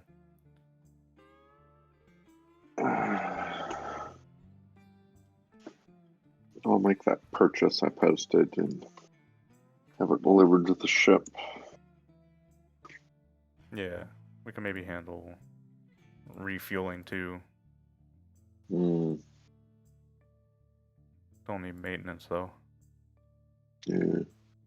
Or we can go scoop. May not be in such a rush to leave this planet. Oh yeah, you could totally do that. Let me check to make sure that the Rod has a gas giant. I'm pretty It sure they do. does. They pretty much all do. Yeah, one does. Yeah. There is one. So. Yep. Yeah, fuel's not an issue then. Just take you a little bit longer. Yeah. So I didn't build anything on the trade group outside the city beyond him or her purchaser. You're looking for people that would buy from the Yeah, guy. because it was indicated she was sold to a human, so I wanted to try to see if I could build any profile. Oh. She wasn't... I didn't mean that to say that she was sold already. Oh, okay. Okay. Yeah, she was sent here to be presumably, purchased by humans if she wasn't sold into the higher end. Oh, okay. And horror only knows what, goes on to slaves in there. Probably a delicacy. Okay. We don't talk about it. Slave meat. Wonderful. Okay. Well, that's, I guess, a starting point. I guess I could ask Foon if Foon has any method of knowing this Aslan. I do not believe Foon has any method of knowing that Aslan. I could possibly send it to the one person that still talks to me, but or we But could it would see- take ages. yeah, but it would take ages, and they are not nearby. Good enough. You'd be better off sending it to the people we met on Vincent. It's Vincent, right? The volcano. That Yes. still take 4 weeks. Or longer. Well, there's always the option of we troll some bars and we talk to some people who might know how to make contact with the people we need to talk to outside the city, right? Yep. It's ones that are outside the city and they roam. And that's make sure they don't think we're trying to buy or sell. Well, that's actually not going to be very possible there, LeBlanc. I'm not really sure Yeah. how we're going to make a contact without appearing to be at least one of those. I'm not gonna Well, talk to don't those get us people. arrested. I think that's something for myself and Foon to worry about. I didn't realize he was so good at talking to the hoodlums, as it were. The hoodlums are my friends. They wear hoods and they sometimes sell you tea. But usually that tea is not very good. I was going to That's say, not isn't it? You tea. should. Yeah, I was going to say it's usually something that you burn One of Foon the for other reasons.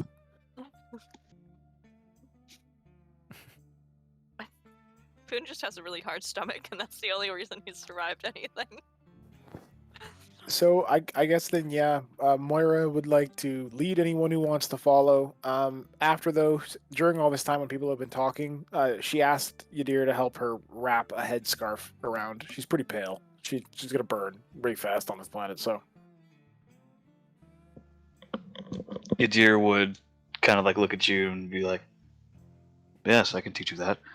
He'll like open up his like little bag and probably pull out some like spare cloth that he might have and goes, "Here," and he'll walk over to you and just kind of like slowly show you like he's doing it to you and he's talking you through it. Like, wrap here, go around your neck, and then you go in. And do you want your hair oh yeah, no, it all needs to be up or in, down?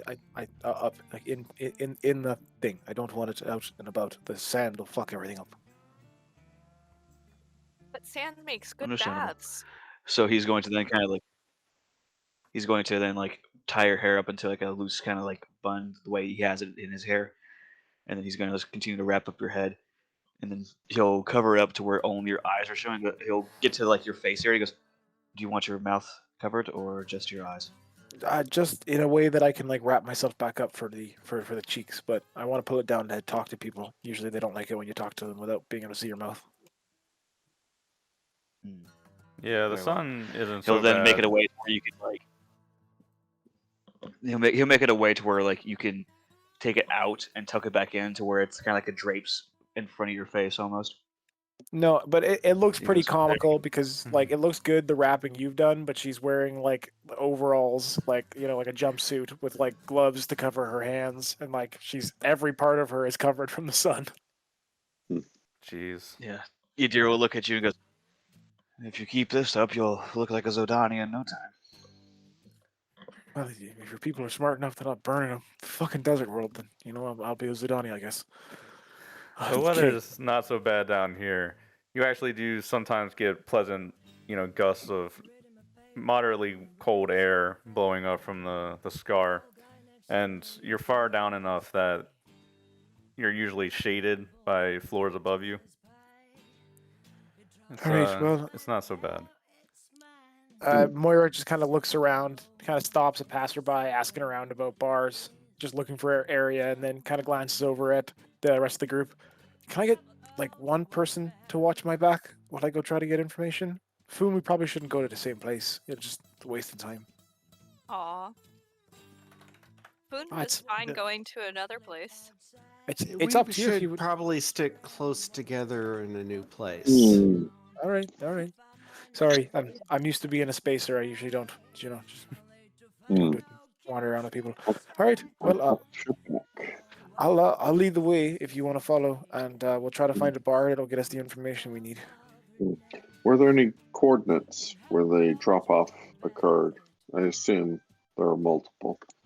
Yeah, no, I think the dead drop points, and like Moira goes through her list, and like how many are there, Faust, for where they rendezvous with people? Like, It's usually so the terrain around the city and on most of the planet is hostile.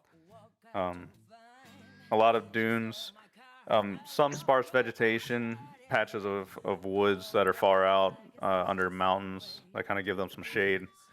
The sandstorm kind of really ruins everything locally. So even heading out into the storm is a risky proposition for the most part. They usually have one spot that's a decent far out, space away. There isn't much of a space defense force here. There's a few ships, made for defense. A lot of built-in placements for like anti-air. not a horrible lot of ships that venture out into the wilderness too far.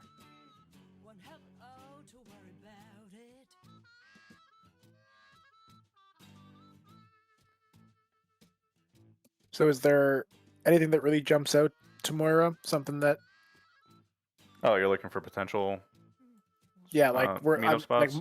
yeah, more in the city kind of thing. After we, which we go over that information, is now just like looking around the city, around the walkways, specifically trying to pick out a good spot to maybe ferret out some information. Like I can roll streetwise if you want, but that's what her and I guess Foon are trying to do. Yeah, I thought we'd be rolling carouse, but maybe streetwise is better, actually. this? Again, they're slavers. I'm not really sure Krause is Yeah, like, that's true. Um, but I don't want to You're looking for like shady looking people, like a or shady bar, like an area like a in the shady city bar. that, yeah, something that where we think we might actually talk to somebody who might be able to like, oh yeah, I know a guy who knows a guy. Sure, roll streetwise. you want both of us to Awesome. do it? Yeah, if you'd like to. Yeah, let's do it.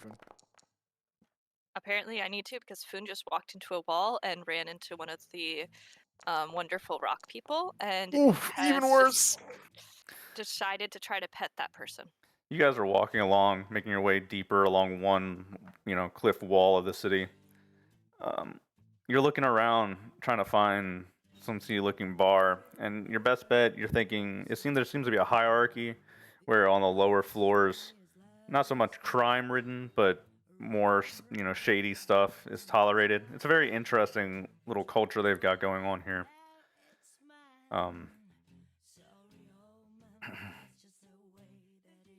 As you're walking along, you hear Armand over the comms like, "Somebody stop him! Somebody, somebody stop him!" As he like kind of panics. If you look across the crag, there's an old man gripping onto the zip line, yelling in the distance about how he's gonna try it.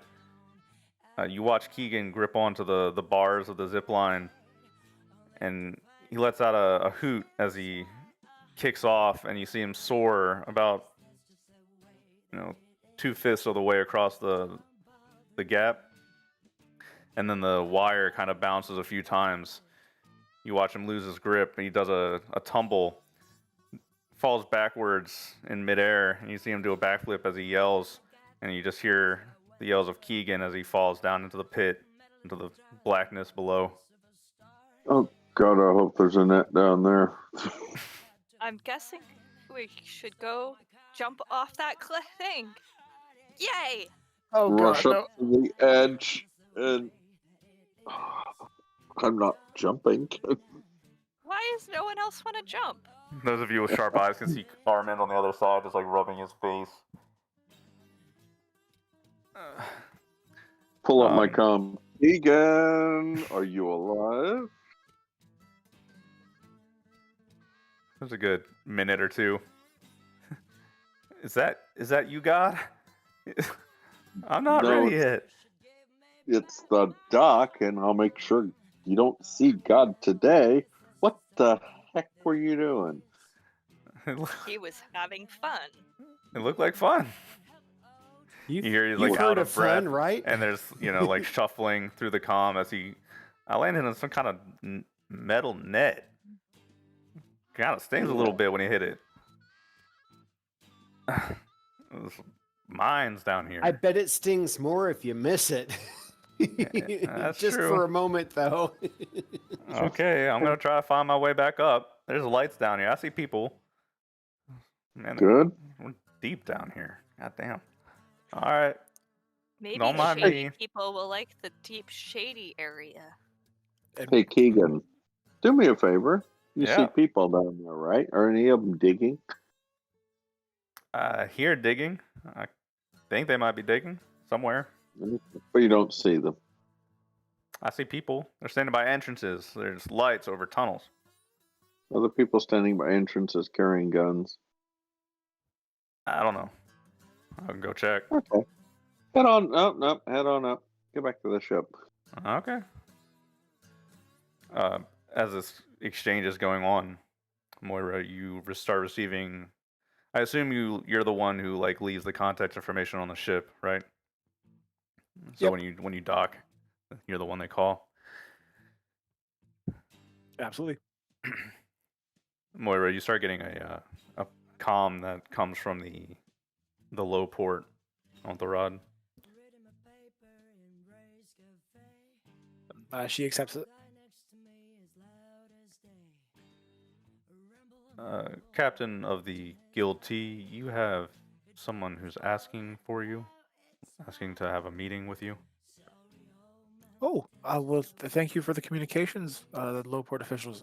Is there a space they've specified they want us to meet them, or are we to meet them back at our ship? A name? The woman on the side, you can literally hear her press like the comm up against her shirt. It's like, sir, is there someplace you want them to meet you at? Oh, is there an no?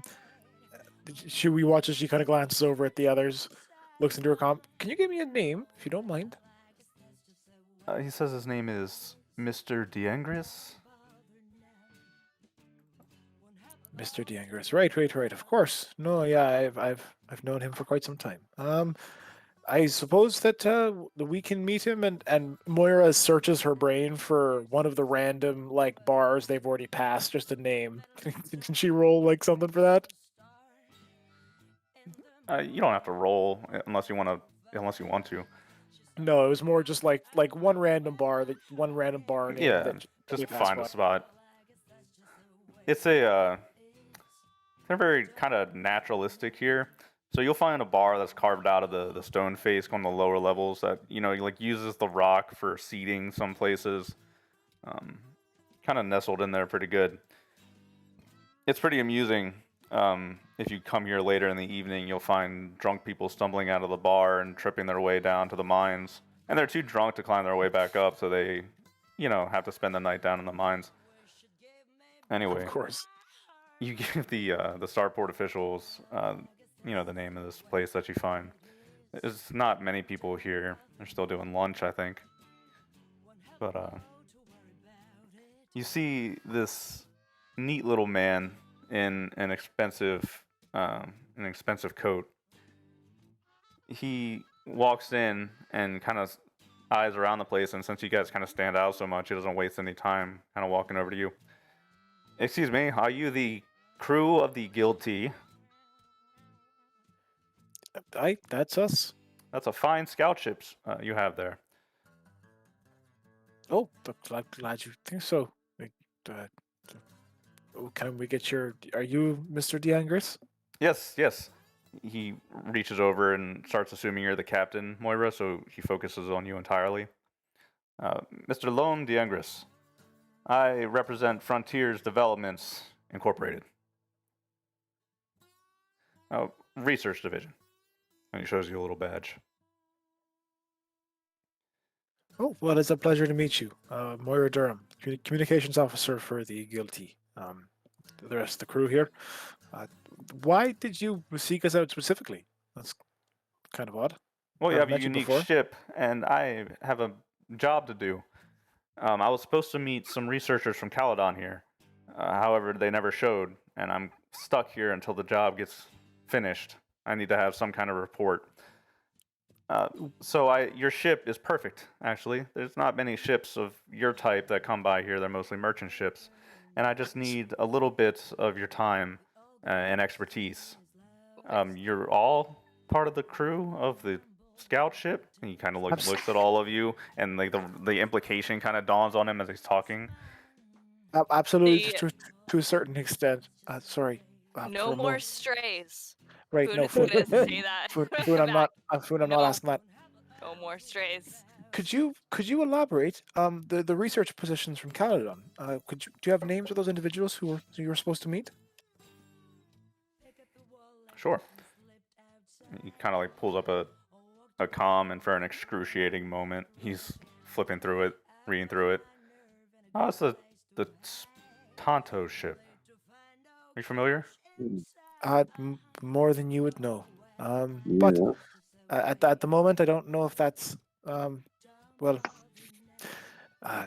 Maybe I'll leave it to the doctor at this point. Doctor. Tonto, when they were supposed to meet you here? Weeks ago, months ago, quite a while. Hmm. Well, they were here initially, but they had that job to do where they were going about the different planets and the Kaiar subsector and doing surveys. Nonsense like that. Nobody cares about this little dirt hole of a corner of space. Hmm. But they never came back from their little adventuring and never helped me with my job, and I had already paid them the money. Okay. A bit What negative. were they helping you with? Oh, well, finally we get to the meat of the situation. And he turns his comm to face you guys, and on it you can see there's a picture of the eye of the sandstorm. That is Storm Tycon. It's been raging on this planet for a couple of hundreds of years now, I believe. Not well researched, not well looked into. It's a risky bit of flying to enter the space and scout out, and even worse, trying to put people on the ground and walk through suits there. It's a logistical nightmare, I can tell you. The Tonto, the research ship, was supposed to arrive, and we would sail into the eye of the storm, so we're to do some investigating. I have no Tonto, I have no report. Clock is ticking for me, and I need this done. And it just so happens that Come from the Sky is a scout ship. Well made. I like the paint scheme. Mhm. So Do I was you- thinking we could come to a business deal. You seem to be Mr. worketeers. Mr. DeAngris, do you recognize the colors? Or do you just like the color scheme? He blinks a few times. Should I recognize the paint? Doesn't look like you have much of it, actually. No, it's been blasted off by the general travels of space, but you see Moira kind of glancing over at Hamish. Would you mind giving us a small moment to consider your offer in private? Certainly. I'm willing to pay well. Just a wee bit. What is pay well? Foon, just a moment, Foon, if you wouldn't. Please, if you could, I just wanted all the information. That's true. That's true. What do you mean by pay well?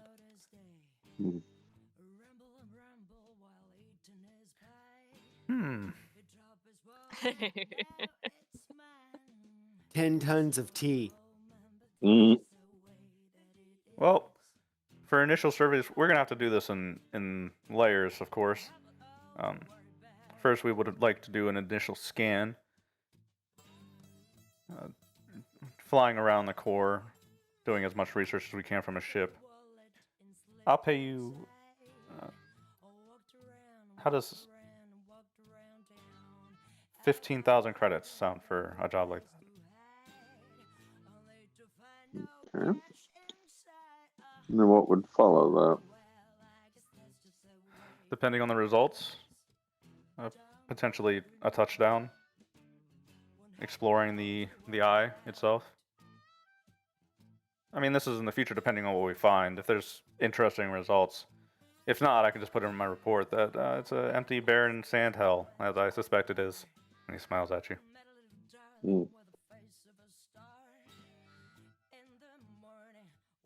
And how much would that be?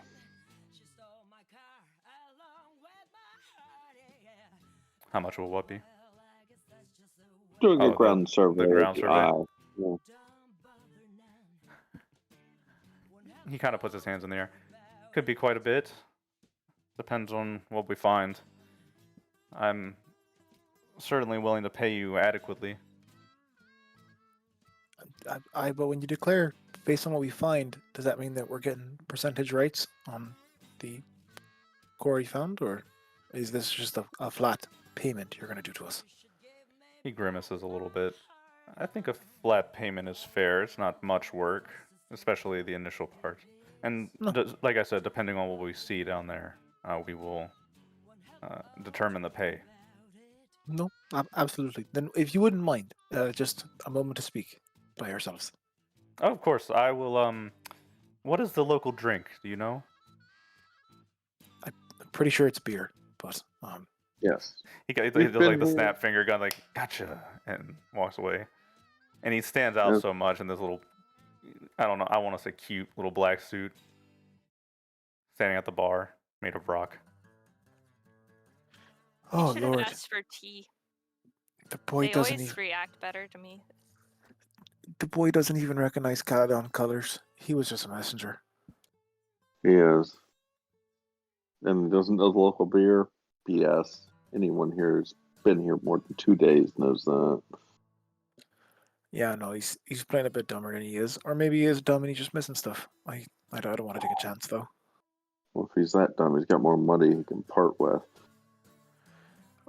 I like the idea of taking money to go look into something that we already want to look into. I'm not sure.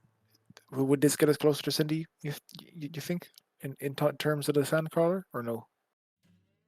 She was dropped off outside the city. A sandcrawler picked her up and they disappeared into heavens knows where.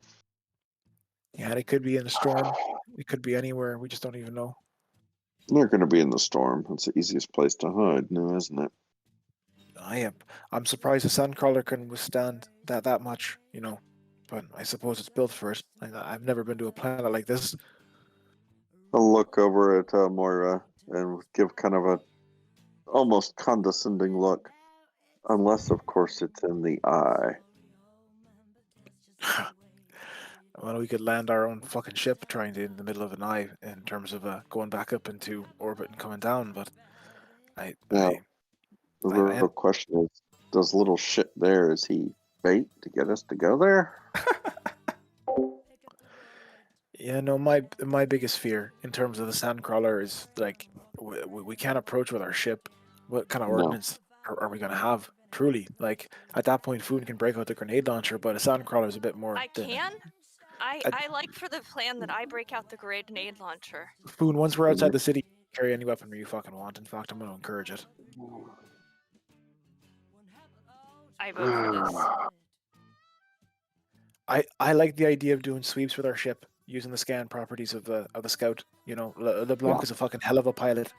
Maybe Yeah. maybe we pick something, crawl on the surface. Maybe we gotta ask LeBlanc to make some scary flying near that fucking storm. But We can tweak the sensors and pull up what we can. like I just stepped on me face. I watched Foon do it as well, trying to pick up people from the local bars for information, and I don't know how many more places we can go to before people start hearing about the fumbling morons trying to find out about slavers.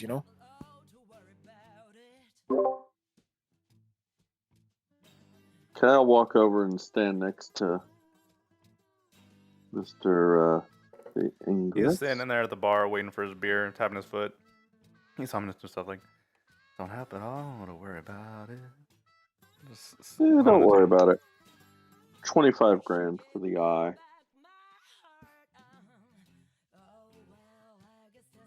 He kind of raises his eyebrows to you. Done. Plus expenses. Cocks an eyebrow back at you. Done? Question mark. I need a receipt. Receipts? We can print paper. People around here use papyrus, really. Quills. Barbarians. Right? He means Foon electronically. has a quill. And he's His Foon gonna- like pulls the quill out. Oh my god. And then the guy's like face drops like, no. Moira waggles her tablet behind It's Foon's elegant. shoulder, and just kind of like no. We are not Luddites. It's okay.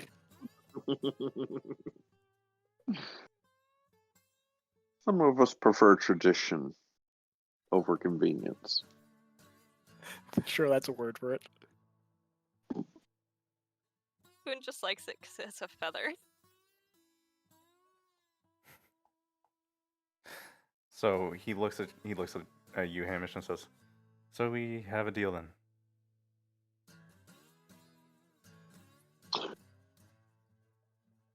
Yeah, we have a deal. Put out my hand to shake.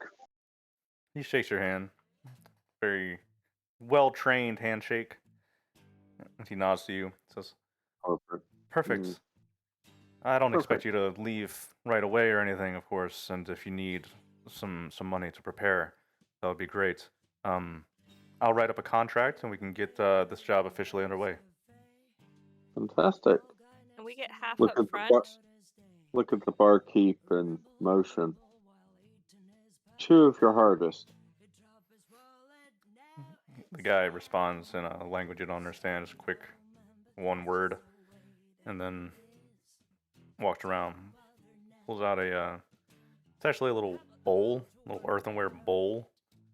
It's a little pretty long, not too deep, and you see him reach down, and it's the stuff out of a bag. Kind of looks like one of those cake um,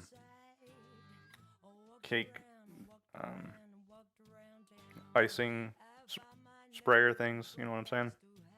Good. And he kind of like squeezes it, and this liquid goes into the bowl, fills it up about halfway, and then he stops, pushes it in front of you too. The man, Pick up my like in the business suit, just like wide-eyed, staring and watching this. Like, what did I just see? And he looks over at you, Hamish, like, really? pick up my bowl and wait for him. Okay. And he reaches down and picks up the bowl with 2 hands. Oh, okay. He sniffs it. It's kind of So just pretty strong. Kind of gets in your nostrils and stays there. Pinches a little bit. discovering science together. Tip his bowl and drink it. Okay, he like watches you do it, and then as soon as he sees that you're actually doing it, he'll do it himself. All of you kind of watch as Hamish and this man, Loam, down a bowl full of liquid. Hamish, make an endurance check. God. Foon's gonna ask for some tea after this. Oh no. Oh dear Lord.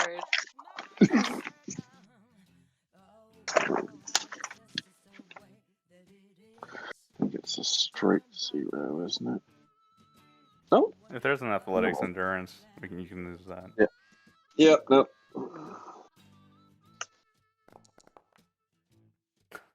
Nice. Good roll. Hamish, it has what comes to mind is gasoline in your mouth. It doesn't taste very pleasant at all. It tastes like gasoline just sitting in your mouth, and even after you swallowed it, like because you want to get it down quickly, that taste stays there and sticks to the edges of your mouth. It's bad.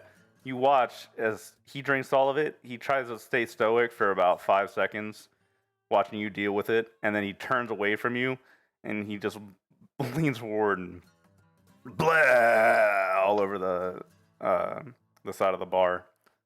You hear the man behind the bar kind of like shouting angrily in a language you don't understand.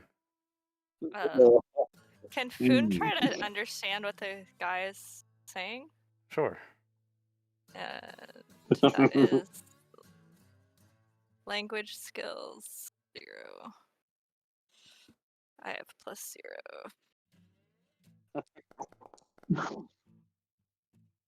And he does not understand. Yeah, the bartender, he rants at you too for a minute, and Foon, the only word that you can kind of partially understand is sign. But besides that, he just like yells at you for puking in his bar, and then he like waves you off. I Puffs believe away. that he says this is a bad sign for Foon's gonna sound like he's completely understood it. That this is a bad sign for the beginning of business. Therefore, we should charge the person double.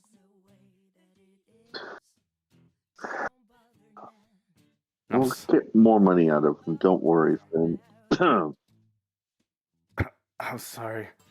Sorry. That. Woo. I think you need tea. Foon is gonna order the guy tea and specify stuff that's supposed to be calming for the stomach. Tea. But I'm not sure how well the person's gonna Tea is understand. good. Because he's gonna try to order it in a way they might understand. You think the bartender wants you to leave? He's walking back and forth, like cleaning the bar, and he waved at the 2 of you to leave. And Foon, you try to come up and talk to him, and he listens to you for a couple of seconds before, like, waving you off. I do not believe they have tea here. Okay. We might have to try somewhere else. Anyway, I will be in touch then. Here's Fred. my card. As I walk out. Thank you. He straightens himself up, brushes his suit off, and tries to, with dignity, walk away after puking on the bar, leaving the empty wooden bowls on the bar. Yeah.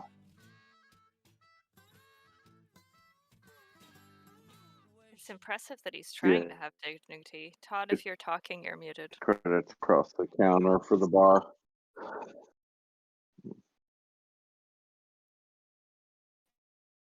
And then I'm gonna do records search, see when he lands the planet. You're cutting out a bit there, Daz. Lost someone. I will do a records search and see when he landed on this planet. That was weird. When the about slaver now? landed on the planet, Tychoso, or the guy that you When- just who? no, Oh, on- sorry. This guy here. I'm thinking you'd probably have to access the low port records with like a computer check Okay. to get Okay. record of who came and who went. You might be able to talk to them and ask them. I'll see what's publicly available first. Not much. Intelligence or education. Oh, you're doing computer check? Yeah. Okay, go ahead.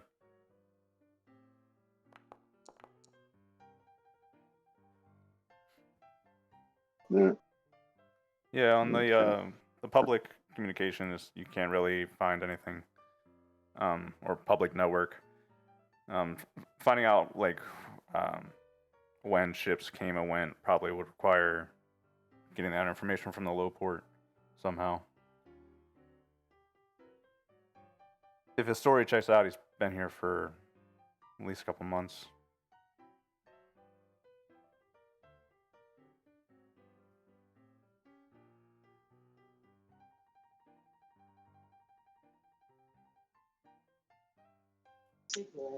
Mm. Okay. Well, I'll head over to the low port offices and see what I can get. Cool. I think this is our first time ever using admin. Wicked. Let's try that. You just go to the low port, you try to go through their local bureaucracy and talk them into revealing some records of who came and who went of this. Who's gonna Mr. follow Okay. along for this because he's curious? What's that? And I want to watch Charm, probably. Foon. Okay. Yeah, it's charm or education. Okay. Do you have charm or admin? education. So yes, I'll walk in. Yeah. I mean, if I could do education, I'll do that.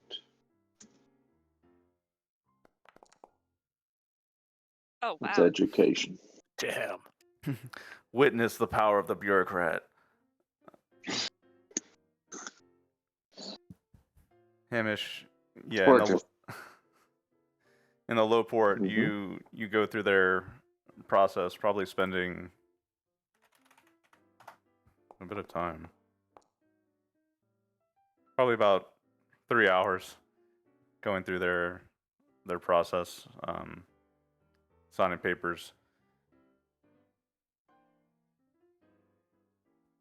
They verify that Frontiers Developments Inc. is a local company on a planet nearby. Which one was that?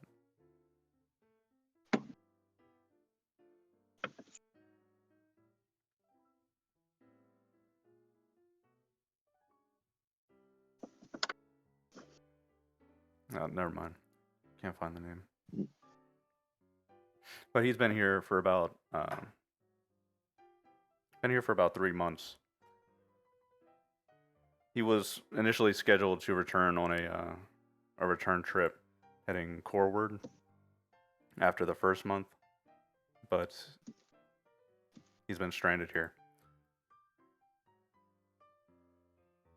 Okay. 3 months. He doesn't know they drink beer. I think he might have lied. If not, or he's a complete dweeb. Well, he didn't handle the alcohol either. But to be honest, that doesn't mean much. Alcohol smells nasty. Yeah, and that stuff was particularly nasty. It's still the bigger the bigger taste is still question. there. Yeah, the bigger question to ask is he actually good for the money?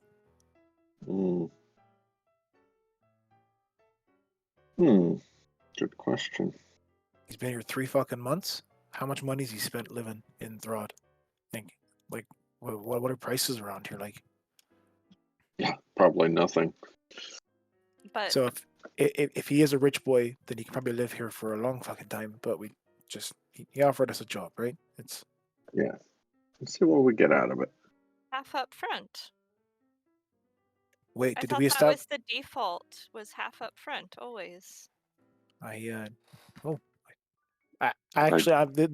is me This speaking. is from my notes.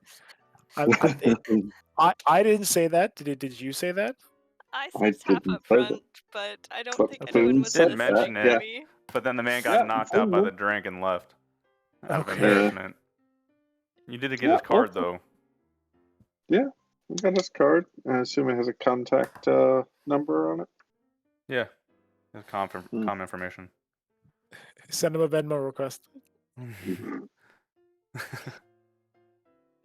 Hmm. Hashtag Okay. half up front. Half up front.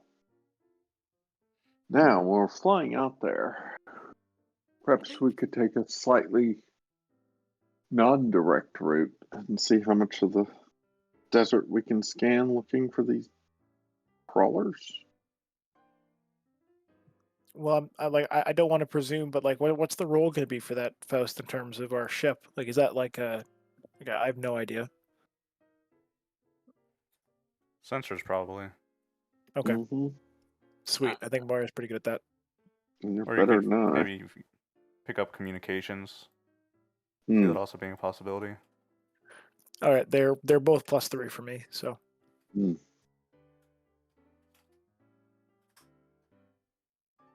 So Is there he some useless admin thing that you guys don't mind having Foon completely fail at?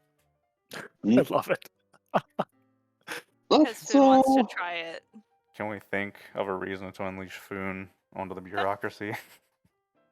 I would like to not have a bureaucratic tie down to leave. Maybe at the end. Yeah, like maybe at the end Ask you can about their negotiate, favorite teas. or like you can try to negotiate our final birthing fees, and we can see, you know. Oh, that's right, birthing fees. I need to charge you that too. Yeah. So Oh, shit. Fuck. Got him. It's This 150 a fun week, drama. boy. We're playing hard sci-fi Hey, no, campaign, no. guys. I can't. Expenses. Remember, we got expenses too, supposedly. So we Oh, just need to damn. put down that the birthing fees are part of that. We just have to Oh, find some way get to a stick all receipt. of our expenses on this guy, so he ends up with like a 40,000 cred bill. Like, Food is just on it. Jeez. Man, he starts understanding money just a little bit, and it's been weeks of me teaching him about being an advocate. It's all that law going into Foon's head. It's not good. How horrible. Well, I guess we take this guy, see what we can find. Maybe we'll get lucky.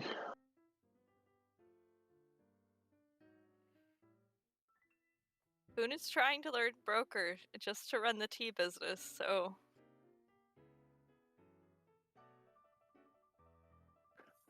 Yadir, have you and Tallulah been doing anything at this point, or are you just following along with everybody? Your deer is muted. So I am. Oh, that was weird. All right. I was kind of wondering because I would say the occasional small thing. I didn't realize I was muted. So Oh like, no! Oh. okay. Oh no! No, it's completely fine. It was like I wasn't like part of the story. I was just like I would say some quips or now and then, and I was just like okay. Mm, But they, yeah, me and Tulu will just be kind of like by ourselves. Yudi are just kind of like closely monitoring her to make sure that she's not like getting overwhelmed or anything like that. But he's mostly just kind of like keeping with her, but he's also talking to her about like this is how civilized space is. This is what we're doing. Basically, he's just kind of like giving her a like gentle introduction to life as a traveler, basically. mm. How many Okay. people are in this city, Faust? Just for like, I'm pretty sure you said it before, but just for like visual. At least several millions stretched out across the entire scar. Cool. That's a lot of fucking Very, little. it's huge. It's visible from space. Like I said, it looks like a scar on the planet from space, but it's actually this Mhm. huge ravine that is a city that stretches on just for miles, and Is there's there tons of natural light coming from it. is there anything suspended in the middle between where the lines go, or is it just all lines back and forth combined with the footbridges? Uh, the zip lines stretch from either cliff face to the other side completely, and then there's wooden and metal footbridges across either side, Cool. which Okay. are in spots like very long, and these footbridges are pretty dangerous. They kind of throw safety to the wind here as you're walking along. Especially if you can fall and not die. You know. Yeah. Are there any like super long zip lines that go like from like a huge like taking you more horizontal than across, or Hmm.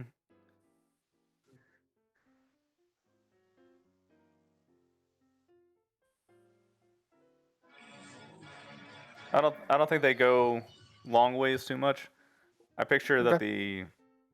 what they do is they use like things like hot air balloons for travel, you know, up up and down Oh, that's yeah, the scar. cool. And then for longer range travel, they do have these massive zeppelins that can come up over the scar and fly down, make longer trips, kind of endure the Okay, elements a little bit better. okay.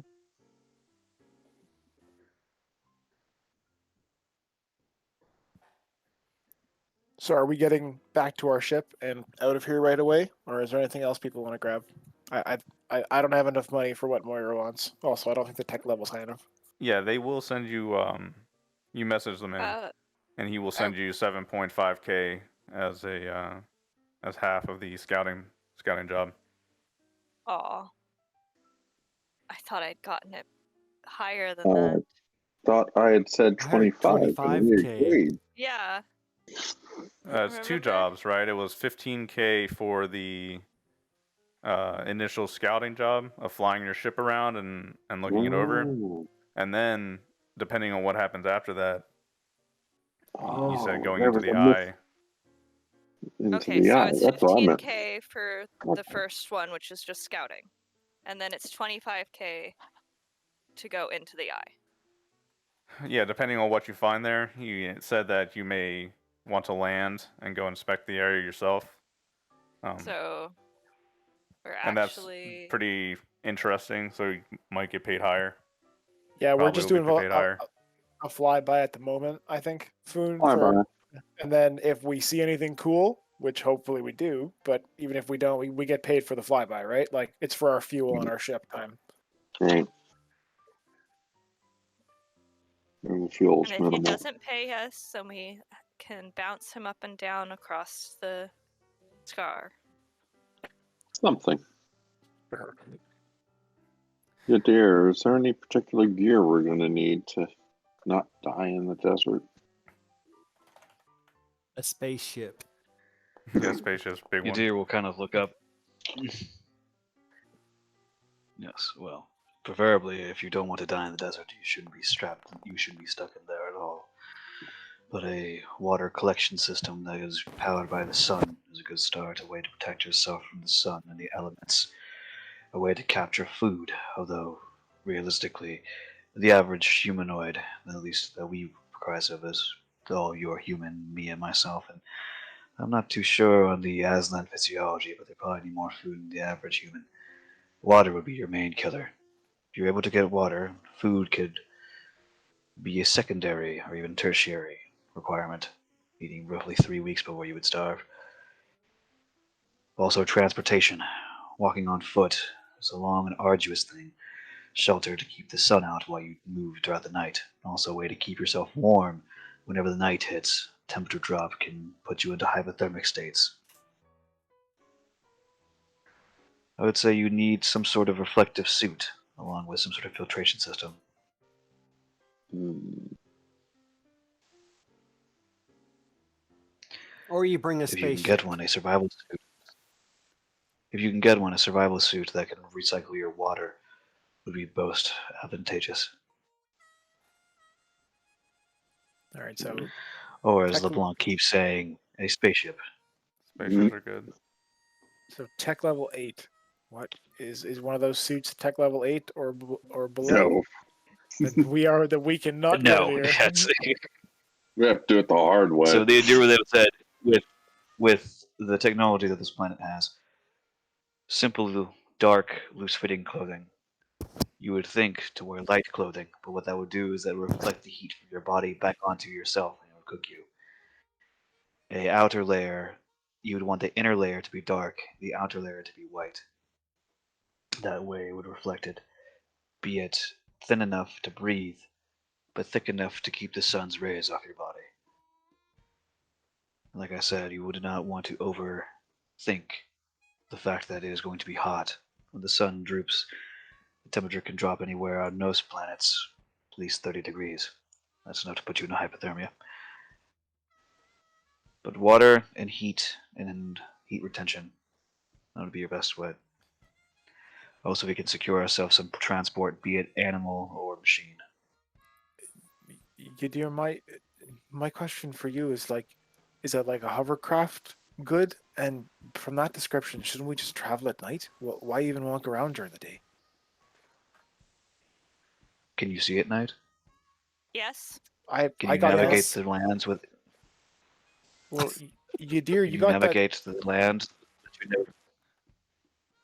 you got that thing you do, right? Where you can like feel around for people around us, make sure we're safe from enemies. I got me goggles, right? I got me HUD. Mhm. I can send stuff to other people's HUDs if they got them. She kind of taps the goggles on her forehead. Yes, I can detect life in the area. That does not mean that I know my general location. Hmm. I could boost it out to even cover the expanse of the entire planet if I wanted to. What about the new one? The What backup. about her? She is not yet trained. She cannot do something like that yet. At least not in a controlled fashion. Damn. The image I posted is Walking at day has uh, just to say the image I posted is an image of an animal that you'll spot here and there, like in Are they pens tasty? around the city. They're called faftins. They're little it says here 20-kilogram grazer creatures.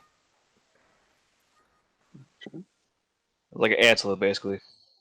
They sound like they'd be tasty if they taste like antelope. Antelope's super tasty. Yeah, just pointed that out there. Moira's like, I want a speeder. Yadir's like a speeder, or like I said, some sort of transport, be it living or mechanical.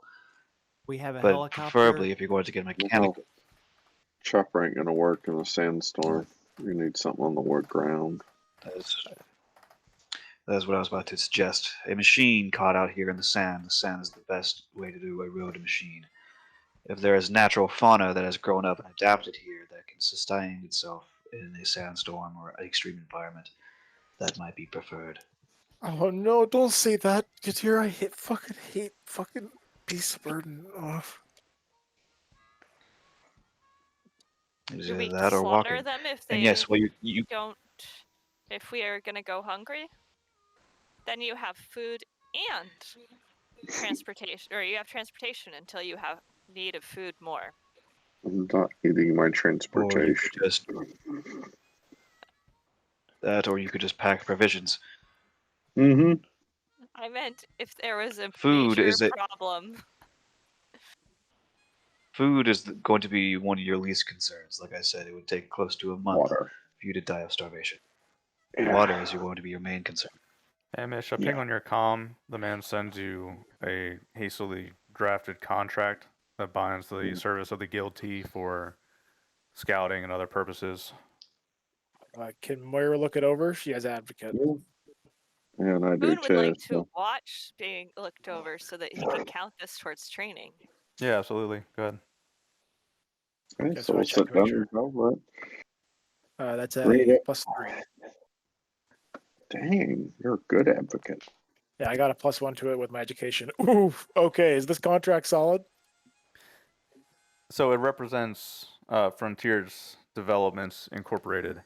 It is fairly solid for the first part of flying around and scouting, observing what's inside the eye. It makes note that the job is potentially dangerous due to the sandstorm. It all seems pretty in order. Since you never settled, like, or you did settle for 25K for the second part of that. That's what he lists there for the second part of the job, which is potentially going into the eye in some fashion. Plus expenses, including the possibility of replacing the whole spaceship. Right, and Frontiers Developments Incorporated is not liable for any damages that occurred to your body or your ship as part of this job. Yeah, You we That is take on voluntarily dumb. signed up for this by signing the yeah, contract. we take on the risk to our property by getting the money for the job, unfortunately. Ah, Right, we are not responsible for any repairs that need to be made. Sorry. can Foon look at the contract in Sure. character? I'm gonna roll for it, like if he was actually inspecting it. Foon looks at it and Huh. goes, It doesn't mention T anywhere. I can't even find where it says to the guilty on the contract. Foon, you just like stop with the claws. You're gonna like your my tablet is very it's like stop it, please. I think I have it upside down. It's fine. It's fine. All right. This looks pretty solid. It includes the additional 25K in terms of heading into the eye, if that in terms of the contract comes up. But for now, this is simply the contract for the 15K for doing our scouting mission, including the clause for the potential addendum on the contract. I think we sign it. Seems legitimate, as it were. Okay. It does say and expenses, right? It does. Aye.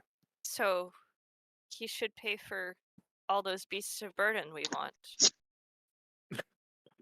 Yes, that would be included. I believe as well he would probably pay for the rental of a speeder, but we're not going to be able to buy one, on his Yeah. on his dime. Yeah, I think we can rent one. And Unless one of food. the animals. And water. But I genuinely agree with the one person who I know has actually lived on a planet like this before. Probably just the best to have some sort of fauna that can live through a desert storm and not take the risk of a hovering speeder. But that's my vote. I don't want to say everyone's got to do. No, I agree. All right. Well, I think the order of business is to grab that bloke, bring him onto our ship, and for our good boy LeBlanc to start doing his proper piloting, get us some information. Maybe, hopefully, we can pick up some trail of the sandcrawler. Yeah, let's fly around the storm once, just to give us a chance to scan, but to give him a chance to collect some readings, and then we can go for the eye. Sound good? Yadir will actually look through like the library and Mm. see what kind of creatures live in the deserts here.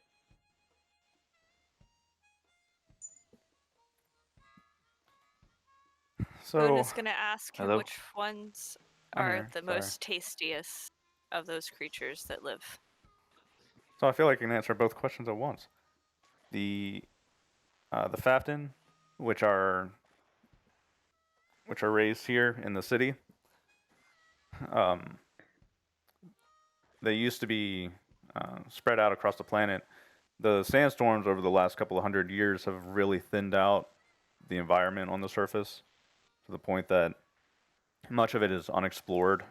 It's been hundreds of years since some places have been touched, and a lot of the wildlife have been wiped out. There may still be things out there, um, but there's no real recording of much life out there besides burrowers underground, small creatures living underground. All right, as long as I don't have to worry about any shy haloods, I'll be all right. I mean, I'm not discounting the possibility. There's just no recording of it. Gotcha.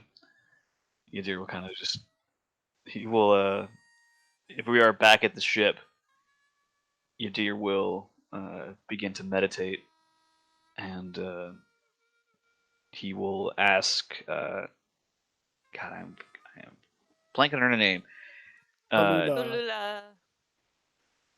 Yeah, he'll ask Lula Mhm. if she would take his hand real quick. She blinks at you a few times, and why?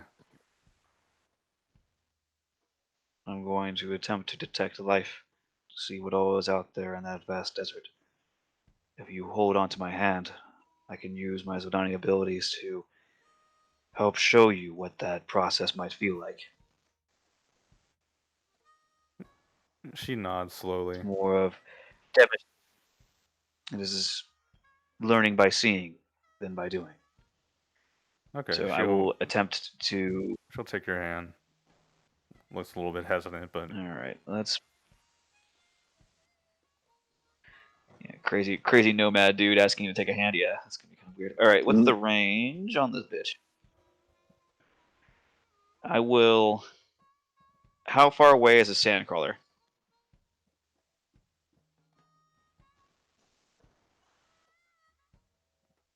how far away is a sand crawler?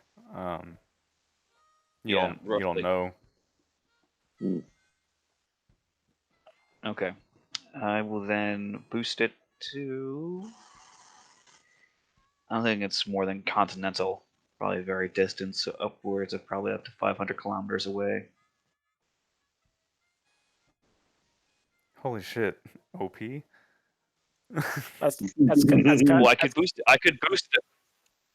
Question I mark? could boost it to planetary, which could do up to 50,000 kilometers. But I won't do that. But that's a lot of life that you gotta like filter through, right? Like that's all of life on the planet Yeah. at once. So the thing is with life detection, I can discern what is like animal, human, sentient, sapient, that kind of thing. But if I'm trying to look for a certain type of life, then it's kind of like narrows it down. So it's not like I'm gonna get bombarded by every ant. It's gonna be just like, oh, okay, there's an animal out there, there's life out here, there's life out there. It's almost like sitting on a radar ping and getting like pings back. I don't know what it is. I don't know where it is. Like it could be the difference between like I'll be like, oh, okay, there's some non-sapient things are there. There's some sapient things there. There's that kind of stuff. Okay, Gotcha. sure. All right, so I can show you the world. basically. That's not creepy. Yep, it goes off. Jesus. That's ridiculous. Hell, if I wanted to, I could use my Zodani powers to like use her as basically an amplifier. Well, the planet, most of the population is centered on this scar where the city is. When you head further out, when you reach mountains with a bit of forest underneath, there are pockets of people seem to be making tribes out there in different spots.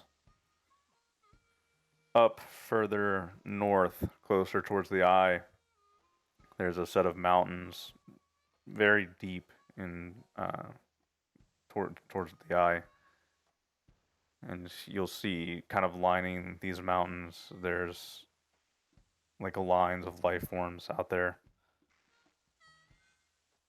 At least 100 along the mountain range. Are they animals or people? Oh, you're detecting animals as well. So when I say Sorry. people, are yes, basically like detect. I'm detecting life. I'm detecting Oh, sorry. I thought it anything was sentient bigger creatures. than the fucking. Sorry, no, I was doing the ping for anything that's like the what they call it, the Fafnir, the Fafton, Fafnir? anything Fafton or larger, and then if it is sentient or sapient, based upon that.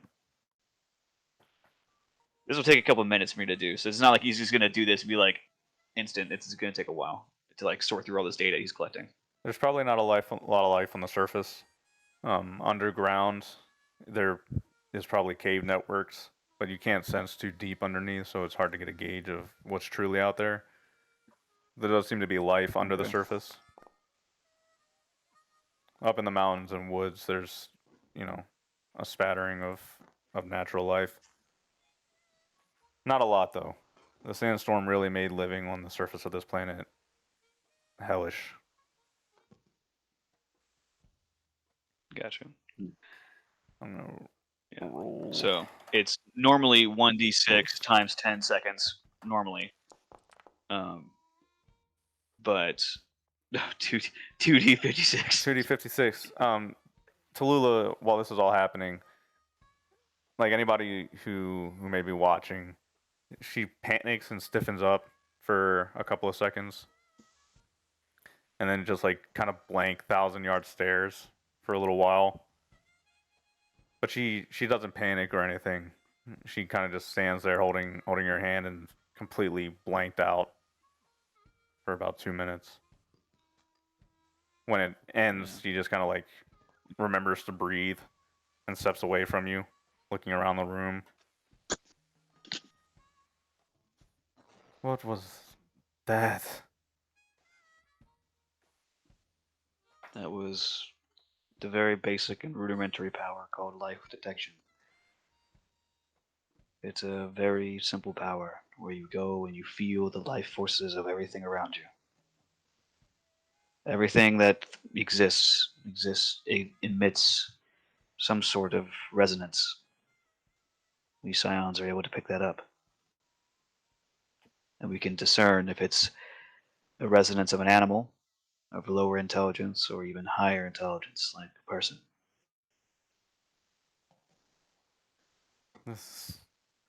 She maintains her cool, kind of rubs her face. This is all too much. You can tell from your time with her that she has a very negative view on psionic powers. Yeah, that's fair. She seems to hate it. Seems to hate having them. And that's 100% valid. Yadira's main goal is that way that she can, at the very least, be able to her powers to hide them, so that way she can live a normal life. Right. So he's just like, and knowing this, whether you hate it or not, you must at least understand it. Understand who you are. If you understand who you are and what you're capable of, you can better control yourself. So that way you never have to use this again. You can live a normal life. He then looks to the other group and he goes, there's not that much life out there in the desert. There are some people living out in the mountains. Looks like to be some tribes.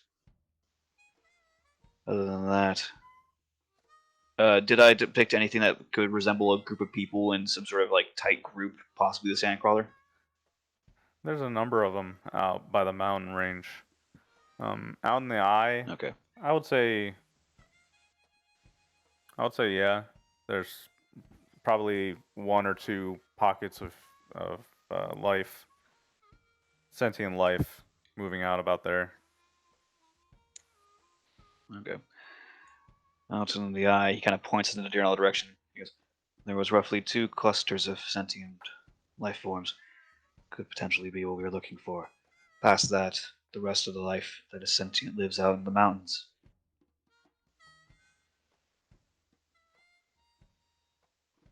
Hmm. Would the mountain tribes deal with the sandcrawler? Is a question that I have. But also, this is one thing that I don't know if I heard or not. Faust, does the storm move or is it stationary? It's fairly stationary where it is on the planet. Okay. Yeah, it's a bit of an anomaly. It's just a stable, stationary storm. Right. That's laying more credence to going for the eye for me. If it's Yeah. stable and they don't have to move around, then they could be trolling around the eye and then they just emerge when they need to. But Hmm. I don't know. I still like the idea of going and checking out the mountain passes. That seems like a bit of a safer route than asking LeBlanc to fly directly into the eye of a storm. But Oh, LeBlanc can handle it. If it's an eye, you come down from orbit where it's Mhm. clear. that's very true. I've been calling it the eye of the storm. It's not really like that. The eye is no safer than. It's like a vortex sandstorm. There we Oh, go. Worse than a Good. volcano? So wait, if it's Arguable. if it's a vortex, then it's spinning and it has an eye, and then it would be centered. So you're talking about more of like a rolling turbulence. Hmm. Yeah. It might just strap in now. Yeah. Point Yeah. is, it's not easy to approach this center. Yeah. It definitely like totally. Yeah. Definitely seeing that. I Hell yeah. think maybe it's going to involve a lot of crazy flying to find a sand crawler in that, but Mhm. it might be needed. All right, LeBlanc, fingers crossed. Yeah, I'm saying it looks exactly like what you just posted. Mhm. Yeah, it's from fucking Mad Max. Perfect. Yeah. Is that safe for me to watch? Mad Max. Yeah. No. Well, I don't know. I haven't watched the Mad Max? Chrome edition. The clip is okay. The clip Oh, is no, okay, but the movie is not. yeah, they're talking about the gift. Yes. Okay. I mean, it's action, violence, but like. Yeah. No, it's I don't flashing. care about the action and violence. I Flashes. only care about flashing and quick Yeah. scene changes from black to Right. white. Are a few. Yeah. I would say is no. there? It's a lot of oranges and blues. It won a couple of awards for the cinematography for being really good about shifting between those. Really great performance from Charlize Theron. But again, it's an action movie, so Yeah. There are some quick adjustments between scenes. Yeah. If Yadir, because I assume as soon as we get into the storm, sensors are going to go to shit. We'll Could try. be in the cockpit, basically being like a modified like radar, basically, or like sonar. Moira will still be in the sensors area of the ship, Mhm. trying to do whatever she possibly can to get a reading. But The hangar door opens up a couple hours later, and you just hear this cantankerous old man walking. God damn, that took me hours. You know how long those mines are under all those caves? They sneak around for No, how miles, long every are single they? direction. Very long, LeBlanc. Very, very long. I'm hungry. Rev up the vending machine.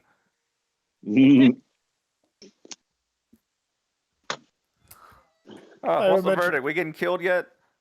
Maybe in a couple of hours. All right. That gives me time to eat and take a shower. God damn. He's like covered in black dirt. oh, it must be the filthiest net ever. Like Probably. And you know the exit isn't even that far away. I took the long way around twice, two different directions. They really dug this place out. I wonder if that's why the sand thing is unhappy. What sand thing? The one we're flying into in a couple of hours. Oh. actually, to if you would like to know about it, Foon, likely, and Moira actually has a degree in planetology, so they likely denuded the area, especially of enough kind of crops and grasslands that it created a desert, and it blew up so much in the winds that it just created its own little dust bowl. this is probably man-made in some way, or just the process of some sort of glacial period. So you're Hmm. saying that they did not grow enough tea? No, absolutely, yeah. If they would have been growing crops that could actually hold the roots of plants and the grass and like the layer of soil on top of the land better, then it would have worked great. But this is either man-made in a short period of time or a long-standing geological process that's been going on for thousands of years. Interesting.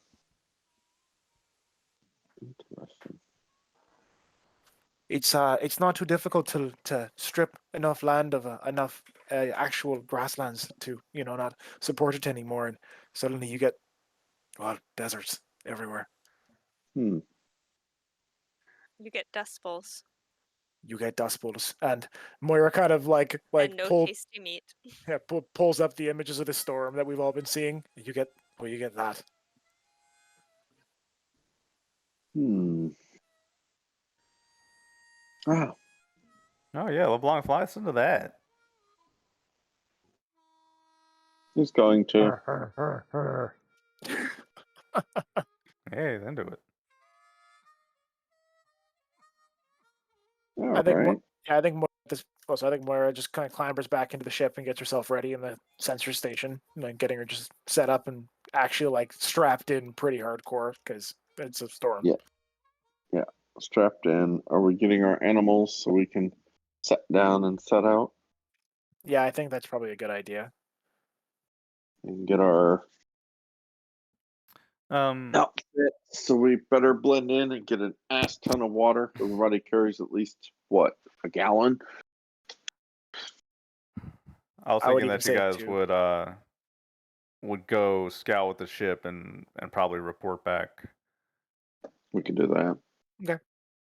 Yeah, and let's not get off the ship unless we really have to and see something that makes it worth it. Mm-hmm. Like a sandcrawler. Sandcrawler. Yeah. Well, then we stay on the ship and tell the sandcrawler to stop.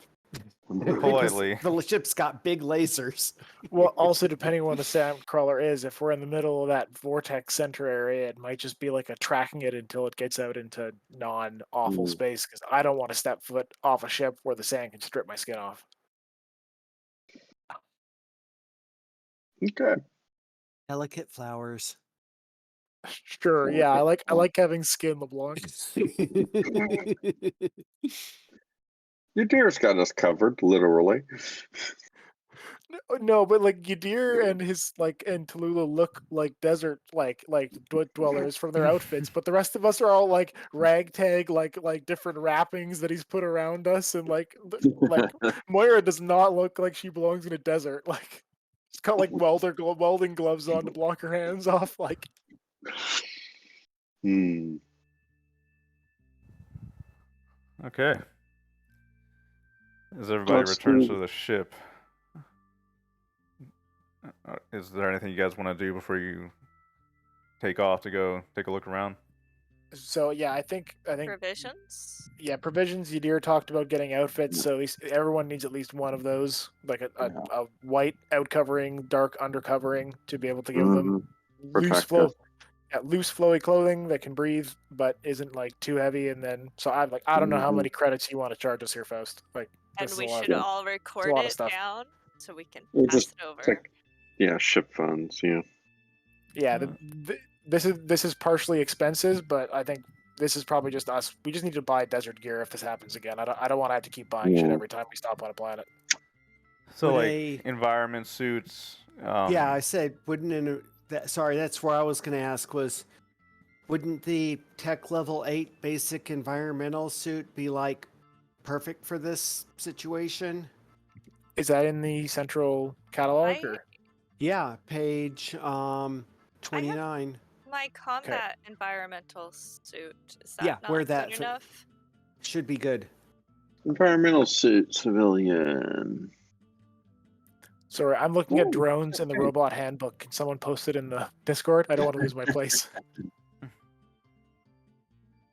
And you've not used or woken up D Dot yet. She's so sad. I gotta work on that stupid thing. keep It's forgetting about legitimately, it.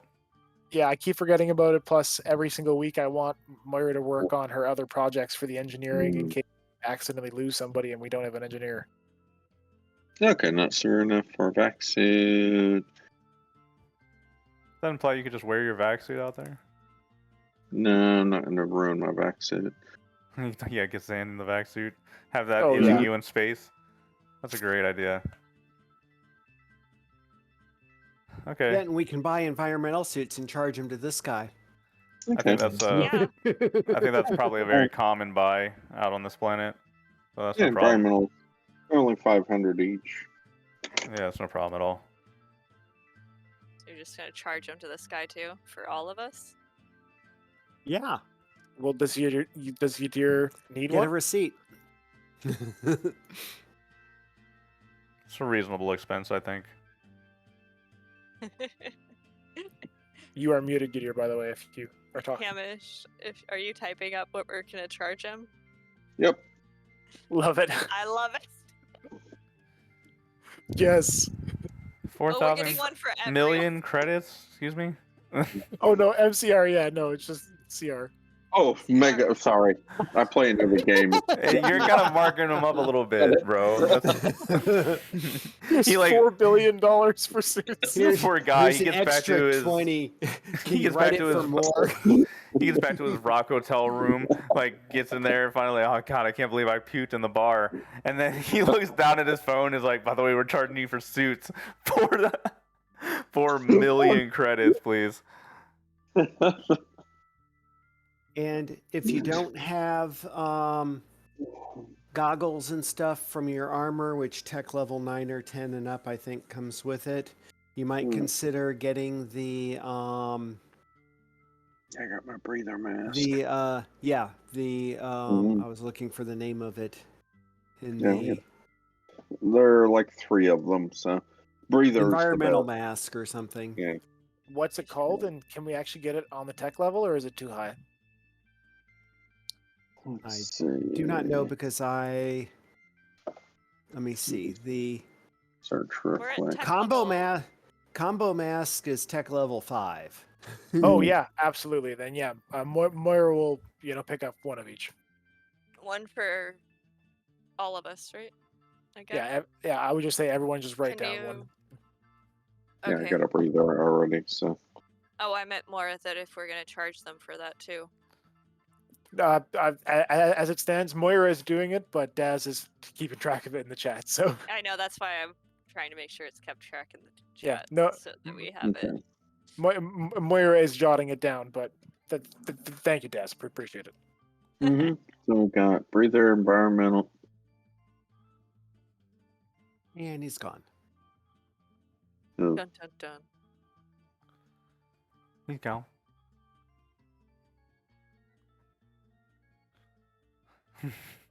They're like, It's interesting. I'm not being caught unprepared again.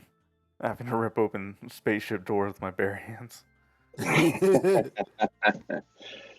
We should probably get some rope too. Get some rope, some flashlights, dude. We could go all out on having the basic necessities. Oh, I have a light. I have rope. I wasn't bringing it since Yadir said he was bringing his climbing stuff. You have I your thought we- anti-sandworm spray. It's very important. You gotta apply that under the neck. I have Foon's bringing his grenade launcher. I figured That'll work. That's a I'd decent hide behind substitute. him. I'll accept that. Food is. Hey, I'm just saying, the we just grenade gotta. We don't have to worry about sea bear attacks. mm, Make sure you bring your offering to San Thulu. Make sure we get our thumpers. mm. Yeah.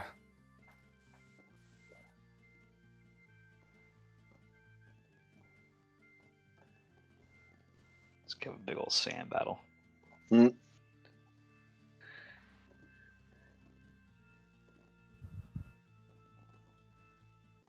By the way, side note, the Dune Part 2 is coming out in November. Stoked as fuck for it. Oh, I yeah, haven't- no, it's- I haven't seen the first one. See it. So good. Oh, it's good. Good. So good. Yeah, that was good.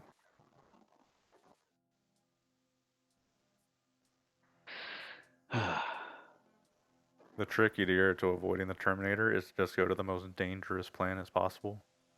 always be in constant danger. No, he's all about. No, he's like he's one of our alpha like hunter bros. He'd be like, "Oh yes, fucking this is a good environment to track somebody down." That'd be more stoked. I gotta go to like when he hunt Junior. He'd be like, "This is no honorable place to fight somebody." I am Oh, there- skillfully, carefully pushing you into a route where your way home is all yellow and red planets. Pretty much. Asshole. So, on such planets, I wonder how good their tea trade is, because you said those were the best planets for them, remember? That's where we're really gonna dive into the T mechanics Is and on these establish red. the enterprise in your 11 cargo space. Mhm. You could make hundreds of lot of tea. dollars, Foon. Just hundreds of credits. Imagine. Mhm. 10 tons of tea? That's Just a lot of tea. Just you'd make tens of credits. You do that Mhm. run, and then you go back to Duncanate, and you spend it all for a week in a resort, and then you go do it again. That's the life. You're forgetting hunting.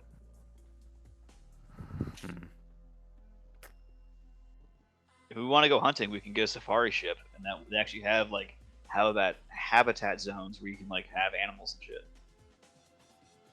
That's not okay. But you're not That's- tracking them. Going into a room that has them. Yeah, never mind. No, like you it's for transplanting animals. So you collect an animal from like some planet. Safari ships are meant to bring those animals to like game reserves, and then you go and you hunt them there.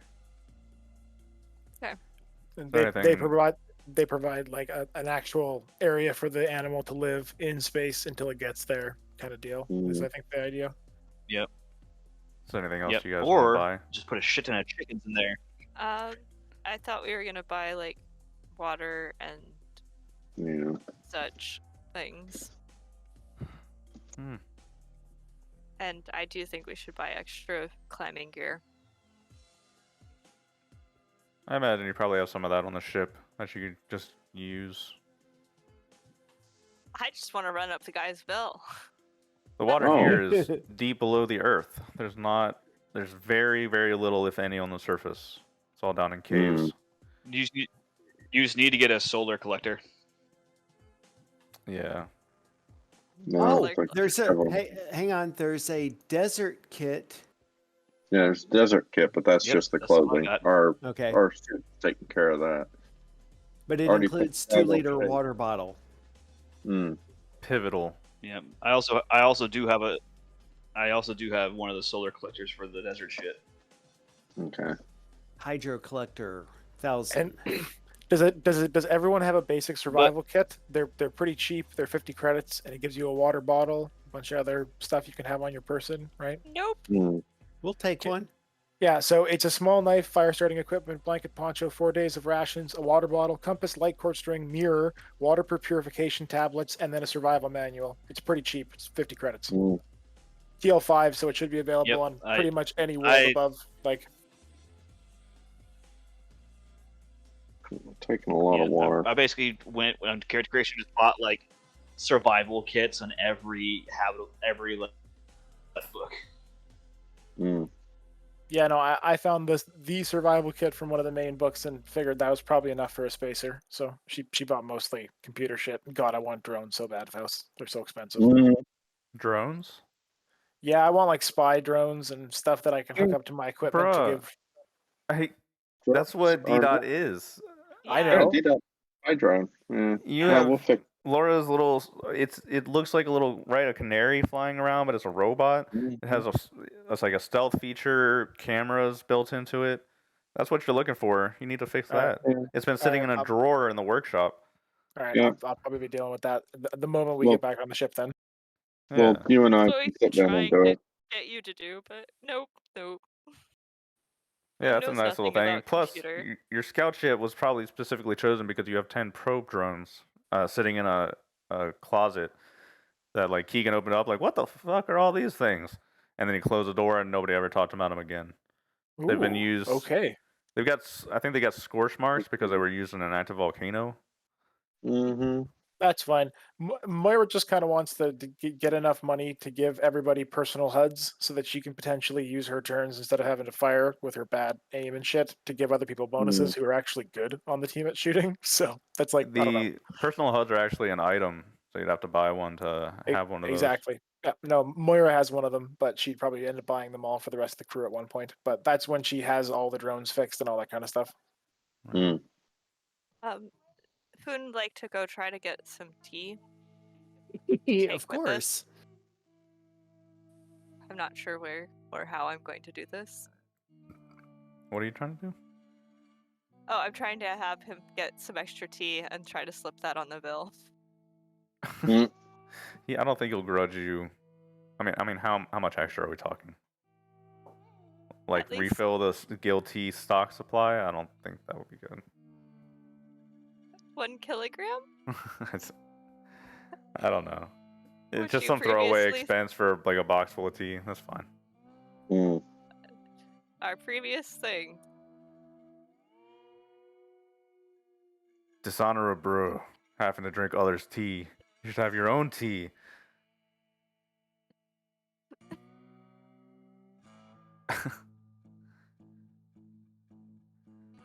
Okay.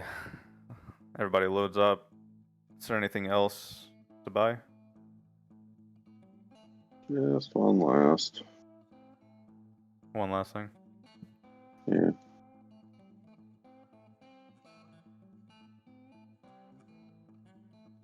Just in case we need it. We should restock the vending machine too. Yes. Oh my god. Bleed him dry. Who has the key for the vending machine? I It's lost. wonder how the Armin comes to you guys in a panic as you get on the ship. Like, who has the key? We're running out. I was gonna replace the meat, but I can't get the door open. Didn't the maintenance guys do that? Keegan, do you have the key? There's a key? What the?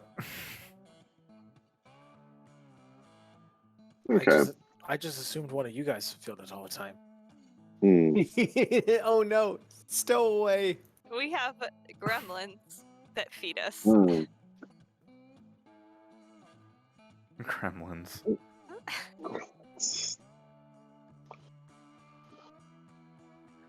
Alright. Hmm. Yeah, we Actually, it should might be a good break point once we're all ready.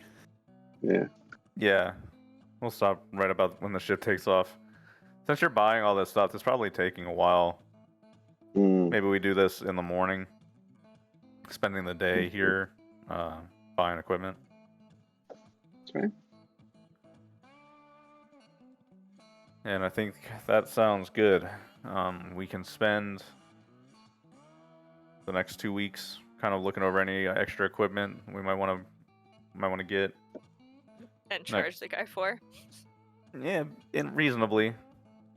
Some of it makes sense. We'll talk about it.